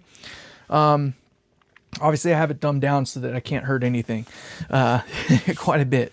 It does have DSP in it. When you heard it a little bit ago, I did have the DSP off when I was running this through that. So that gives you an idea. It's an IR. That's really what it is. It's not a freaking real tube doing any work. Now, I'm not saying that the tube in there doesn't have some amount of distortion that it actually generates, but the majority of the distortion that you hear is not coming from that freaking little nano tube. I think the tube is more of a gimmick. Let me show you something else that has a tube in it. I'll show you what I mean by a gimmick. Let's see if I can find it and get it out. I think this is it right here. $250 damn dollars. And this is what they'll send you. So let me go to a preset here. We're going to go to preset. No, that's not the one I wanted, but that won't work. Whatever, fuck it. All right, this guy right here. This is an Andy Fuchs valve job, whatever. It comes in this pile of shit freaking box. Mine is number 77, just FYI. I did install it on my board, but I only used it for all of about 15-20 minutes because it doesn't really do the thing. I'm going to be honest, it doesn't really do the thing. I'm sorry, I'm not looking up at the camera enough, but where are we at? We're at three of you guys? Fuck it. Yeah, you guys are getting the good shit right now. Forget all those other motherfuckers that ain't here to learn. So, what do you think you're going to see in this thing when you open it up? It says it's a real valve. Some rare fucking valve. What do you think you're going to see in here? Ready? Look familiar? Does that look familiar to you? Looks very similar to something else we've seen. They even tried to obscure what it is by putting some marker over it. This guy right down there, that's a joke. It is unusable. I tried adjusting it because the pure gain setting, when that thing was on, like it was literally 26 dB of just fucking shit and git. Like there's way too much. So you go to turn it down, you had to break the freaking glue that they have on there, which is fine, whatever. That is what it is. But SMT, yeah, surface mount, like little baby shit down there. This tube that they're saying is rare, that they sell you for $25, you can buy it in bulk for $9 a tube. It's not very rare. You can find it on YouTube today. I can't remember exactly which model it is, but it is a nano tube. Like that's a nano tube. And it's not freaking rare. They don't make it anymore. That is a fact. I'm not saying that it's not rare, but yeah, you know, it's not like, oh my God, you'll never find it again.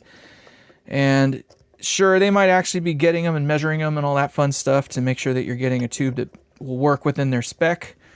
But they're charging you at least double what it costs them to get it, because you know that they're not paying the same price that you would on eBay. They got them in bulk. When I say in bulk, I literally mean they got them by the hundreds, because they made a bunch of these. Now, why do I feel I got duped with this freaking thing here? So, I don't have Fuchs kind of money, right, to buy an amp. I can make an amp, but it doesn't cost me Fuchs money to make that amp, right? You know what I mean? Like, it costs me Fuchs time, but it doesn't cost me Fuchs money, right? So, if a Fuchs costs $5,000, it'll only cost me a couple grand to get the same amp, more or less. So, when I heard about this limited edition or limited run of signed and, you know, numbered things coming out, I think it is a Jan Phillips, actually. I was just like, yeah, you know, I'll jump on that. It's going to be, you know, not so common, right? So this is like $250. I got in on the third round. So round 1 and round 2 were sold out. I got in on the third round of 4. So they only did 4 rounds of these things. And then I go and I find one. I'm number 77. I think I saw one that was literally like 178 or something. Like it was in the hundreds. Well, like almost, it was well over double that number. And I was in round 3, you know, so that it was kind of like trying to do the math on it. And I was like, this isn't adding up. Like he made a lot more of these. I don't think it's a 6112. It was some weird number, but you can kind of see the settings of where I had it at. But in either case, the only way to get the drive that you actually wanted it out of the thing was to have the pure gain on. But you couldn't run it without the drive with the pure gain on. The pure gain was just a butt ton of freaking clean drive, like way too much. You couldn't use it as a setting with anything else. And there is DSP in this thing. I can tell you right now there's DSP in that thing. I'm looking at a series of freaking SMT resistors. Like, there's no way in hell you can't tell me there's no DSP in that thing. There's absolutely DSP in that thing. But in either case, you had to have the pure gain on in order to give it the drive that you wanted it to have. The problem is that then you basically had to hit both switches at the exact same time, and they are clickers. They're not the soft touch ones like some of the other, you know, pedals out there. But then it just did this other thing where it was this, I don't know. And let's fuck with it. They want it to use a very high output freaking whatchamacallit. And I have one. It's right here. Let's hear what this thing sounds like. Let's see here. We're going to get rid of the blues driver. And we're going to replace it with ye old Dumble. So we're going to go in directly to the Dumble. And we're going to go out into our EQ thing. So everything's basically the same. Ooh, I got red lights. That's a good sign. And I need to turn this back on now. And yeah, it looks like it should work. I have no idea what this is going to sound like, to be honest.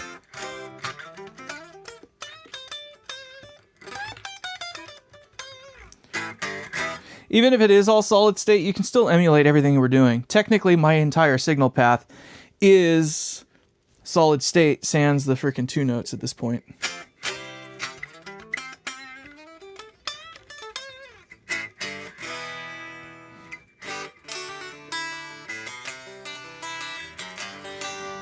I think I got it right. Did I plug in the right one in? Yeah, I did.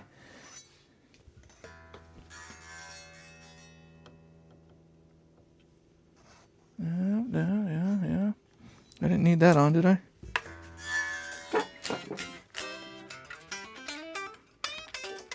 Yeah, I did. Haha.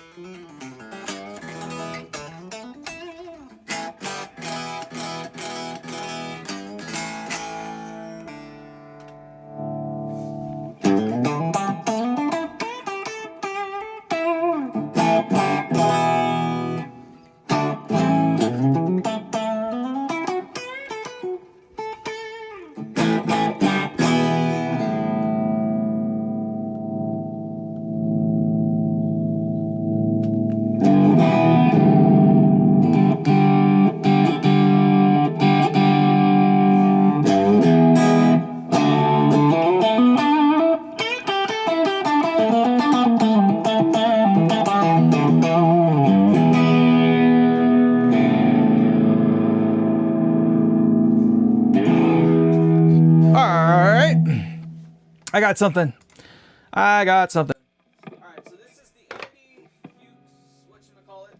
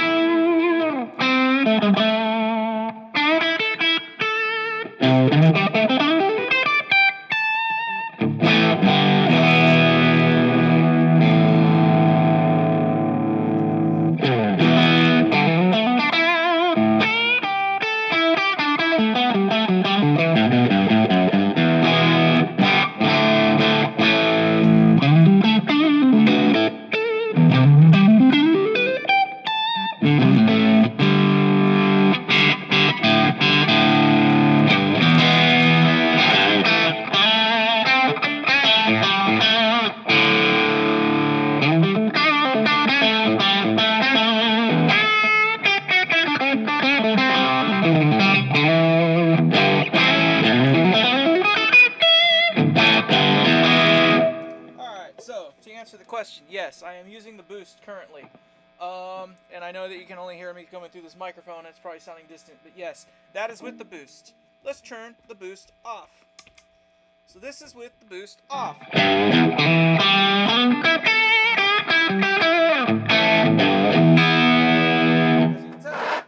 As you can tell, I'm not really using it as much of a boost. I pretty much made it to be an always-on sort of thing.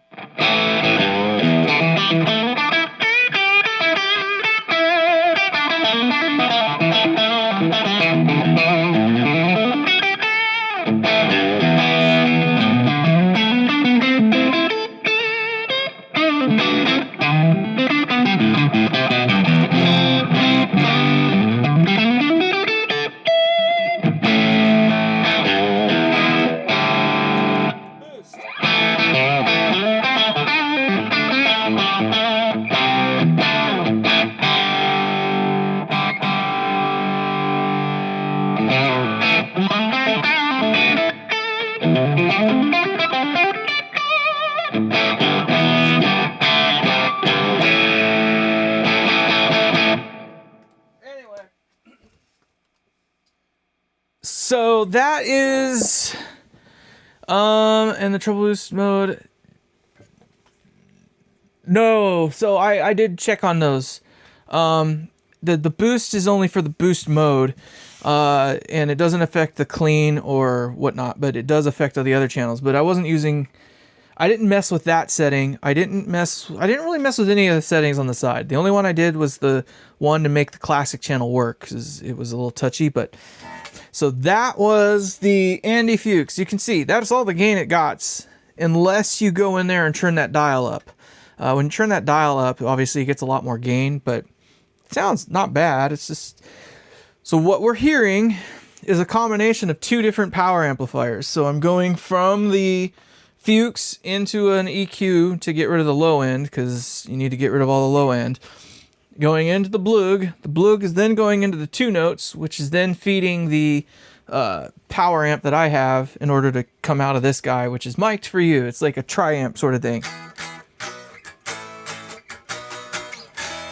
And just because I feel like being a total dickwad, but I do really like the sound of it, let's get rid of this Fuchs here. Yeah, shut up, fuck up. Where did I put that little fuck? There it is. So this guy right here, this thing is actually pretty cool. It's a little Moore, like Black Secret. It sounds pretty much exactly like a whatchamacallit, a little rat. Just saying. I think this is, no, that's not the one I'm looking for. Is it the one? Yeah, that's the one I'm looking for. All right, sorry. Had to find the freaking input cable again.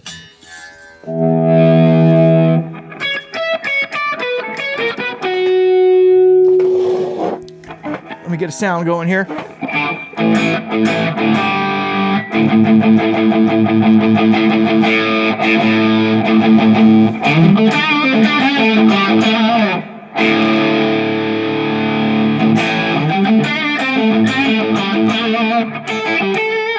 Oh, I love this thing.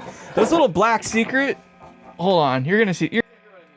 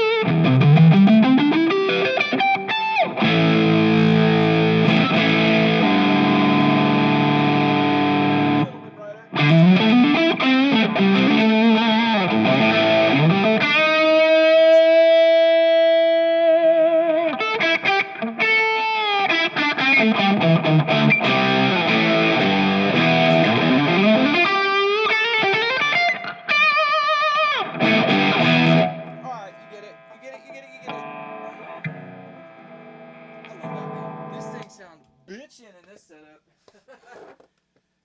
It sounds bitchin' in that setup. I don't know, like, so you see what I mean? Like, it's not that the BluGuitar thing is bad. It sounds like I'm hating on it. I'm not hating on it necessarily. It's just, you've heard three other pedals, at least three other pedals, through more or less the same freaking giddy up, and they don't have the splat that I was talking about. And when I'm talking about the splat, I'm talking about that weird, I don't know, this is like this warbly like overtone on the high strings of even the humbucking guitar, and it just sounds horrid. It sounds really choked out and stuff like that. I don't like it. Now, obviously, there's some refinement to do. It's a little dark, not dark, I guess, but too woofy, too much low end that I need to tune out. So now you can understand why on my power amp I was saying that I had to roll off basically everything below 500 hertz to get it kind of even close, or in the ballpark, if you will.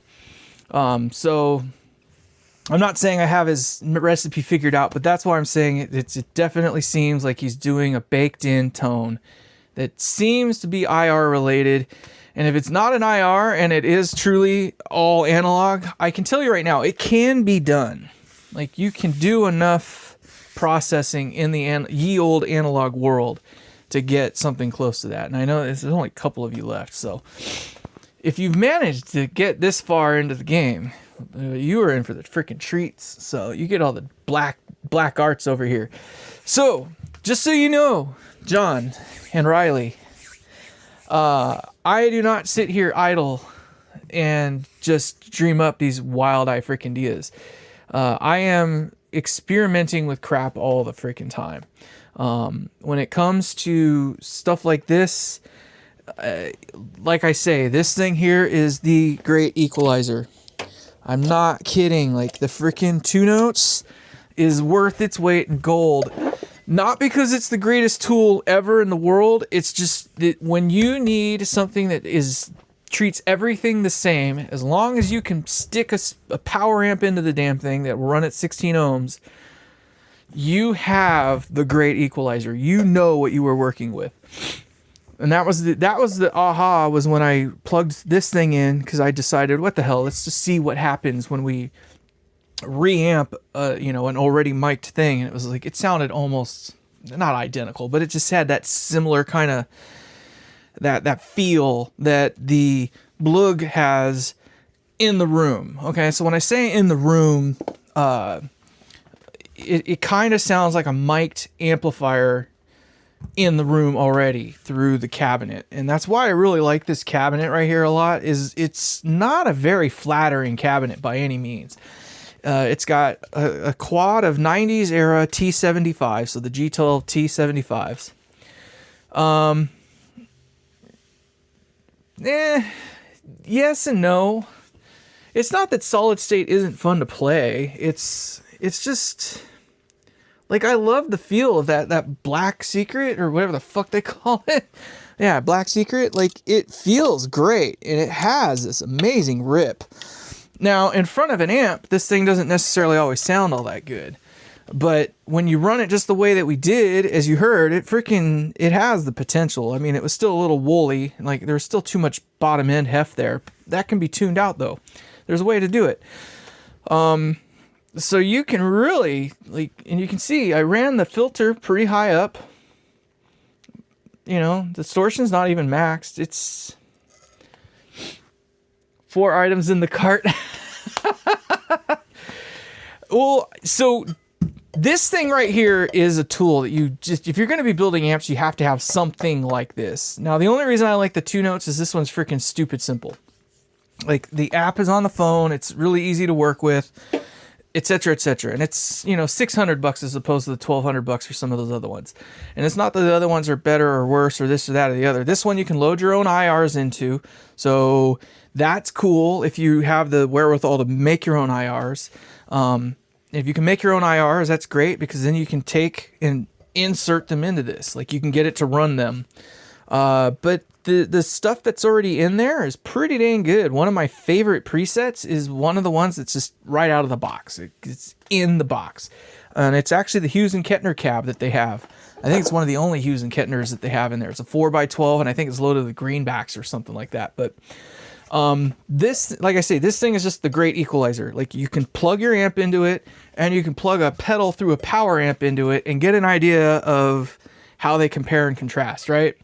What I can tell you is that when you take something like this and plug it straight into a power amp, it is very hefty. A lot of low end, a lot of, it's a very linear, I guess, sort of sound, if you will. The highs are not very overemphasized, and the lows it just seems like it's got this tilt that's kind of like that. This is the lows, this is the highs. It seems like it has that. You tune that out, which is what I did by using a 500 hertz low cut filter before, and it kind of gets back into the similar realm, if you will. Whatever, it's close enough. But you can do that in ye old analog. You don't have to have one of these, but then you just have to build a thing to do it. Palmer is more, I think, popular for it, and I have a friend that's got a couple of those. Groove Tubes had an emulator that they had for a while. It wasn't an emulator, it was a power soak, if you will. Not a power soak, not even that. It was literally just, you could plug your amp into it, and it was the load. So it would eat all, 100 watts or whatever that you sent it, but it didn't have attenuation on the output. It's basically this without the digital aspect. So you could, it had like a speaker emulation side of things, and it had a line through, an effects loop, all that fun stuff. But so it did the thing, but it's just, it's really difficult to put an analog circuit that really emphasizes the highs and the mids and the lows the way you can do digitally. That's why I really honestly think this Blug has some sort of, I know they're not going to tell you that it's got some sort of digital DSP in there, but I can tell you right now it's got digital DSP in there. The reverb in there is not analog reverb. It's a digital reverb. There is a unit that you can buy on eBay right now that has reverb and EQ built into it. Now, I'm not saying that this unit will run, IRs in it, but I mean, it's not far-fetched to think that they don't have a way to, source the thing that'll run the reverb that they have in this and manage some EQ. It doesn't have to be, you don't have to call it DSP at that point. You just say it's digital reverb, but it just happens to be that all the signal runs through there. The reverb is in the preamp. It is not post, so you cannot run into the effects return on this thing and get the reverb from it. The reverb is part of the send. So imagine that. Yeah, just do what you do. So, if I was to pick one of the rigs tonight that I wanted to run with, I would take this guy all day, ran through something to knock down the low end, do this guy. I'd probably pick a different preset, but the preset that I had is pretty cool. The preset that you heard on that, it was an AC30 cabinet. So it was, two Bluebell 15s or whatever the fuck they were, whatever the blues are from Celestion. I had a mic on the rear of the cabinet and a mic in the front. The mic in the front was like way out there, so it was more like a room mic. And then the one in the rear was more like just to get the bottom end heft. They were set up so they were in phase, but you get kind of more of you lose a lot of the brightness that that particular speaker has, the Celestion Blue. But you get some of the heft back by having that rear mic. So it's kind of cheating in a way. It's not a practical setup. It's not being mic'd and set up the way that you normally would. But in a recording world, I'm sorry, but nobody just sticks a single SM57 on a cabinet and calls it a day. So I don't know what you guys heard out of that. I took that thing. So the way I set this microphone up is I took that thing there, the Blug, and I got that preset that was running the way that you heard it, and I put a mic on it.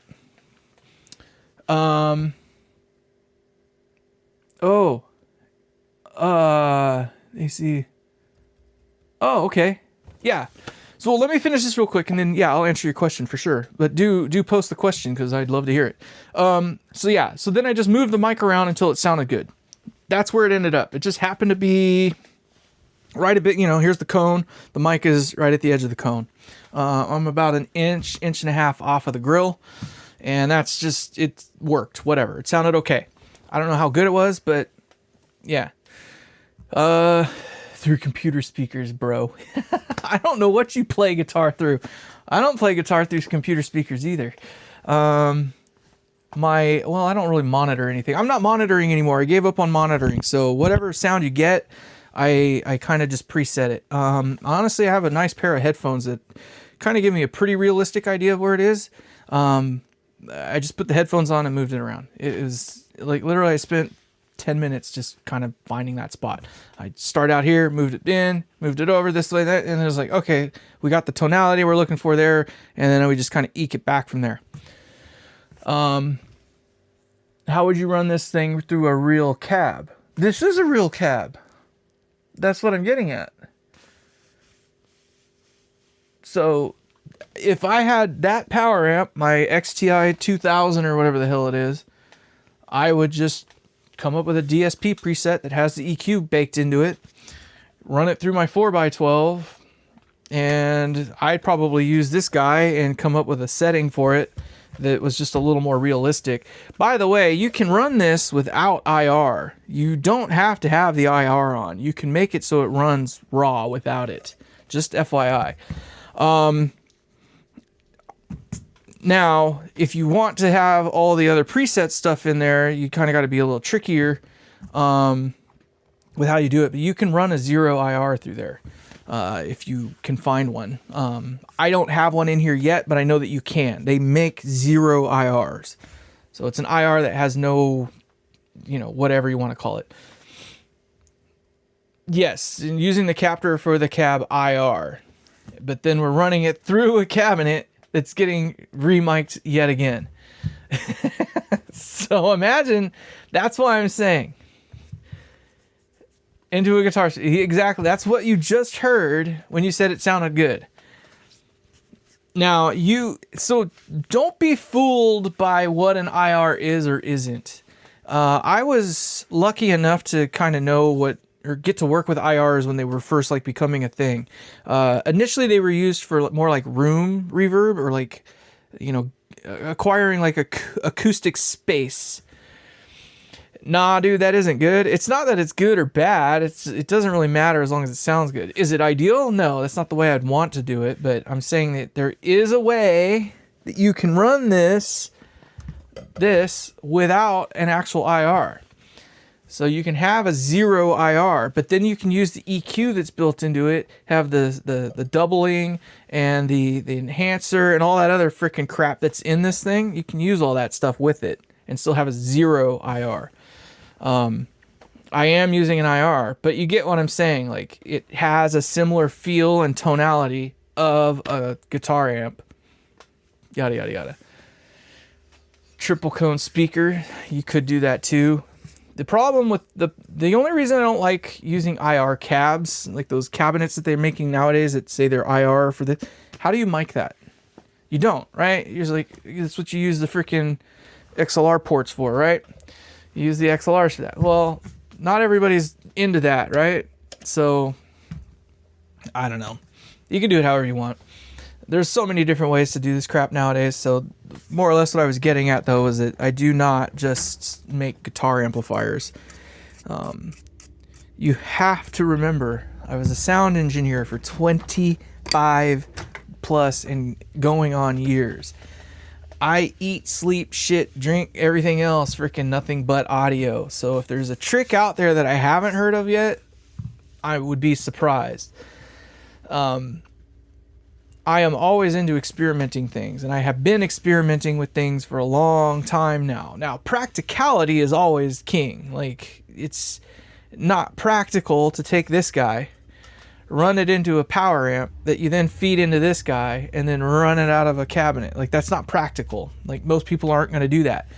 But if you wanted to be a freaking dickhead, and that's what it took to get the sound that you were looking for, then there's nothing wrong with that. There's nothing wrong with taking this guy and plugging it into a little, you know, plugging it straight into your DSP amplifier that's got multi-thousands freaking watts and setting up a preset for it that does what you want it to do, you know, or even whatever. You got tools. There are tools to do anything you want to do these days.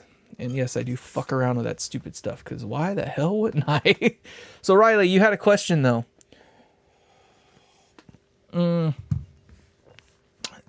About that amp. You haven't asked the question about that amp yet though. So do ask, Riley. I do want you to ask. My downside with the whole IR speaker thing is it's a fallacy. So when they talk about FR, it's a freaking marketing term. FR is nothing more than full range frequency response, right? What the hell is a PA speaker? A PA speaker, public address speaker. PA stands for public address. What the hell is a PA speaker? It's a full range frequency response powered speaker. Or it's not even a powered, it's just a speaker. It's a freaking speaker, period. Your computer speakers are technically FR. It has full range frequency response within the freaking range that it's designed to work within. So, the question is, how the frick do you keep that amp so quiet? I told you guys how I freaking kept it so damn quiet. I tell you, is a lot of freaking work. It took a lot of work. That was what I spent all the freaking time working on, was figuring out how to make it quieter. As I alluded to several times, it came down to the switching system. The switching system was what was causing the majority of the buzz issues. There were a couple other spots, though, that were problematic at first. So the effects send comes off of a cathode follower. So it's a number 3 tube in that thing, right? So if you're looking at it from the way I normally look at it, you got tube 1 over here, you got tube 5 over here, and then you got the 2 power tubes here. So tube 3 is the one that was in this general vicinity, right? Well, that tube is the effects send. Number 4 is the effects return. So the number 4 tube is the effects return. The effects return was totally fine. It was the send that was really touchy. So initially I had all the switching done. All this switching initially came from over here, and then it went to over there. Well, I found that wasn't going to work, because I ran like 3 different scenarios with all the switching that way, and it was just a mess. I could make it better, but I couldn't make it right. Well, then I got to realizing that the one relay was just not going to function for me, right? So I don't know what it was, but it just would not switch reliably. So then I bought the other 2 different relays, and I put one over here and one on this side. That's what those blue with the red boards are. Over here, I went to a mute style instead of a signal switching style. So with signal switching, you had to switch 2 different paths at the same time.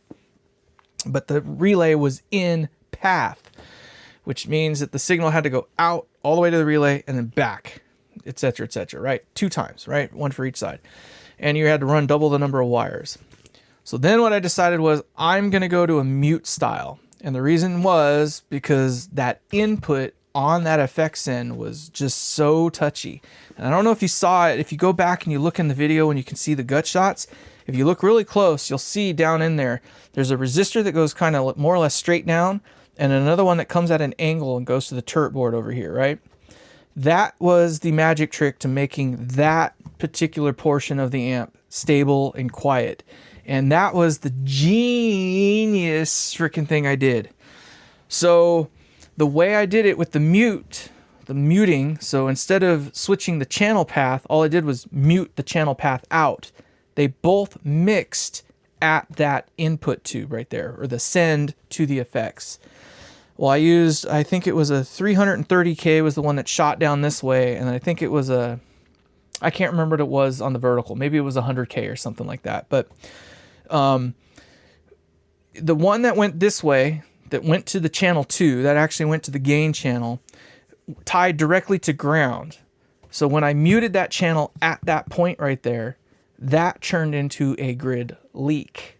It muted the send from the second gain stage, or the gain channel, right?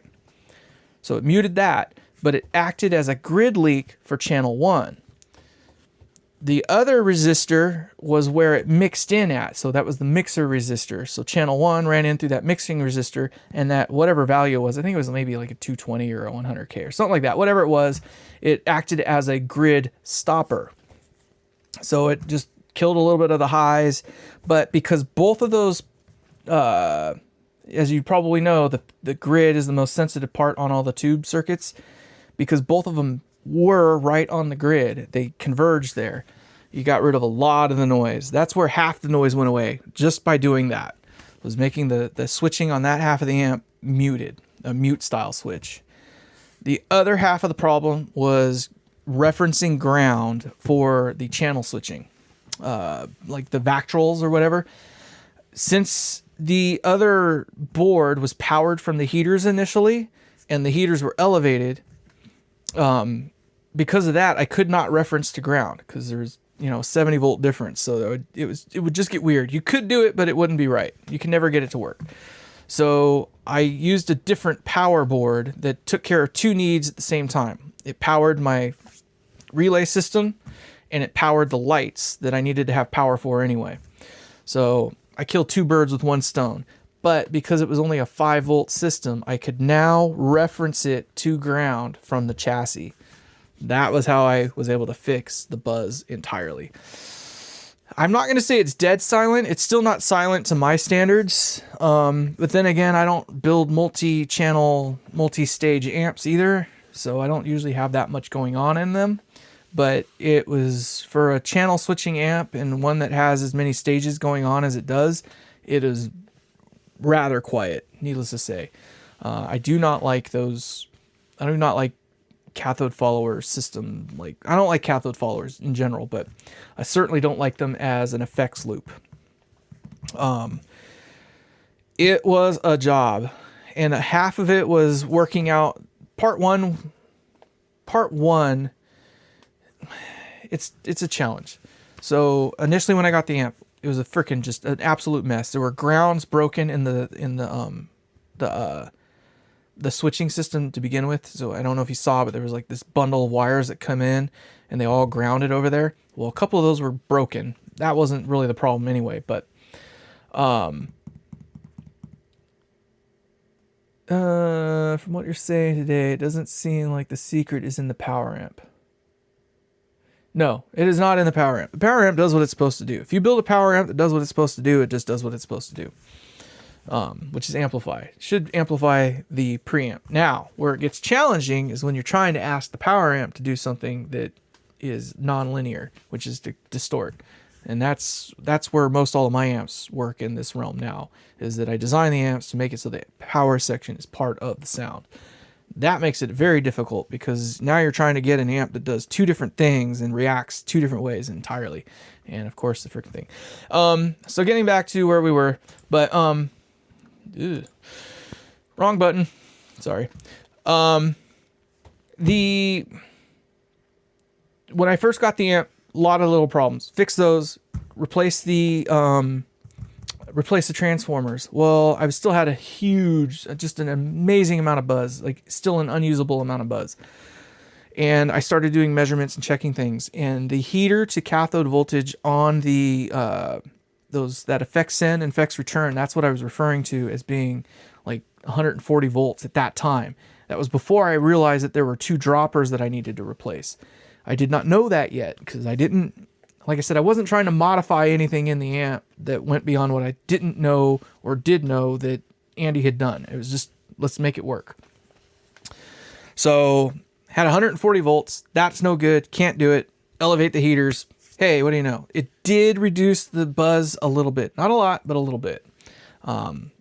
It doesn't need it anymore, but it doesn't hurt anything. It doesn't change how it acts. It's just different. It's not typical. Most people don't elevate the heaters these days. The only reason I left the voltage doubler in there was because it was already in there. I didn't know if it needed to be there or not. He told me that the reason why he did it. I just kept it in there. When I turned the amp on, it was like, okay, I need to turn down the bias. Cool. It still works. Doesn't matter either way, right? So then when it came to revamping it, because I wanted to make it a little more robust, a little more robust, it's more reliable. So I redid it, and I redid it as a full wave one. Now the reason I did it as a full wave one is because there was still so much noise in that amp at that point in time that I wanted to be able to determine if it was heater noise or other noise. If I go full wave, it goes to 120 hertz instead of 60 hertz. So it was a way for me to know right away if it was the bias circuit that was causing some noise or something else in the amp, right? Like it was easily discernible. So that's why I went full wave, and I kept the voltage doubler because whatever, he had it in there already. I was able to design it down into a point where it had all the range I needed, whatever. But so I over-engineered that part. And then the next thing was the heater elevation. After the heater elevation, that's when I realized I needed to work with the effects send portion of it. That's where those two resistors ended up that way. Got that side of the switching done. And I was able to work out that all the noise was from that point on, right? Like everything happened to work right around the phase inverter. If nothing was plugged into the phase inverter, no noise. It was absolutely dead freaking silent. Like the output section on that amp is literally dead silent. Not one, not nothing. No buzz, no hiss, no nothing. Like you cannot tell that that amp is on if nothing is plugged into the phase inverter. So it was a challenge then of dealing with the preamp side of things and the effects in and return. That's when we came up with the Vactrals. So that's how I figured that amp out. That was the 20-minute way of explaining a 100-hour problem. Now, what solid state power amps do I recommend? Honest to God, that AI crap that Wampler just came out with, there's no freaking way that thing actually has true AI in it. I'm sure it does some clever stuff, and I'm sure it's got some sort of AI something, but it's not connected to the internet. So it doesn't have a way to realistically actually learn anything. Whatever it has, it's already built into it, right? It's got a box this big to work out of. So the way that they're trying to make it seem like it's AI is not really AI. It's just like this thing here. If I go like this, it'll freaking do something. It just recognizes that and it goes, oh, I need to do this thing. If I point at something long enough, it'll move. Sometimes it catches the hand gesture, sometimes it doesn't. That's the AI, right? It just knows if this happens, I need to do that. That's it. So it's not true AI. So it's a gimmick at this point, I think. It's not actively learning this or that. It might be reading some stuff off of it might have like a sense on the output that realizes that there's some current getting fed back, so it might alter the feedback loop a little bit to try to dampen or reduce. But that's something you can do anyway on your own. You don't have to have an AI system to do that. It's just actively managing the damping of the power amp. That's it. That's one way that it might work. Other things might be that it might have like an RTA built into it. Oh, there it goes. See? That's what I'm talking about. It's just this thing, and it knows what to do when you do this thing. It only knows those things though. Like it's not actively learning how to do that. It's pre-programmed into it. If X happens, then Y is the result. Same with the whatchamacallit. So it might have an RTA, and it can be like, okay, this is our target EQ that we're going for.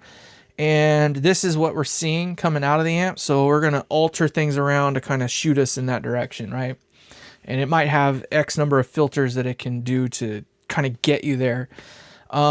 Maybe it's got some other stuff that I don't know. I don't know all the features that it has, but the whole AI thing, don't be sold on it yet. It's not actively AI. If it were real AI, it would touch the network and it would have an infinite source of data to work from, if you will. I don't think you can fit enough data into a Shark DSP to make it, you're not going to fit it in a box this big, period. You're just not going to do it. Not yet. Same as like the freaking Friedman IRX or whatever that they just came out with. It's got the AI crap kind of built into it. It's a bigger box. It's kind of like this, but it still doesn't do anything different than anyone else does at this point in time.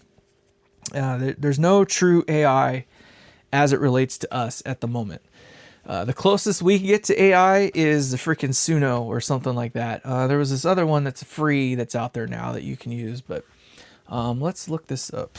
Let's look up the Wampler thing. I want to see more about what they actually have. Wampler pedals, sure. The compulsive drive, the TCD. Let's see if they actually talk about this thing. The metaverse. No, that ain't it. I have the Wampler Triumph. That is actually a pretty cool little pedal, to be honest. I don't know. I got it buried away somewhere. It came off my board once I got the Timmy. The Timmy. Oh, I did bonk that. I bent my wheel, everybody. I might have broke my wheel. It's not spinning the same. I dropped my mouse earlier. Now I pissed off my scroll wheel. Pedals, distortion, override, discontinued, boost. They don't even have it on their list right now. Let's see if I can just find it.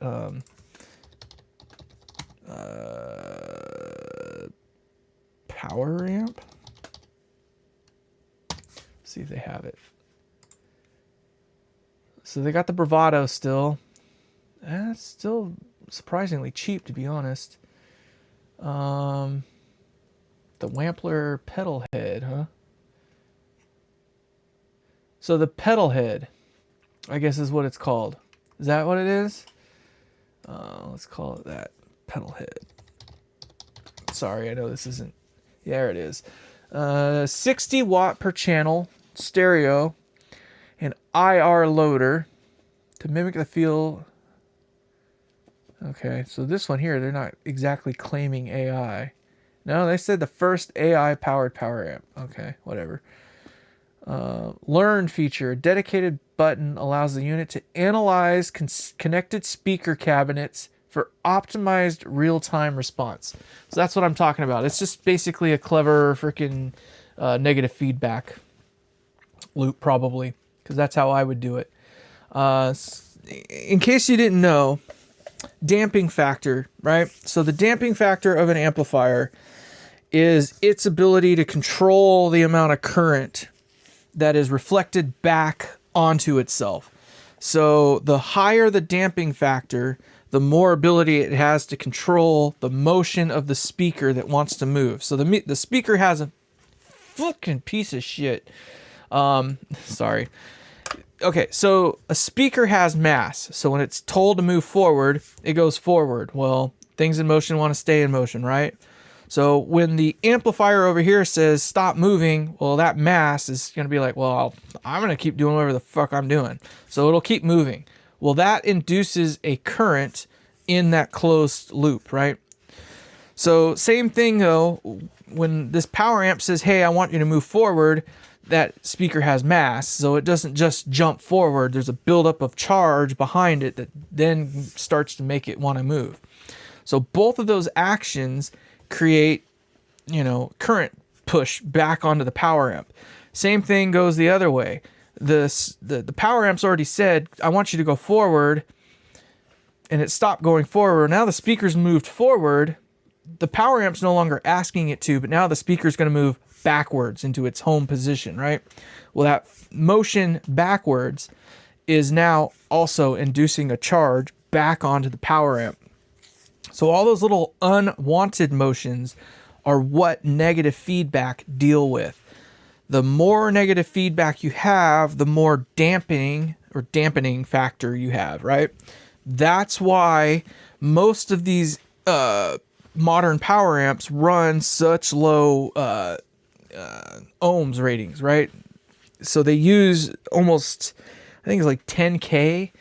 Some of them is the difference, or is it less than that? It's around 10K or something like that, is the difference between the output to ground. So it's very, very low impedance, and it's meant to be that way to induce as much current change as they can possibly get through that to control the motion of that speaker. And then they have a negative feedback loop that further helps. Now, damping factor is one of those tricky things that doesn't mean a whole hell of a lot. You have to basically have a damping factor of greater than like 500 or something like that for it to be effective. And I'm using my quotation fingers because effective means that it's actually doing something actively. Well, the other beautiful thing about it is that let's say you can get one that has a damping factor of like 500 or 600 or whatever, right? Well, let's say you use a 50-foot cable that is 16 gauge. So it's pretty small, right? It's a pretty thin cable and it's pretty long. Well, all that damping factor is then just eliminated, especially when you're using a 16 ohm speaker. You have to remember everything reverses. So if it's higher ohm, that means it's got the ability to induce more current, right? It takes more current to move it and it produces more current when it comes back the wrong direction. Well, when you use a lower impedance speaker, you have the other problem where it takes, again, more energy to get it going, or less energy to get it going, but then you waste all that energy as voltage, right? So you lose the current, but you gain the voltage aspect of it. Yada, yada, XYZ. Well, when you run that long cable into XYZ load, let's say it's a 16 ohm load like most guitar cabinets are, you effectively lose all that damping factor. We're getting deep into the audio weeds right now, by the way. So essentially, you can almost lose like 90% of it, depending on how long the cable is and the load that you're going into. It might be the other way. I can't remember if it's 16 ohm or 4 ohm, but I can't remember exactly off the top of my head. But damping factor works in such a way where basically the longer the cable is and the thinner the gauge of the wire is, the less effective that damping factor is. Period. Well, the beautiful thing about guitar speakers or guitar cabinets is you're generally using a speaker cable that's only a foot or two long. And a lot of people get ones like this where it's 12 gauge. 12 gauge is pretty fat. 10 gauge is a little bit better, but this length is really, really good. So that's the beautiful thing about most guitar amplifiers is that we're using this very small, 1.5, maybe 2 foot long cable.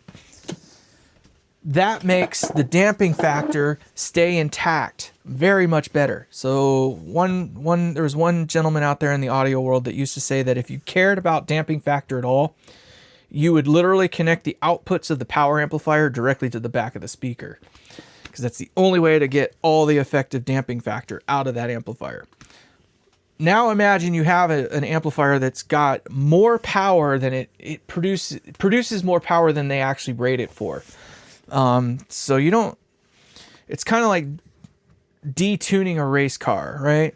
You have 1,000 horsepower car, but you're only asking it to produce 500 horsepower. So you got 500 horsepower in the bank, but it's only going to do this much because that's what you told it to produce, right? Same kind of principle in that regard. And I'm talking to nobody right now, but whatever. We went out to the audio weeds. You want to know what I know? This is what we're going to know. But in either case, long and short of it is, you can tune something and tell it to have, you can basically achieve that damping factor. In the case of this, with the AI aspect of it, all it's doing is sensing the speaker load, and it can see the flyback current, and it can adjust the damping factor, which is to say it's probably just using negative feedback to dial in either how much or how little damping factor it's actually producing. The more negative feedback you have, the more damping factor you acquire, etc., and vice versa. So that's what I think is going on. Whether that's the actual truth or not, I don't know. But that's, if I was going to do it, that's how I would do it. So I could be wrong, but yeah, the IR load thing, the Friedman thing, they were talking them up, both of them. Now, $600, that's a lot of skrill. The only thing that's cool about it is that it does fit on your pedal board. For $600, you can buy, what can you buy for $600? I'll bet you can buy a Crown XTI. Let's see what you can buy for $600 in the Crown XTI world. $1,200 for that. 2,000. You can for a used one. You can get a used one for $650.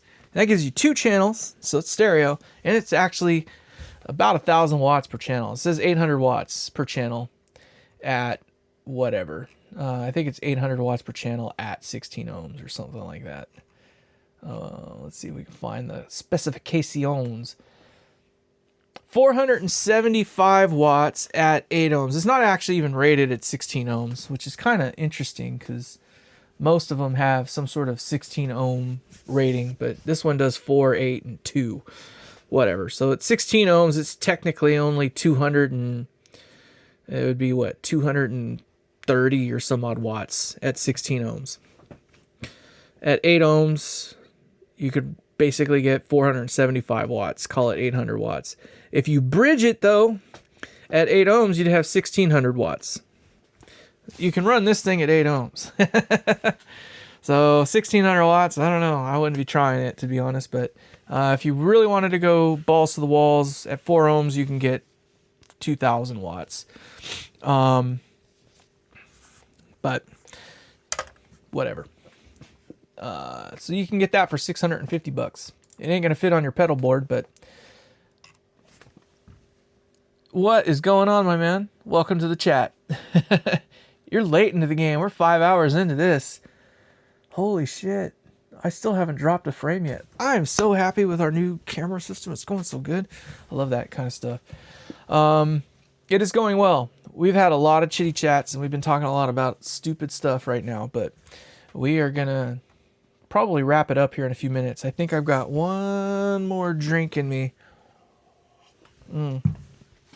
before I'm tuned well enough that I don't care to talk to anybody anymore. And it is getting to be 12 o'clock at night for me.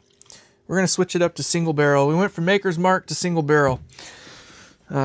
Jack Daniels, that is.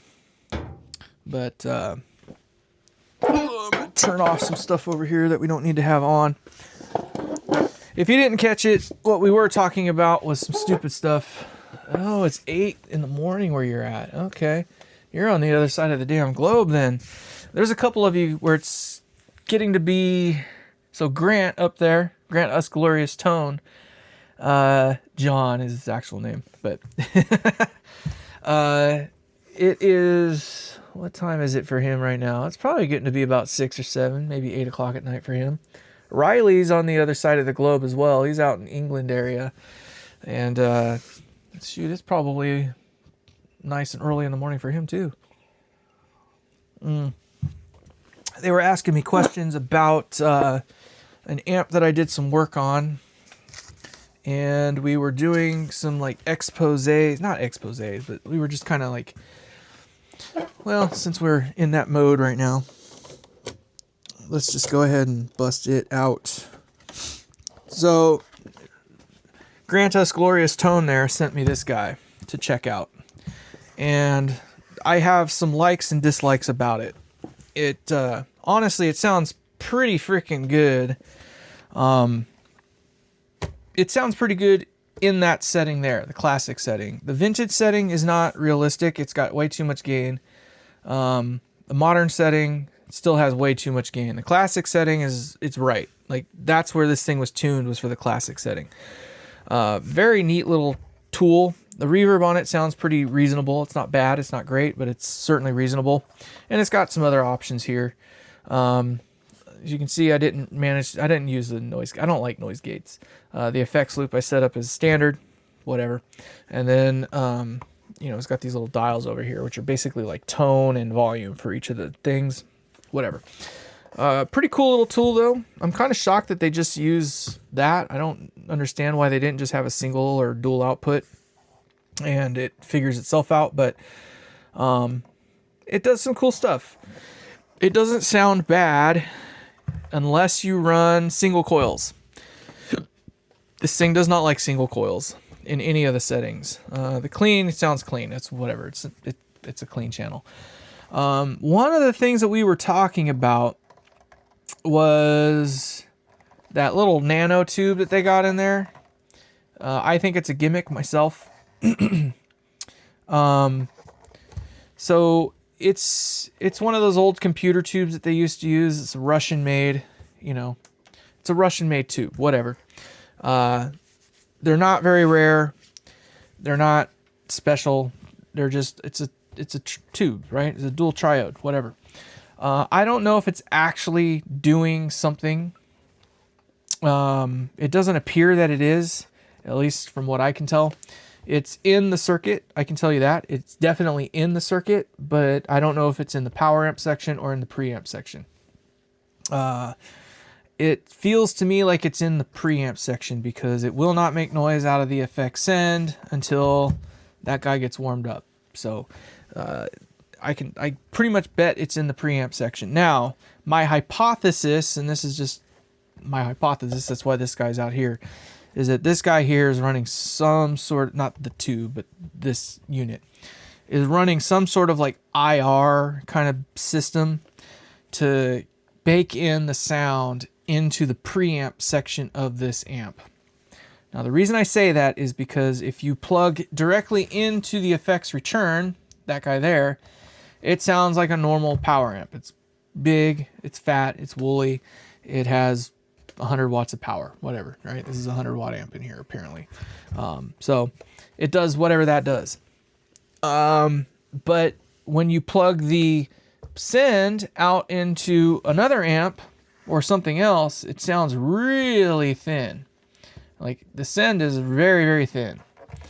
And not thin in a bad way. What I mean is that they've done something with the processing of the preamp signal to make it so that way when it's reamped or when it's amplified through an amplifier, it has, to me, it sounds like a baked in, like ideal sound for a guitar amp.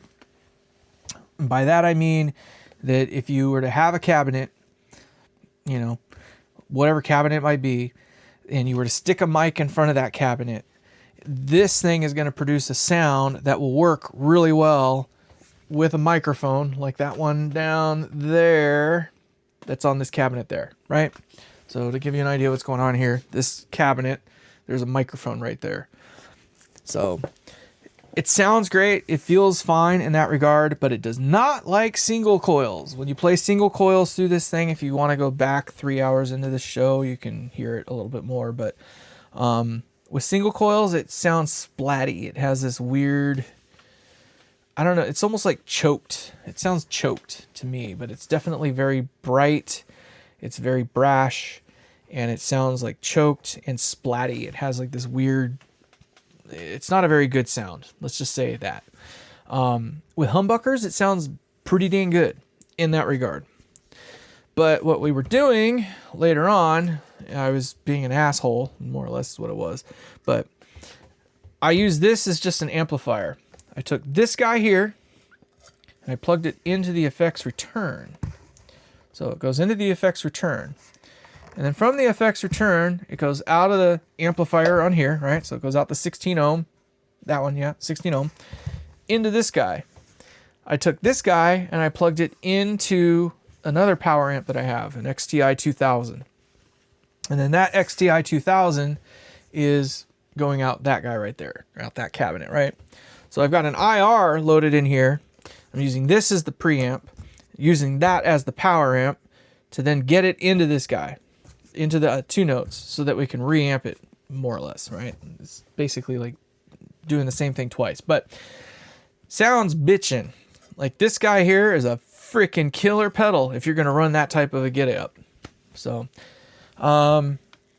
more or less, it was just my way of kind of showing the proof of concept was that this guy here is essentially doing that, right? You take the preamp, this guy here, run it through a thing that makes it sound like it's already been amped up and mic'd up, yada, yada, yada, and then stuff it back out the power amp of this guy, which actually powers the speaker. So you're just taking this and baking it into there. So I'm being informed by others, though, that this guy is not a DSP unit. Like, there's no DSP in here. I kind of feel like that might be half true. I kind of feel like it might be not true at all. You don't have to have DSP to do you know, to emulate a speaker or have IR. Like you can do that in, you know, with analog. But this thing has a digital reverb. We know it has a digital reverb. Like there's no ifs, ands, or buts about it. We know it's a digital reverb. So it already has DSP in it. So they make units that you can buy that have EQ and reverb and time alignment, all this other stuff built into the same unit. So it's not a far stretch to believe that they don't have some sort of DSP or some other sort of signal processing in it. But whatever. Cool little tool. I'm not saying I wouldn't. Let's see what these things go for. I'm very curious. I've never actually looked at what these things cost. I know they are not cheap. Live at almost 1 a.m. Yeah, that's dedication. What's going on, dude? Good to see you again. It's kind of rare. I mean, it's only midnight for me, but I don't have to work tomorrow, so woohoo! This may run on as my longest stream ever. 5 hours is that's a pretty long time, but whatever. I'm kind of just enjoying this right now. We're having nice little talks. There's only a few people in here right now, but whatever. BluGuitar. What is this? This is the Amp1. There it is. All right. Oh my fuck you. $900 damn dollars. You can get the out of here. They got their Mercury edition was $869. And then you can get the Black Star, the IDX, which is their freaking the knockoff of it. So apparently, this is what I understand of it. So apparently there's some sort of thing in the power supply here. And you can just kind of see it. There's like a little choke down in there. There's some sort of thing within the power section. They're saying it's the power section that is unique to this guy here. Well, Black Star apparently ripped that off, whatever that might be. And Black Star selling the same damn thing with a lot more knobs on it for $269. So it's got different voices. 1, 2, 3, 4, 5. It's got 6 voices as opposed to 4 on this guy. Technically it's 3 because clean is just clean. But the Black Star has like an LCD screen. And it's also got all the effects built in for $270. It's pretty good. Whereas the Mercury edition does not do any of that yet, does it? No, the Mercury doesn't do that. So that's what the new Amp1, I guess, is supposed to do. Is all that stuff. Oh, man. Yeah, now Blug has a problem on their hands. Blug has a real problem on their hands. Their problem is, I don't think there's anything special in this thing. I hate to say it, like, it's not that good. It's not $900 good. I'll tell you that right now. So, give you an idea of what's going on here. This guy here, what, $35 pedal? Sounds fucking bitchin'. Let me tell you right now. We listened to it earlier. Through this guy, which is $600. So, you don't have to have that, though. Although it does help. And then you just need a 100-watt power amp.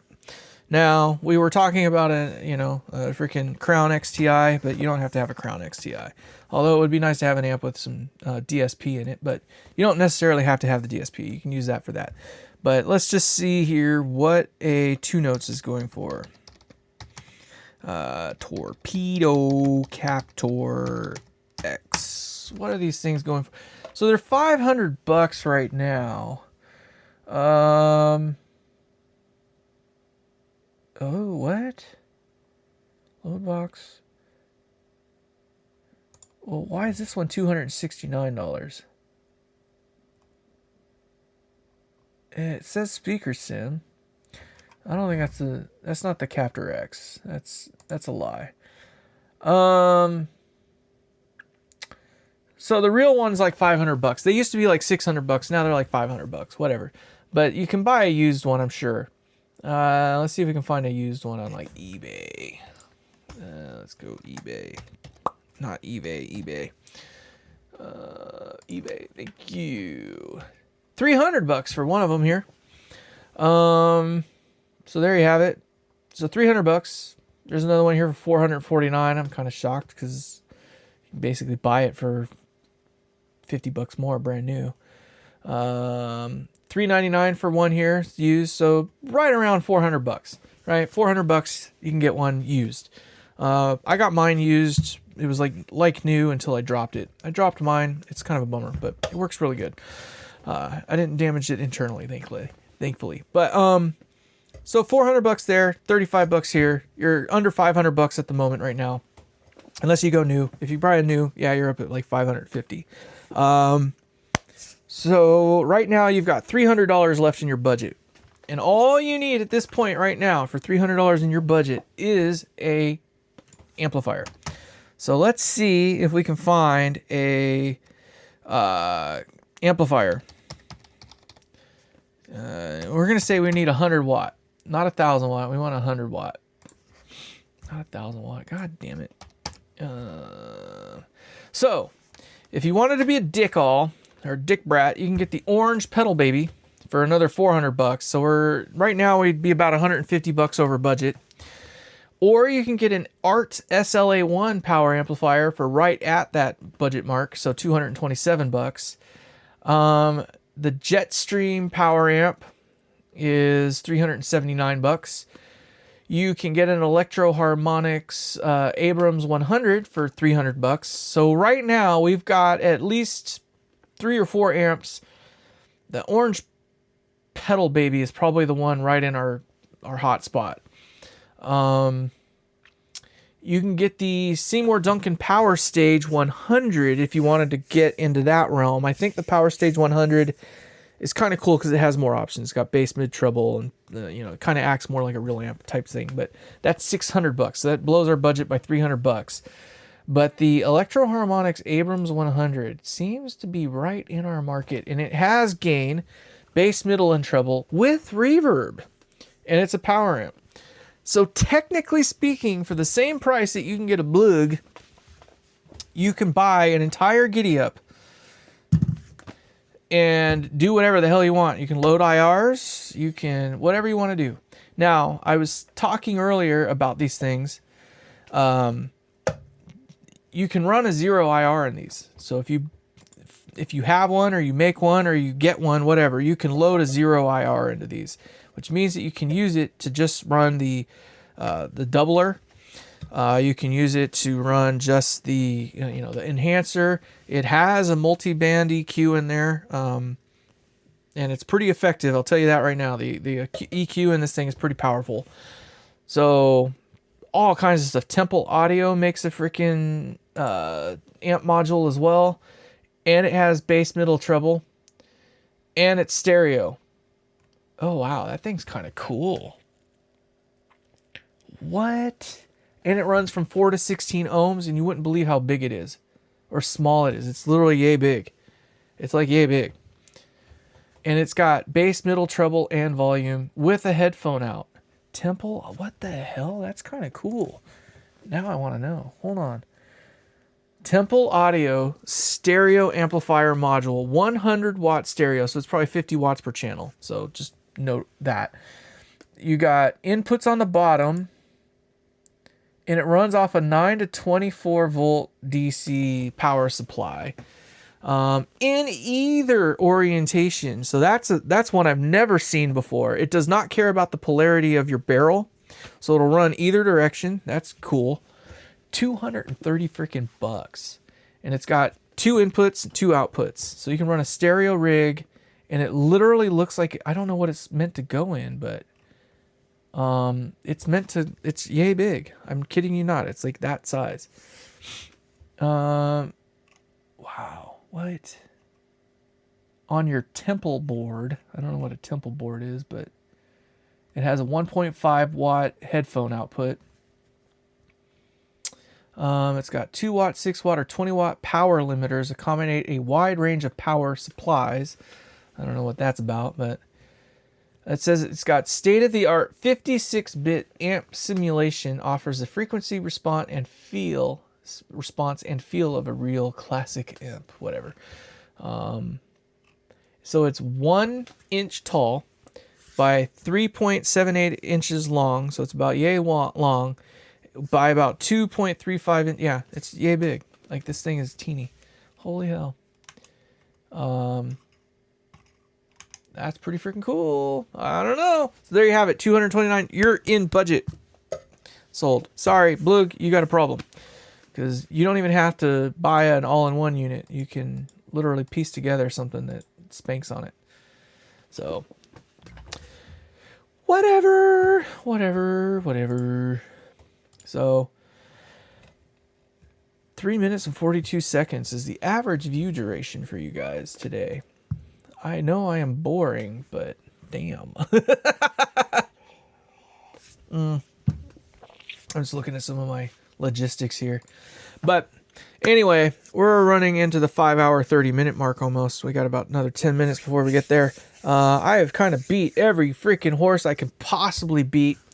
I'm telling you right now, if you can buy one of these things used for the $500 or $600 mark, I think you've got it's a pretty good contender in that regard. I would not spend $800 on a new one. And I do not know what the new, like the one that you actually want that has all the stuff in it that the Black Star has.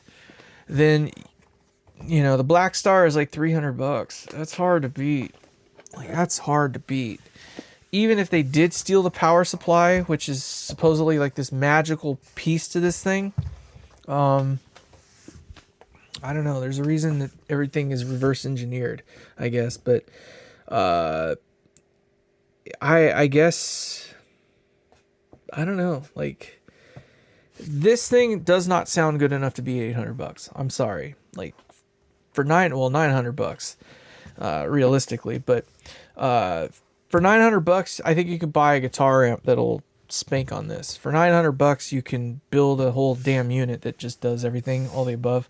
Now, what I can say that this thing does really well is that as an all-in-one unit that has different modes, actual stuff that you can do with it, yeah, sure, it's pretty cool in that regard. And it sounds good. Don't get me wrong, it sounds great. It is meant for, unfortunately, humbuckers. It does not work very well with single coils. It's very choked. If you go back and listen to earlier in the video, and we're talking literally like 4 or 5 hours, 4 hours from now, or 4 hours earlier of now, yeah, you'll find that it has this wiry, choked kind of sound for single coils. I don't like it. With humbuckers, it sounds amazeballs. But, so the reason that this thing came into possession, for those of you who are new here and those of you who have stuck it out this long, I am building a giveaway amplifier. So, and my anal retentiveness is getting on the best of me here. So I'm building a giveaway amplifier. And some of you may have seen it on one of the Rig Talk and a couple other different channels. It's being talked about a little bit. Some people are giving me some shit, but I don't think they understand like how anal retentive I actually am. Like, I'm not screwing around over here. I am very serious about what I do. So yeah, it might seem like it's a gimmick, if you will, but it's no joke. This is a real freaking amp, and it's gonna be something. Put it that way. So getting in the competition, it's not even a competition. It's freaking free. You just have to put in. There's a couple rules. They're posted in the freaking description. Yada, yada, yada, XYZ, right? If you get your name in the hat, you have an opportunity to win something that is extremely rare. Extremely rare. So this is not going to be a joke. I will post pics soon, but it doesn't seem like they really seem to give a shit. I mean, you can tell them, Grant, you can tell them, like, I am not screwing around. I am not a joker. This is not a game for me. I do not take it lightly. This is serious. I am not cutting corners on this freaking amp. When it leaves this place, it will be freaking just amazeballs. It will do the biz. The wife is going to hate me for it because, she knows how much effort I put into this.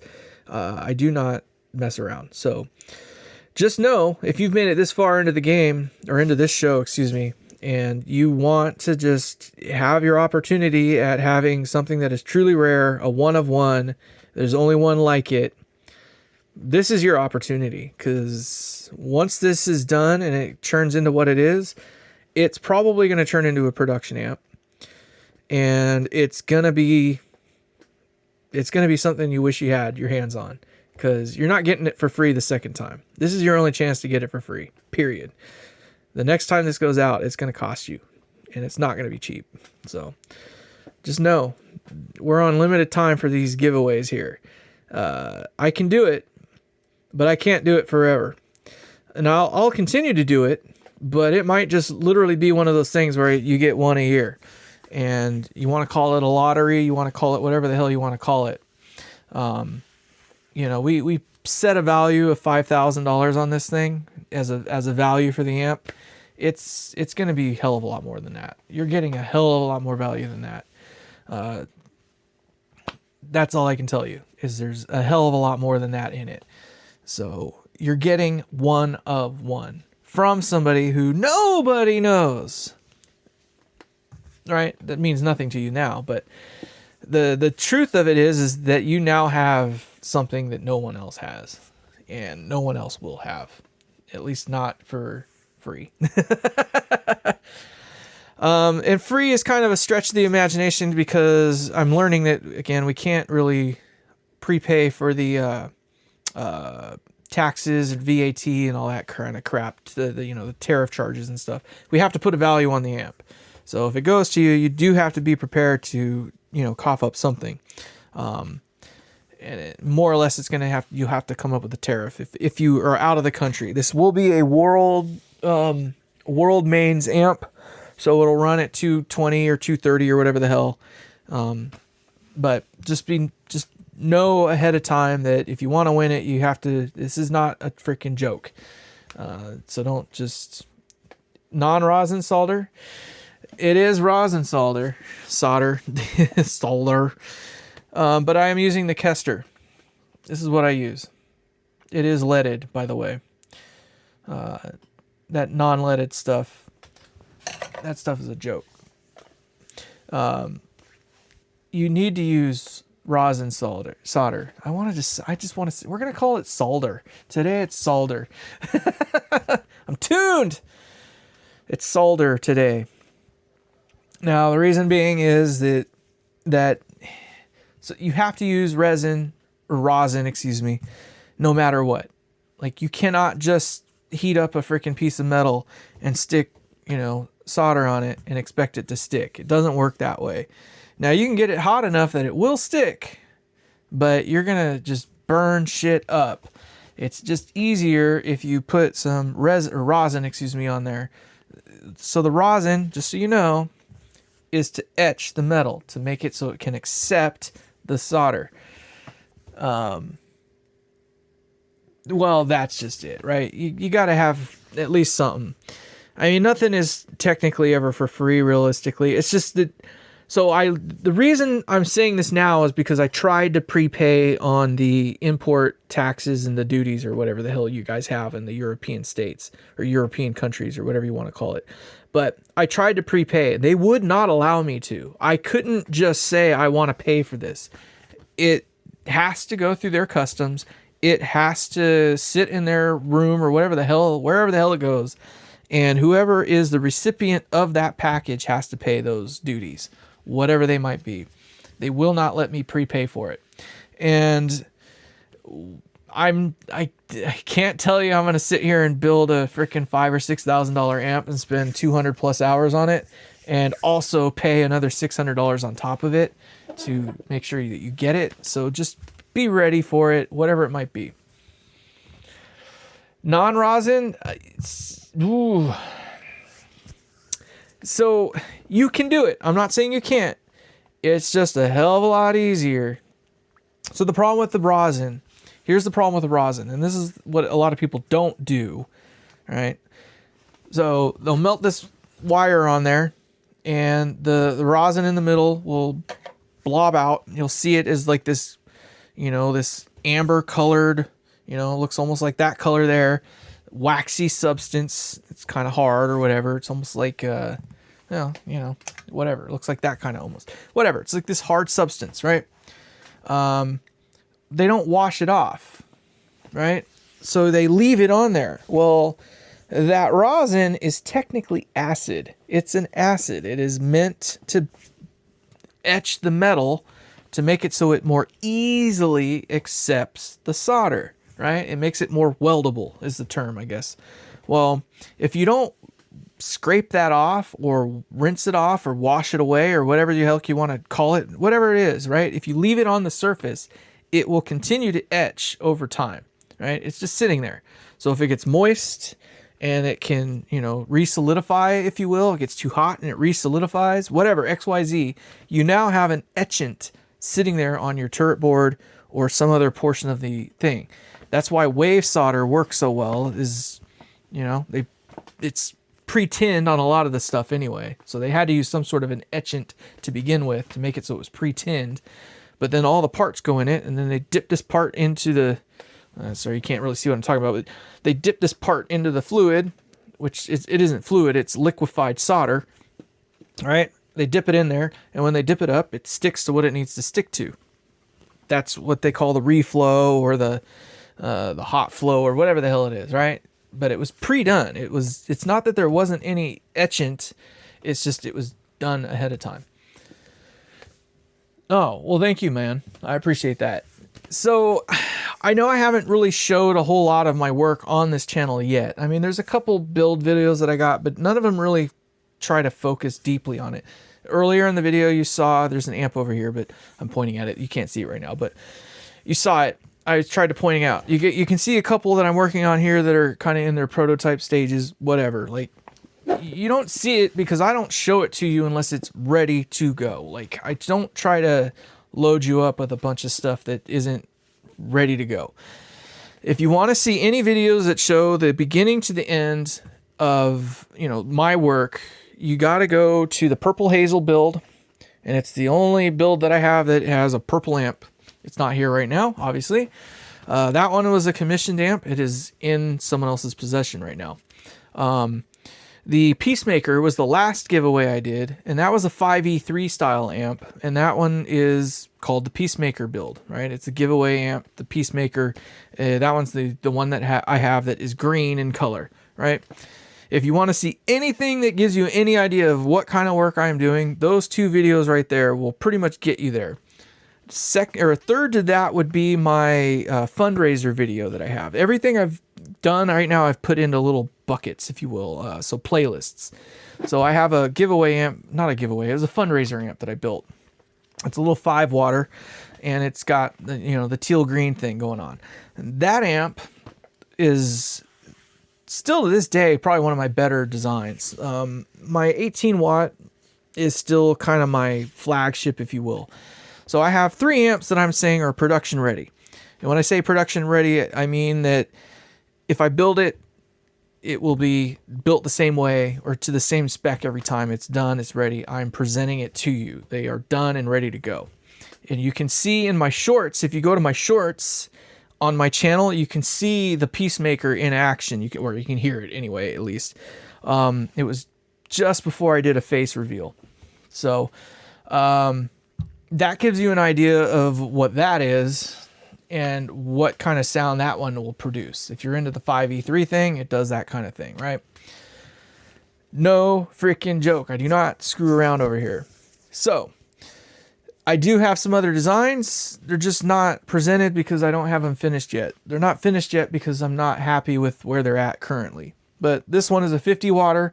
That one is another, it's about 20 watts. It's a cathode bias, but this one's pretty unique. That one's about done.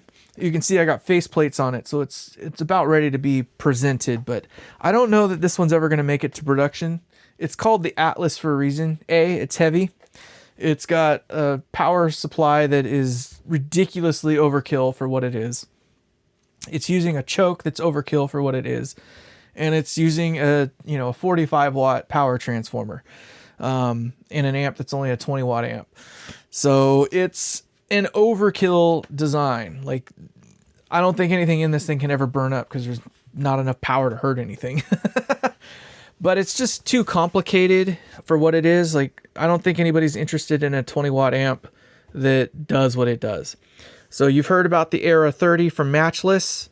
That's more or less what it is.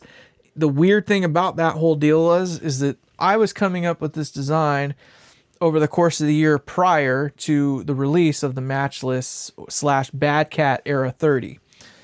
Well, my idea was to use an EF86 and a 12AX7 channel that converge into one, right? So they're parallel channels that always work in parallel with each other at all times.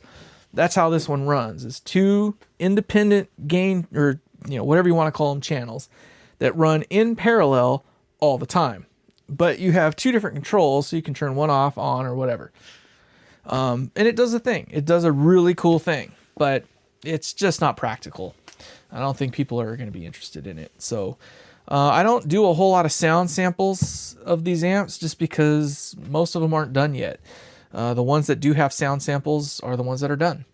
So I have a 5 watt Champ build that I did that does have a sound sample. And if you go out and you find it, it's called Building It Better Than Fender Did.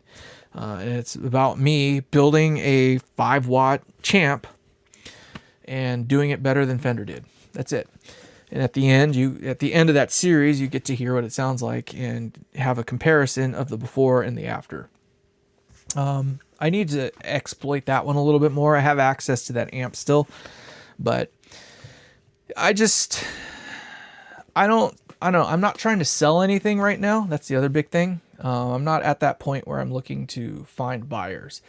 I'm looking to get people interested in what we're doing or what I'm doing. When I say we and what we're doing, I literally mean that because there's a little community, if you will. There he freaking is. About damn time.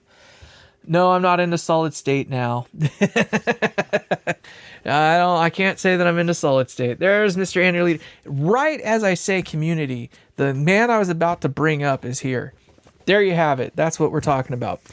So I was just about to say that there's this community is, there's a few of us out there, amp builders, that are not that well known, I guess, if you will, but we are. They know of us, they just don't know us. That's what we're doing right now. You're getting to see us do what the hell we do, like what the fuck we actually do. It is not a freaking game. We are doing some real shit, and it's really cool stuff, and it's not the same as everyone else out there is doing. I'm sorry, but if you're buying something that is coming from Friedman, they were ringing, that's right. If you're buying something from Friedman, I'm not saying they're shitty amps. They sound great. I'm sure they sound great. They're shitty amps, though.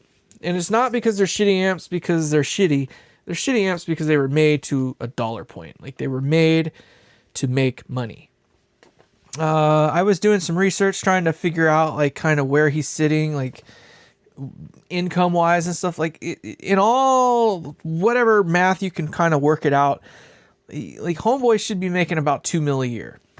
It's not a super saturated market yet, and it's not like it's a not a money-making market. But, with the amount of volume that he can reach and the kind of deals he's got and the reach that he has, it's a $2 million a year.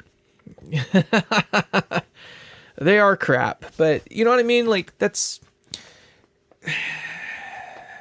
If you had to compare it to a Behringer like Bugera, and then you had your Friedman, obviously the Friedman is a hell of a lot better than that Bugera is. But... what I'm getting at in terms of that point being is that it's, in the grand scheme of things, it is crap. The way that they're made now is my understanding. I could be wrong, but I'm probably not. The amps are made overseas. So the parts are stuffed and built overseas. And the turret board that they're using is not a turret board like these guys right here. It's not like these guys. Right? So this is G10 board that is pre-perforated. I buy mine pre-perforated. It just makes it easier. I don't have to do anything with it, right? And then you stuff a turret in there and you swedge it, right? You crush the turret. Yeah, the BluGuitar is a pile of shit, though. Yeah, he probably spends $1 million on food alone. But he should make at least $2 million a year based on all the math I can work out. So he's not making money. So when somebody's on his little, tone channel or tone talk or whatever the frick that thing is, and they're like, hey man, how do I make it as a beginning, guitar amp builder? And his answer is literally make pizzas. And that is the answer that he gave. It was make pizzas. You're better off making pizzas. It's kind of sad because there's nothing constructive about that. He does kind of go back over it a few episodes later and kind of recants on that a little, because he almost literally said the same thing again, but then he bit his tongue and he was just like, well, it's just not easy. Like you're still probably going to make more money working at Burger King than you are trying to get into my world. But this guy here, you see it right now in this state at this moment in time. Later on, you're not going to see it in this state. You're going to watch me actually press the turrets into it. How do you think they've done it bad, BAD, when they're made for Friedman? They use eyelets nowadays, but it's not what you think it is. It is this particular material right here. It is G10, but it has PCB traces on it. So they literally took this thing here, take all the perforations out of it, so it's just a raw, G10 board, and then they stick a bunch of traces on it, and then where they got a hole like that, they stick an eyelet. That PCB trace is now the wire path. Most of the other wires that come off the off-board components are ran with a real wire. They go into an eyelet, but all the interconnects to all the other points on that board are not done with a real wire. It's done with a PCB trace. Now, how do you make it cheaper than what it is? The only way to make it cheaper is to do it that way that we just explained. So I do not buy solid state. I am not a solid state kind of guy, but at least not in that regard.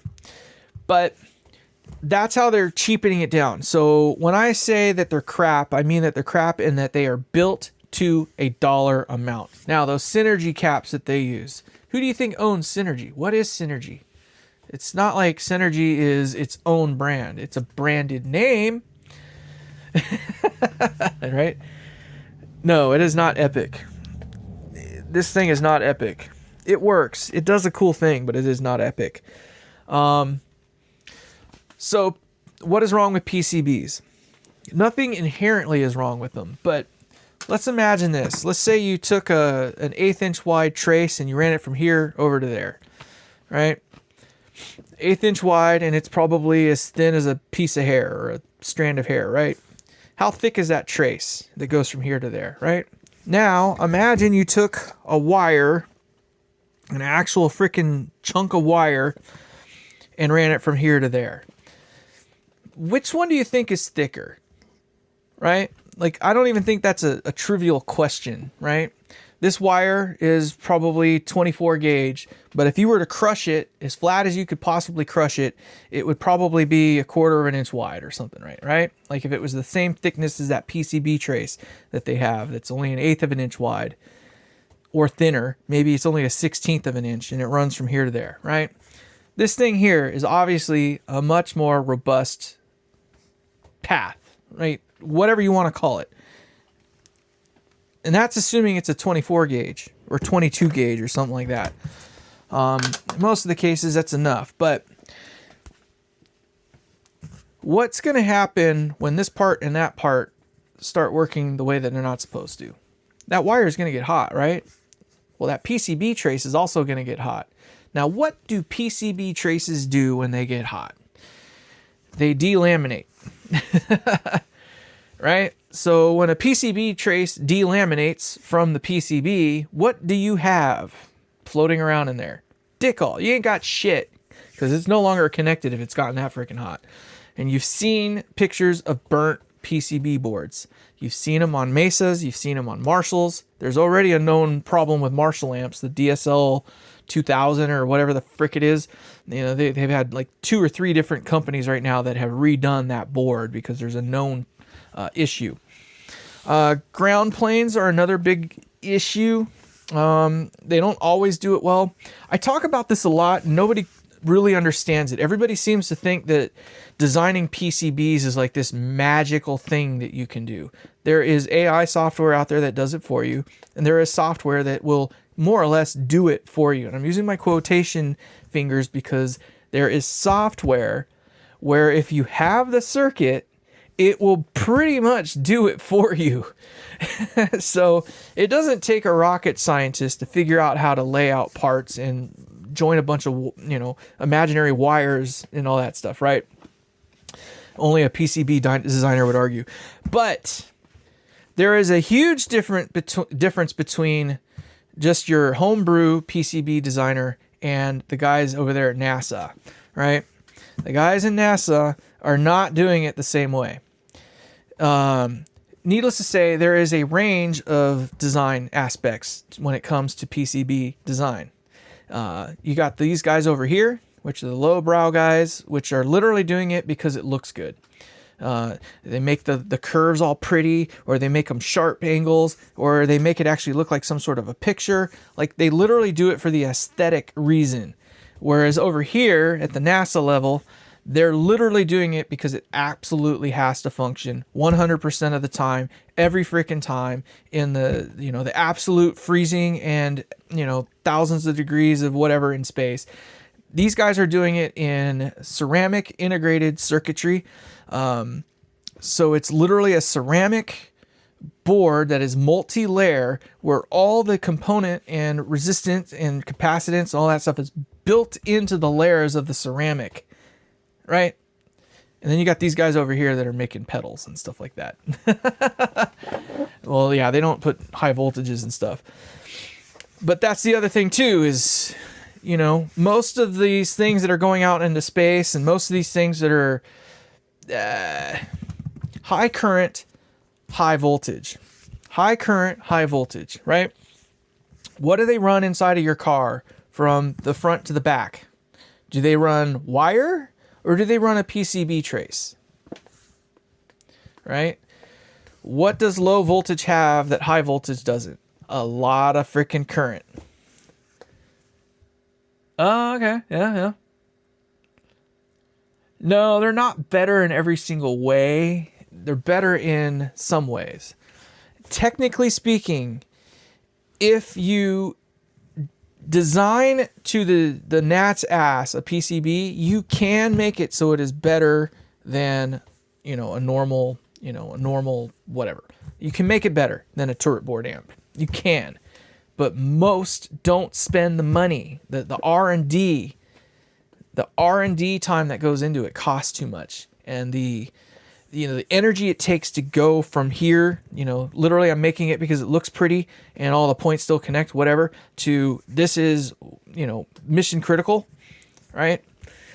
But the other part that Andy's trying to get after me about is the voltage and the current, right? So in a car, most of the things are connected via wires. Why is it connected via wires? It's connected via wires because there's a lot of current inside of a car. It's low voltage, but it's high current for a lot of this stuff. Well, in an amplifier, you've got a hell of a lot of voltage. Some of it's low current, but there's also a lot of current flowing through some of these things inside of a guitar amp.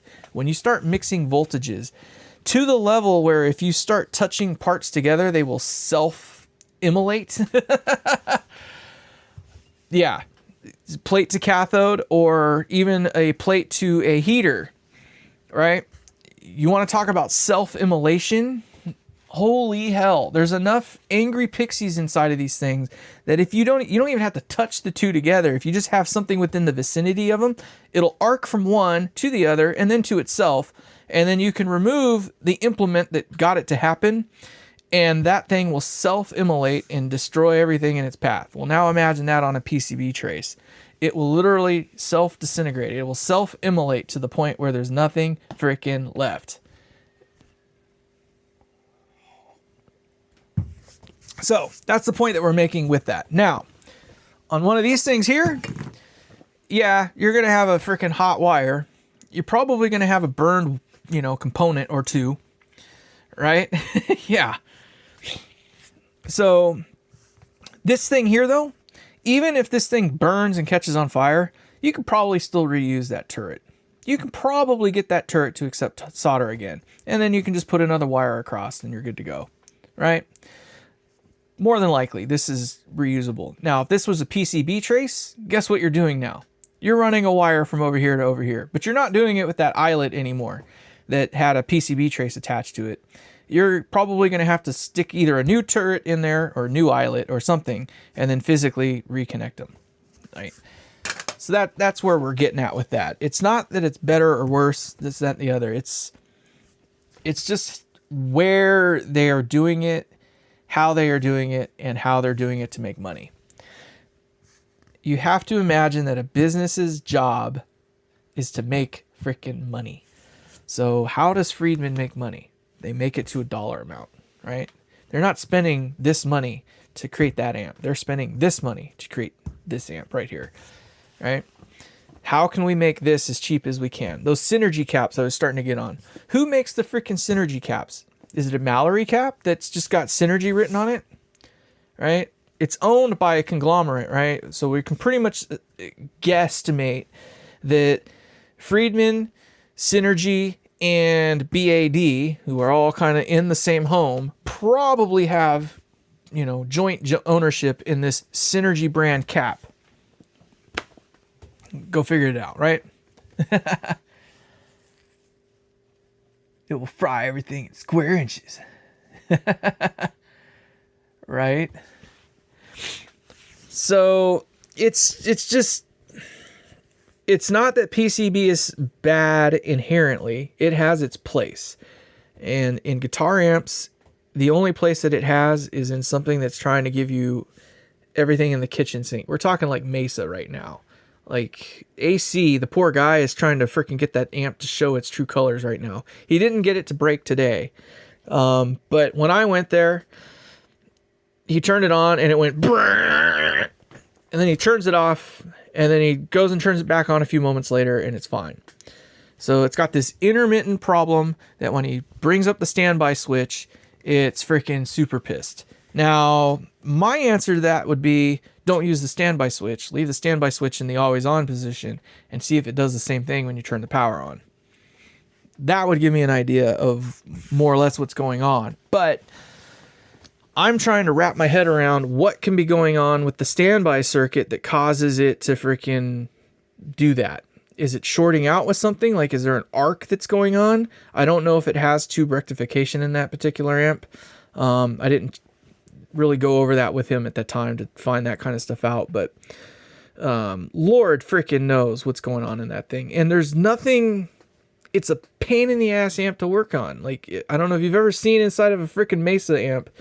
They are a bitch and a half. Most of them have multiple layers of PCBs, and if it's not, there is stuff going every freaking which way and the other. This is the one with the graphic EQ, so I know there's already a stack of boards in there.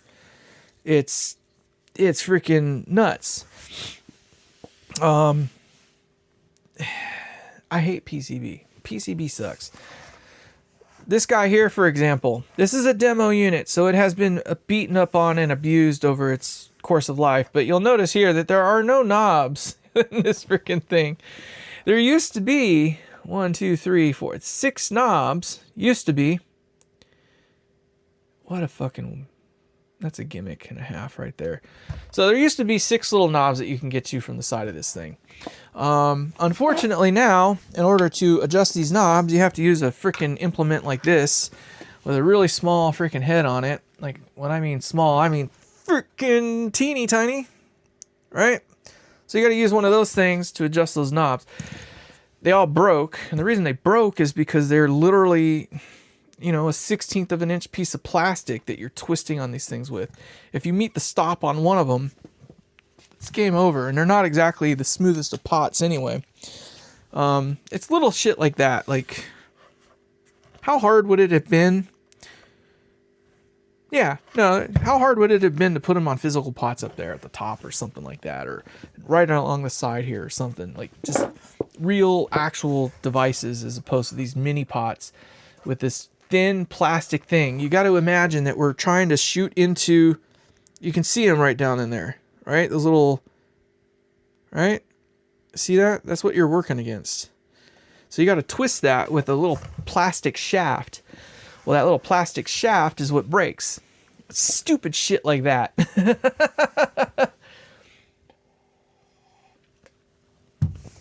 That's the kind of stupid shit I'm talking about when it comes to PCB crap. Only a German guy would think of something like that.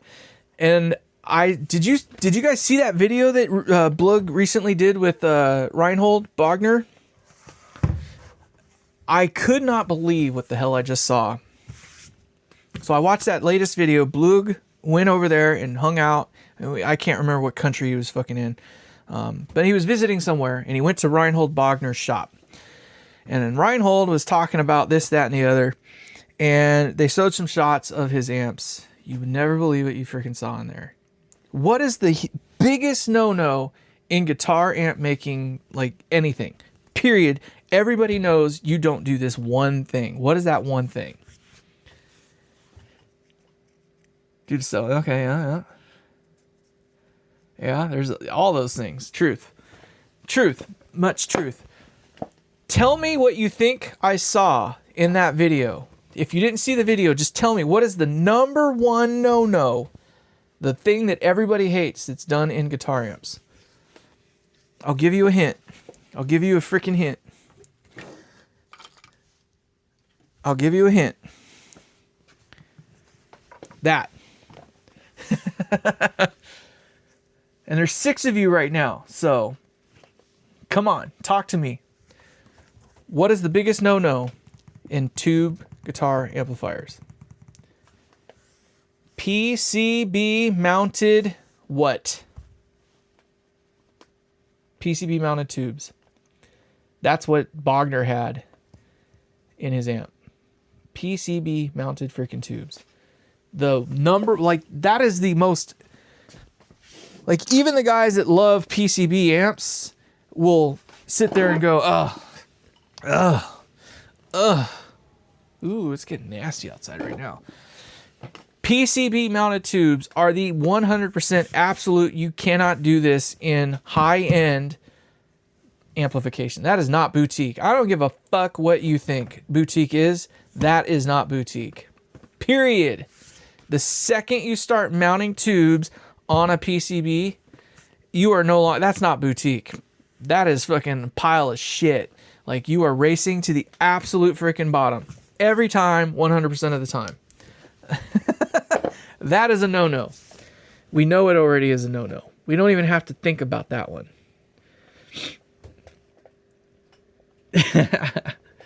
Andy, come on, get it out there. Let's do it all. Well, that's just it. All that stuff that you're talking about, though, that's the kind of crap that they're not spending the time to even design in to this shit. Like I say, you know, I can make a PCB trace, or I'm going to send a ship out, you know, the Voyager's going beyond the freaking, you know, our own solar system and shit like that. Like, there's a huge difference between the little peons down here that are just making shit that works versus, you know, those guys over there in NASA or whatnot. That's the shift that I'm trying, or the, you know, the range I'm trying to give. What do you think a guitar amplifier falls into? NASA or I can make a PCB? It's literally, I can make a PCB. Maybe a little bit better. Oh my goodness. Holy cow. Thank you, Mr. Knob Money. Oh, that's from Grant even. Fuck you. Thank you. I appreciate that. I will get those knobs. I will replace them, but yes, I will get those knobs and I will replace them. I don't know that I'll put them back in there, though. Honest to God, like, I know I've been bashing on this thing a bit tonight. It's not that it sounds bad. It just doesn't work with single coils. You cannot use this thing with single coils. Sounds great with freaking humbuckers, though. It It is a ripoff, but whatever. It's better than nothing, I guess. I'm not in this for the money, obviously. I'm giving away freaking amps, and I can't even give them away. Tell them what's going on Rig Talk there, freaking John. Have you seen that shit, Andy? Like there's guys on there like, oh, I'll only do Rig Talk or RT giveaways or something like that. And they're like, yeah, whatever. Like, there's literally the question, like, you can't give this shit away. They don't even know what the hell it is yet, and they don't even care. It's just like, it baffles my mind. Like, it's literally brainwashed. It's weird how there are people out there that are that brainwashed. And it's not like, free is the best, right? No, that's not good enough. Like, and literally, unless I'm knocking on their door unexpectedly and be like, hey, how you doing? Guess what? I got this freaking $10,000 amp here for you. Did you want it? No, I'd rather not. It might burn my house down or something. Like, fuck you, dude.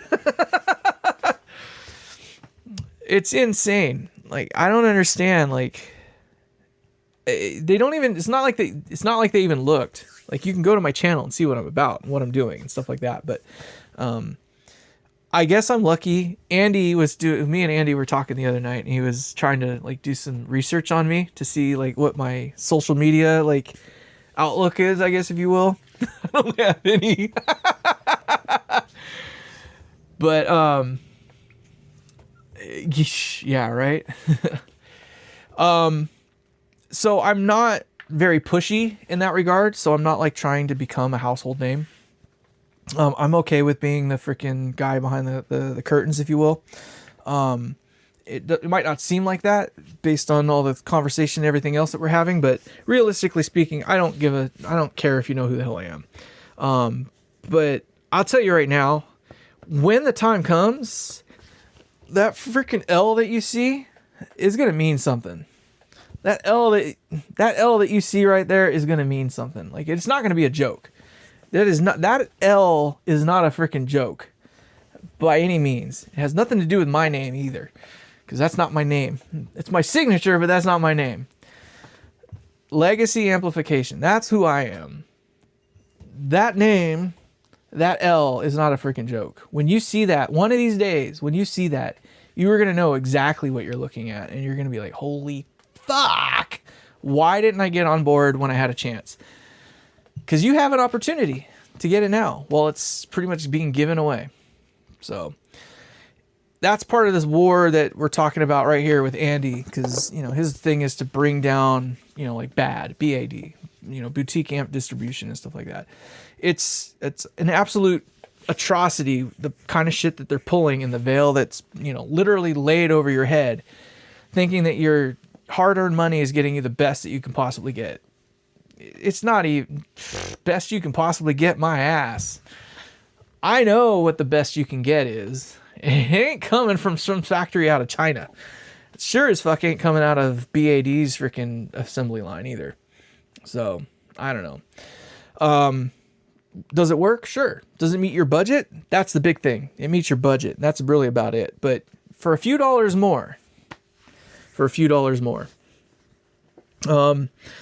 And I'm not necessarily trying to put them out of business. I could give a fuck. Like, everybody's got to make a buck. I'm not trying to make a buck. I'm never going to get rich building these freaking amplifiers. I can guarantee you I will never retire building freaking amplifiers. I'm going to die, and then that name will be worth something.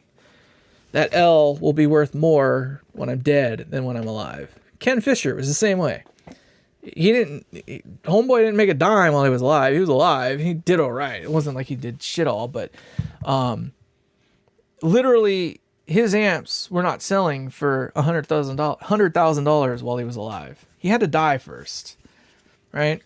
Same with Alexander Dumble. Like, he managed to get through and see his amps to come to that price point, but now that he's dead, right? Same thing with freaking Eddie, Van Halen or whatnot. Like, his stuff was worth something, but he had to die before it really turned into that thing. So I'm just saying, ain't nobody got nothing on me. Certainly not fucking Friedman. Certainly not freaking Tone King. Certainly not freaking Fuchs. Fuchs or whatever, 2-Rock, fuck those guys. Like, they're piles of dog shit. Piles of dog shit. It's done on a PCB. Sure, they work. They're expensive, though. Ridiculously freaking expensive. They got nothing on me. Now, you just don't know what I got. That's the part we're working on. So, slowly but surely, we'll get more of this stuff out there. So that's what these giveaways are kind of about at the moment, is just giving an opportunity for those that want to know an opportunity. Yeah, right? You got to win the giveaway. You got to win the giveaway. You do not want to lose this giveaway. I am not freaking kidding. This amp will be a freaking badass machine. You are going to want this freaking thing. I am not kidding. You are going to want this thing. You have the opportunity. Get in on it now. Do not sit on it. Because when these run out, when I'm tired of giving them away, or the wife freaking puts the kibosh on me giving amps away and spending the kind of time that I'm doing these things, you're going to wish that you would put your name in the hat, because you win. What is it saying? You lose 100% of the shots you don't take. Is that what it is? I think that's pretty much the gist of it, is you lose 100% of the shots you don't take. What do you do in hockey? What is the number one rule of hockey? Fucking throw the slop at the freaking net. Like, if you have anything that you can sling towards the net, you do it. Period, right? That's the name of the game in hockey. Just slam anything you have at the net. Because anything getting in there is better than no thing. And you lose 100% of the shots you don't take. So there. That's kind of my story for the day. That's kind of how we're calling it out. Fuck yeah, dude. 6 hours and we haven't dropped a frame yet. I'm loving this right now. This freaking computer's badass. It's a shame that I'm going to be replacing it. So I was talking a little bit earlier. So the current computer situation I have is pretty cool. I have it's a minis forum. This thing is a beast. So it's about the size of this guy right here. And literally about the size of this guy right here. But the thing is a machine. But I'm using an external sound card. You can't hear it because I got it all, cordoned off or whatever. But remember, your enemies have the right to fight back, right? I am the enemy.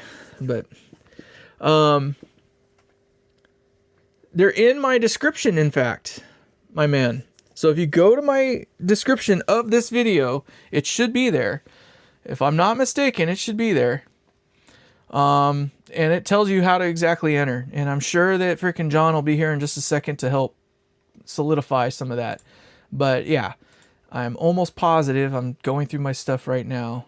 7 watching. Oh, okay, cool. Hold on, I'm going to do something brave right now. Let's see if this is going to work or not.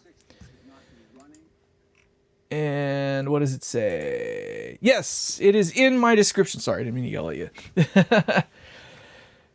And oh, okay. Well, I don't know about that. But yeah, so if you go to my description, there's 8 of you watching currently at the moment. Rules to enter the giveaway. It is right there. It's not that difficult. Literally, just email homeboy. And the email's right freaking there. Just follow those 4 instructions right there. And two of them don't even have anything to do with entering into the game, if you want to call it a game. Like, literally, the giveaway is send an email with a short video. And we're talking. It doesn't even have to give much.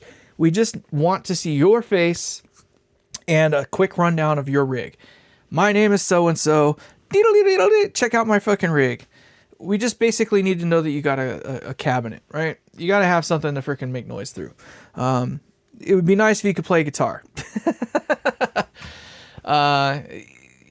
It's not for any other reason than, it's... Let's say you win, and literally you've never had an electric guitar amplifier in your entire life. It's kind of pointless, because now this thing it's just a head. You're only winning the head. You're not getting the cabinet with it. So that kind of adds to the challenge on it, right? So you just need to be able to play it. And that's all we just want to do. It's just our way of vetting who you are to make sure that the person who is on the other end kind of is wanting to be there. It's just like proof that you want to be in the game. That's it. It's not that much. It's not that much to ask. So yeah, that's where we're at with that. But get in on it now, because I might have 2 or 3 of these left in me. I might have 2 or 3 of these left. They didn't sign up. Damn. See, you have opportunities. So right now the goal is the minimum that we have to reach is 30. So 30 entrants or applicants or whatever you want to call it. I think we're about a third of the way there at this point in time. So, you know, we've probably got 10 people in there right now. Something like that anyway. But if you don't put in your hat, I think depending on how quick the build goes, and it'll go pretty quick once I actually really get rolling with it. So I haven't been very active with it this last like few weeks. This is one of the last, this is one of the only videos I put out in the last week. So, once I start drilling holes in that cabinet, it's going to go pretty damn quick. And when I say pretty damn quick, I mean that it's going to go from, just literally a raw chassis that has, blue tape and a bunch of markings on it to holes and being stuffed with parts within about a week's time. It might take another week for me to stuff it full of all the remainder of the stuff. So making it so it's actually a functional amp, right? So maybe 2 to 3 weeks total time to make it a functional amp. So if you time that out from this moment in time, we're talking like literally the first week of March, second week of March. My goal is to have this amp completed by April. And when I say completed, I mean ready to go in a box. Now, I don't know how close I'm going to be on that. I've gotten better at making the shells. The cabinetry is the hard part for me. But in either case, the goal is to be done by April. So where are we at now? That's a month and a half out. A little over a month and a half, right? It's about a month and a half, exactly. So if I have this amp done and ready to ship by mid-April, which, by the way, things opened up for me in April. I had a show that essentially canceled on me, which is good news. It's not a bad thing. I got really busy in April. So I got a little less busy in April. So if I'm able to ship out in mid-April to 1st of May, that means it's going to go to John. Grant us glorious tone there, right? So I'm shipping it out to John in South Korea, where he will spend some time with it. If we only have like 20 or 30 people at that point in time, it's probably going to get closed up at around 30, because that's the minimum number of people required to have the game continue on is 30. We have to have a minimum of 30 people, which means your chance is 1 in 30 to have a 1 in a million amp, right? Now, objectively, I'm shooting for 50 plus, right? I'd like to have at least 50 people. So, I don't know how that's going to work out, but you know what? If you're not in it, if you can't be 1 in 50 out of there's 487 people that have watched this today, this particular stream right now, which is, for me, it's about as good as it comes. But you have a hell of an opportunity, because I am not that popular. I am not that guy. So you have a rare opportunity to become one of very few. One of very few. And I mean one of very few. The last amp that I built, I flew it in hand. I took it to Sweden. I live in California. So I live in the USA, California. I didn't ship it to Sweden. I flew it to Sweden to give it away. So imagine that. That's how dedicated I am. When I say I'm not firking around, I literally mean it. We're not playing games over here. So I flew the amp to Sweden to deliver it. The last amp that I did a giveaway on, which was just last week, was for AC. Now, I didn't actually build the amp. I just did the repair work on it. We talked about it a little bit ago. But I drove that down to LA and hand delivered that amp as well. Now, this one is a little bit different because I'm shipping it to grant us glorious tone to hang out to to check it out and enjoy it for a little while himself. I don't know what his plan is exactly. My intention for that was for him to be able to have some quality time with it. If it's a month, 2 months, 3 months, I don't know, whatever. As long as it gets given away, that's the important part. But I wanted him to have enough time with it to become intimate with it, right? So I wanted him to be able to take it apart, open it up, show you the guts, show you the insides of it, right? Show you how it was made, and for him to be able to explain that part innately to you on how to run it as if it was his own amp. That was the plan. That's the goal, right? So, if that gets out to him the 1st of May, that gives us June, maybe July it gets out, and that's when the giveaway is. And all you got to do is be present to win. It's not much to ask, right?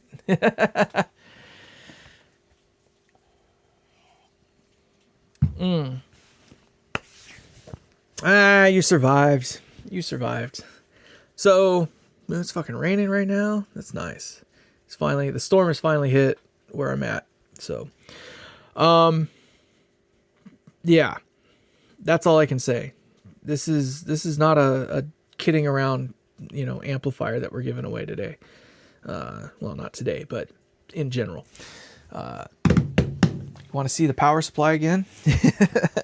Andy's gonna laugh because his 400 watter has something like almost twice this size, but this is the power supply. That's a 100 watt amp. This is going in a 50 watt amp. This thing is a beast. This thing is a big gal. That's my hand. So she's bigger than my hand in both dimensions. I think this thing weighs, it's like 11 pounds or something like that. It's pretty beastly. So that guy right there, this is the power supply. So you can see, you can read it. You can read it. It's a beefy beast of a bitch. This thing's going to make some freaking noise. Let me tell you. She's going to make some noise. That's how you know it's a real show, by the way. You've been burped upon. So that guy is going. I dare. Hold on. We're just making some. I just got to do some things real quick here. I got to make it so I can show you le chassis. This is the chassis that it's going on. You saw the first video. Well, most of you probably didn't, but there's a video that I've already done. Stay there, please. Thank you. And one of you guys didn't say anything. Those holes in the wrong spot there. Those are supposed to be over there, by the way. So I got to remark those holes. But you can see we already marked out the chassis, so we can pretty much tell where all the holes are going to go for everything. So we know where the power tubes are going to go. That's where the output transformer is going to go. Those holes are going to shift over to here. And then we got the holes marked for the front side. Same for the back. So, yay. So once I drill those holes, this thing's going to go pretty quick. So this is a 17-inch wide chassis by 8 inches deep. And it is the thick stuff. The aluminum. If you would focus, you fack. Thank you. It's the 4mm stuff, I believe. Whatever's right around 1/8 of an inch or something like that, I believe. Or 0.80 or 0.080 or whatever the hell it is. It's the real deal. Like, it's not a freaking joke. It will be a solid 50 watts. So there are 6 of you, and we've gotten up to 488 views. For me, that's good. That's really good. That's really good. So I think I've had just about enough time of yapping at the moment. I don't know how you guys are feeling. For freaking Andy right now, it's like 3 or 4 in the morning. Jesus Christ, what the hell are you still doing here anyway? It's 1 a.m. Fuck. Yeah, it's at least 3 in the morning. No, it's 4 a.m. for you, right? What the hell are you still doing up? By the way, Mr. Andy Lederman there, he never stops. He's always freaking going. He's doing a couple projects right now. One of them is he's building out a chopper. So that's his primary focus at the moment. I did ship some transformers his way. The same transformers, in fact, that are on this guy. We talked about it earlier, but we'll show it again. So it's that transformer right there. 4 a.m. Fuck. We won't be here for much longer, but so this is that transformer that you're getting, Andy. So solid 30 watts, and it's basically this power transformer, except for it's a 300 0300. This one's a 270 0270, but same basic, whatever. So this guy, basically this set of transformers is heading his way. They should be at your place on Thursday of next week, if I'm not mistaken. I looked into getting it sooner. I wanted it to get there on Tuesday, and the guy's like, I will tell you as long as you promise not to hit me. And I was just like, huh? It can't be that bad. They wanted $386 to ship that stuff and have it there by Tuesday. I was just like, oh, I love Andy, but I was like, I can't do that. And I was like, okay, well, what about if it were Wednesday?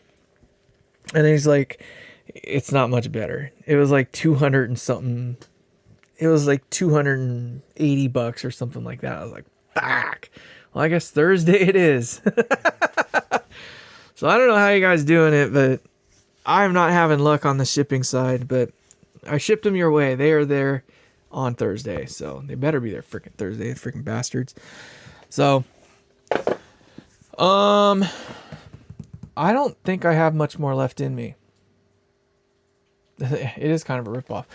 So everybody says go to USPS, but I don't know how to freaking. I guess I just have to try them out and see. I don't know how they can be much cheaper though. Like, this thing weighed. I don't know what it weighed. $80 to send it to South Korea. That's it. Fucking hell, dude. Spent $86 just to send 2 transformers to you. Not to South Korea, to you. It's fucking nuts. Those guitars were out of. I was shocked. I think one of them, it was like $350 to ship one of those guitars. I'm not complaining. I don't give a shit. It's nuts how much it is. Now, granted, that was not through USPS, but I'm like sitting here thinking, like, everything I get from UPS, like, how the hell can they afford to ship that stuff to me for the price that they do? And I have an account with them too. Yeah. I don't know. I'm not complaining. It's just, it is what it is, but it is what it is. I just deal. But you guys, I am freaking tired. I was hoping to make it to 500 views, but that's not going to happen today. We've reached a couple of records today. I don't know of anybody that's going to watch 6 hours and 23 minutes of me yip-yapping, but I'm kind of shocked that we've gotten as far as we can. There's a lot of golden nuggets in this freaking episode, though. Holy shit, there's a lot of golden nuggets in this episode. So, just to recap what we've done in this episode. We have restrung 2 guitars. Oh, damn. Well, you have a wonderful day at work. Thank you so very much. You have a wonderful day, and I will we'll see you again soon, I'm sure. Again, you're going to see more of these, 5 or 6 hour long streams, but it's going to be me building that amp, the giveaway amp. Because that whole thing will be done in its entirety live. But I'm freaking tired now. Actually tired. We restrung 2 guitars. We intended to put a new pickguard and pickups in one of them. Unfortunately, I needed to do some more numbers first, and I lost the spring. It's back there. So I need to find the spring that's down on my floor somewhere, because one of these pickups is MIA with a spring at the moment, but these are the pickups that were going to go in my one guitar, but that didn't happen. But that's all right. That's all right. So this guy here, you didn't see this one yet, have you, Andy? This is a beautiful guitar, huh? I traded this for a 6505 Plus. I think I won. Beautiful guitar, but it's still kind of a pile. Either way, I don't like the pickups that are in it currently. I wanted to try those other ones that John had sent, but I got to do some modifications to the pickguard for it to fit. It does not currently fit. And I'll show you what I mean. So this guy here, yeah, meant for a standard. Yeah, right. Join the giveaway now. It's meant for, this one is meant for a standard width. I have obviously the Floyd Rose, so it needs to be just a little bit wider. And then this area here, I need to shave back just a little bit. So I need to, I think it's like 1/8 of an inch or something like that, that I need to chop out of this thing. So I got to do some modifications to this. And then I thought it'd be clever and just take the pickups off and put them in the other guitar.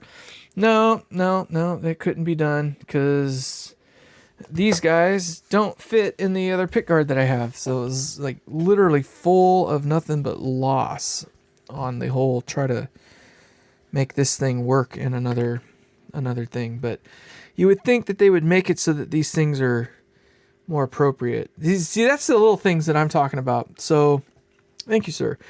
You see how tight that corner is, right? That's not very tight to my standards, right? Like, I would literally sit there and map this thing out, and I would make it so it fits exactly around this thing. So when it goes in there, there's like the oddness in the corners there. They would be the same radii. I do live in the USA, yes sir. I would make it so they're the same radii. It's little shit like that's what separates me from the other fucking children out there. I don't mess around. But unfortunately, I didn't build it, so I don't get to make the rules on that one. But the other pickguard has like these super rounded over corners, like the bluntness of my finger in that corner there, and these wouldn't fit in it. And it's, are you fucking kidding me? It's like, I mean, pickups are a pretty standard size. Am I wrong? Right? Like, this is, to me, like, if you're gonna make a humbucker, uh-oh, did we lose something? I don't know. Something went wrong. But in either case, there it goes. There it goes. We're still rolling. But in either case, like, this is a pretty standard size, right? Like, there's nothing crazy about this that would not be to the degree where you couldn't make it just fucking work. So now Andy wants to call me. All right, I got like 5 or 10 minutes I can talk to you. I'm freaking about to die over here. I'm tired. But obviously, we get the picture. I did that. And then I showed this guy here. I gave like a little demo of this guy. It sounds cool. It does pretty good. I like it with humbuckers, not with single coils. But then I re-emulated what that does with this setup right here. And this sounds actually pretty freaking good. Killer freaking pedal, by the way. I'm going to leave you with that. So, you guys, thank you so very freaking much. And, Andy, you're going to call me in like 30 seconds. Thank you all so much. We'll see you in the next one. Take care. Goodbye.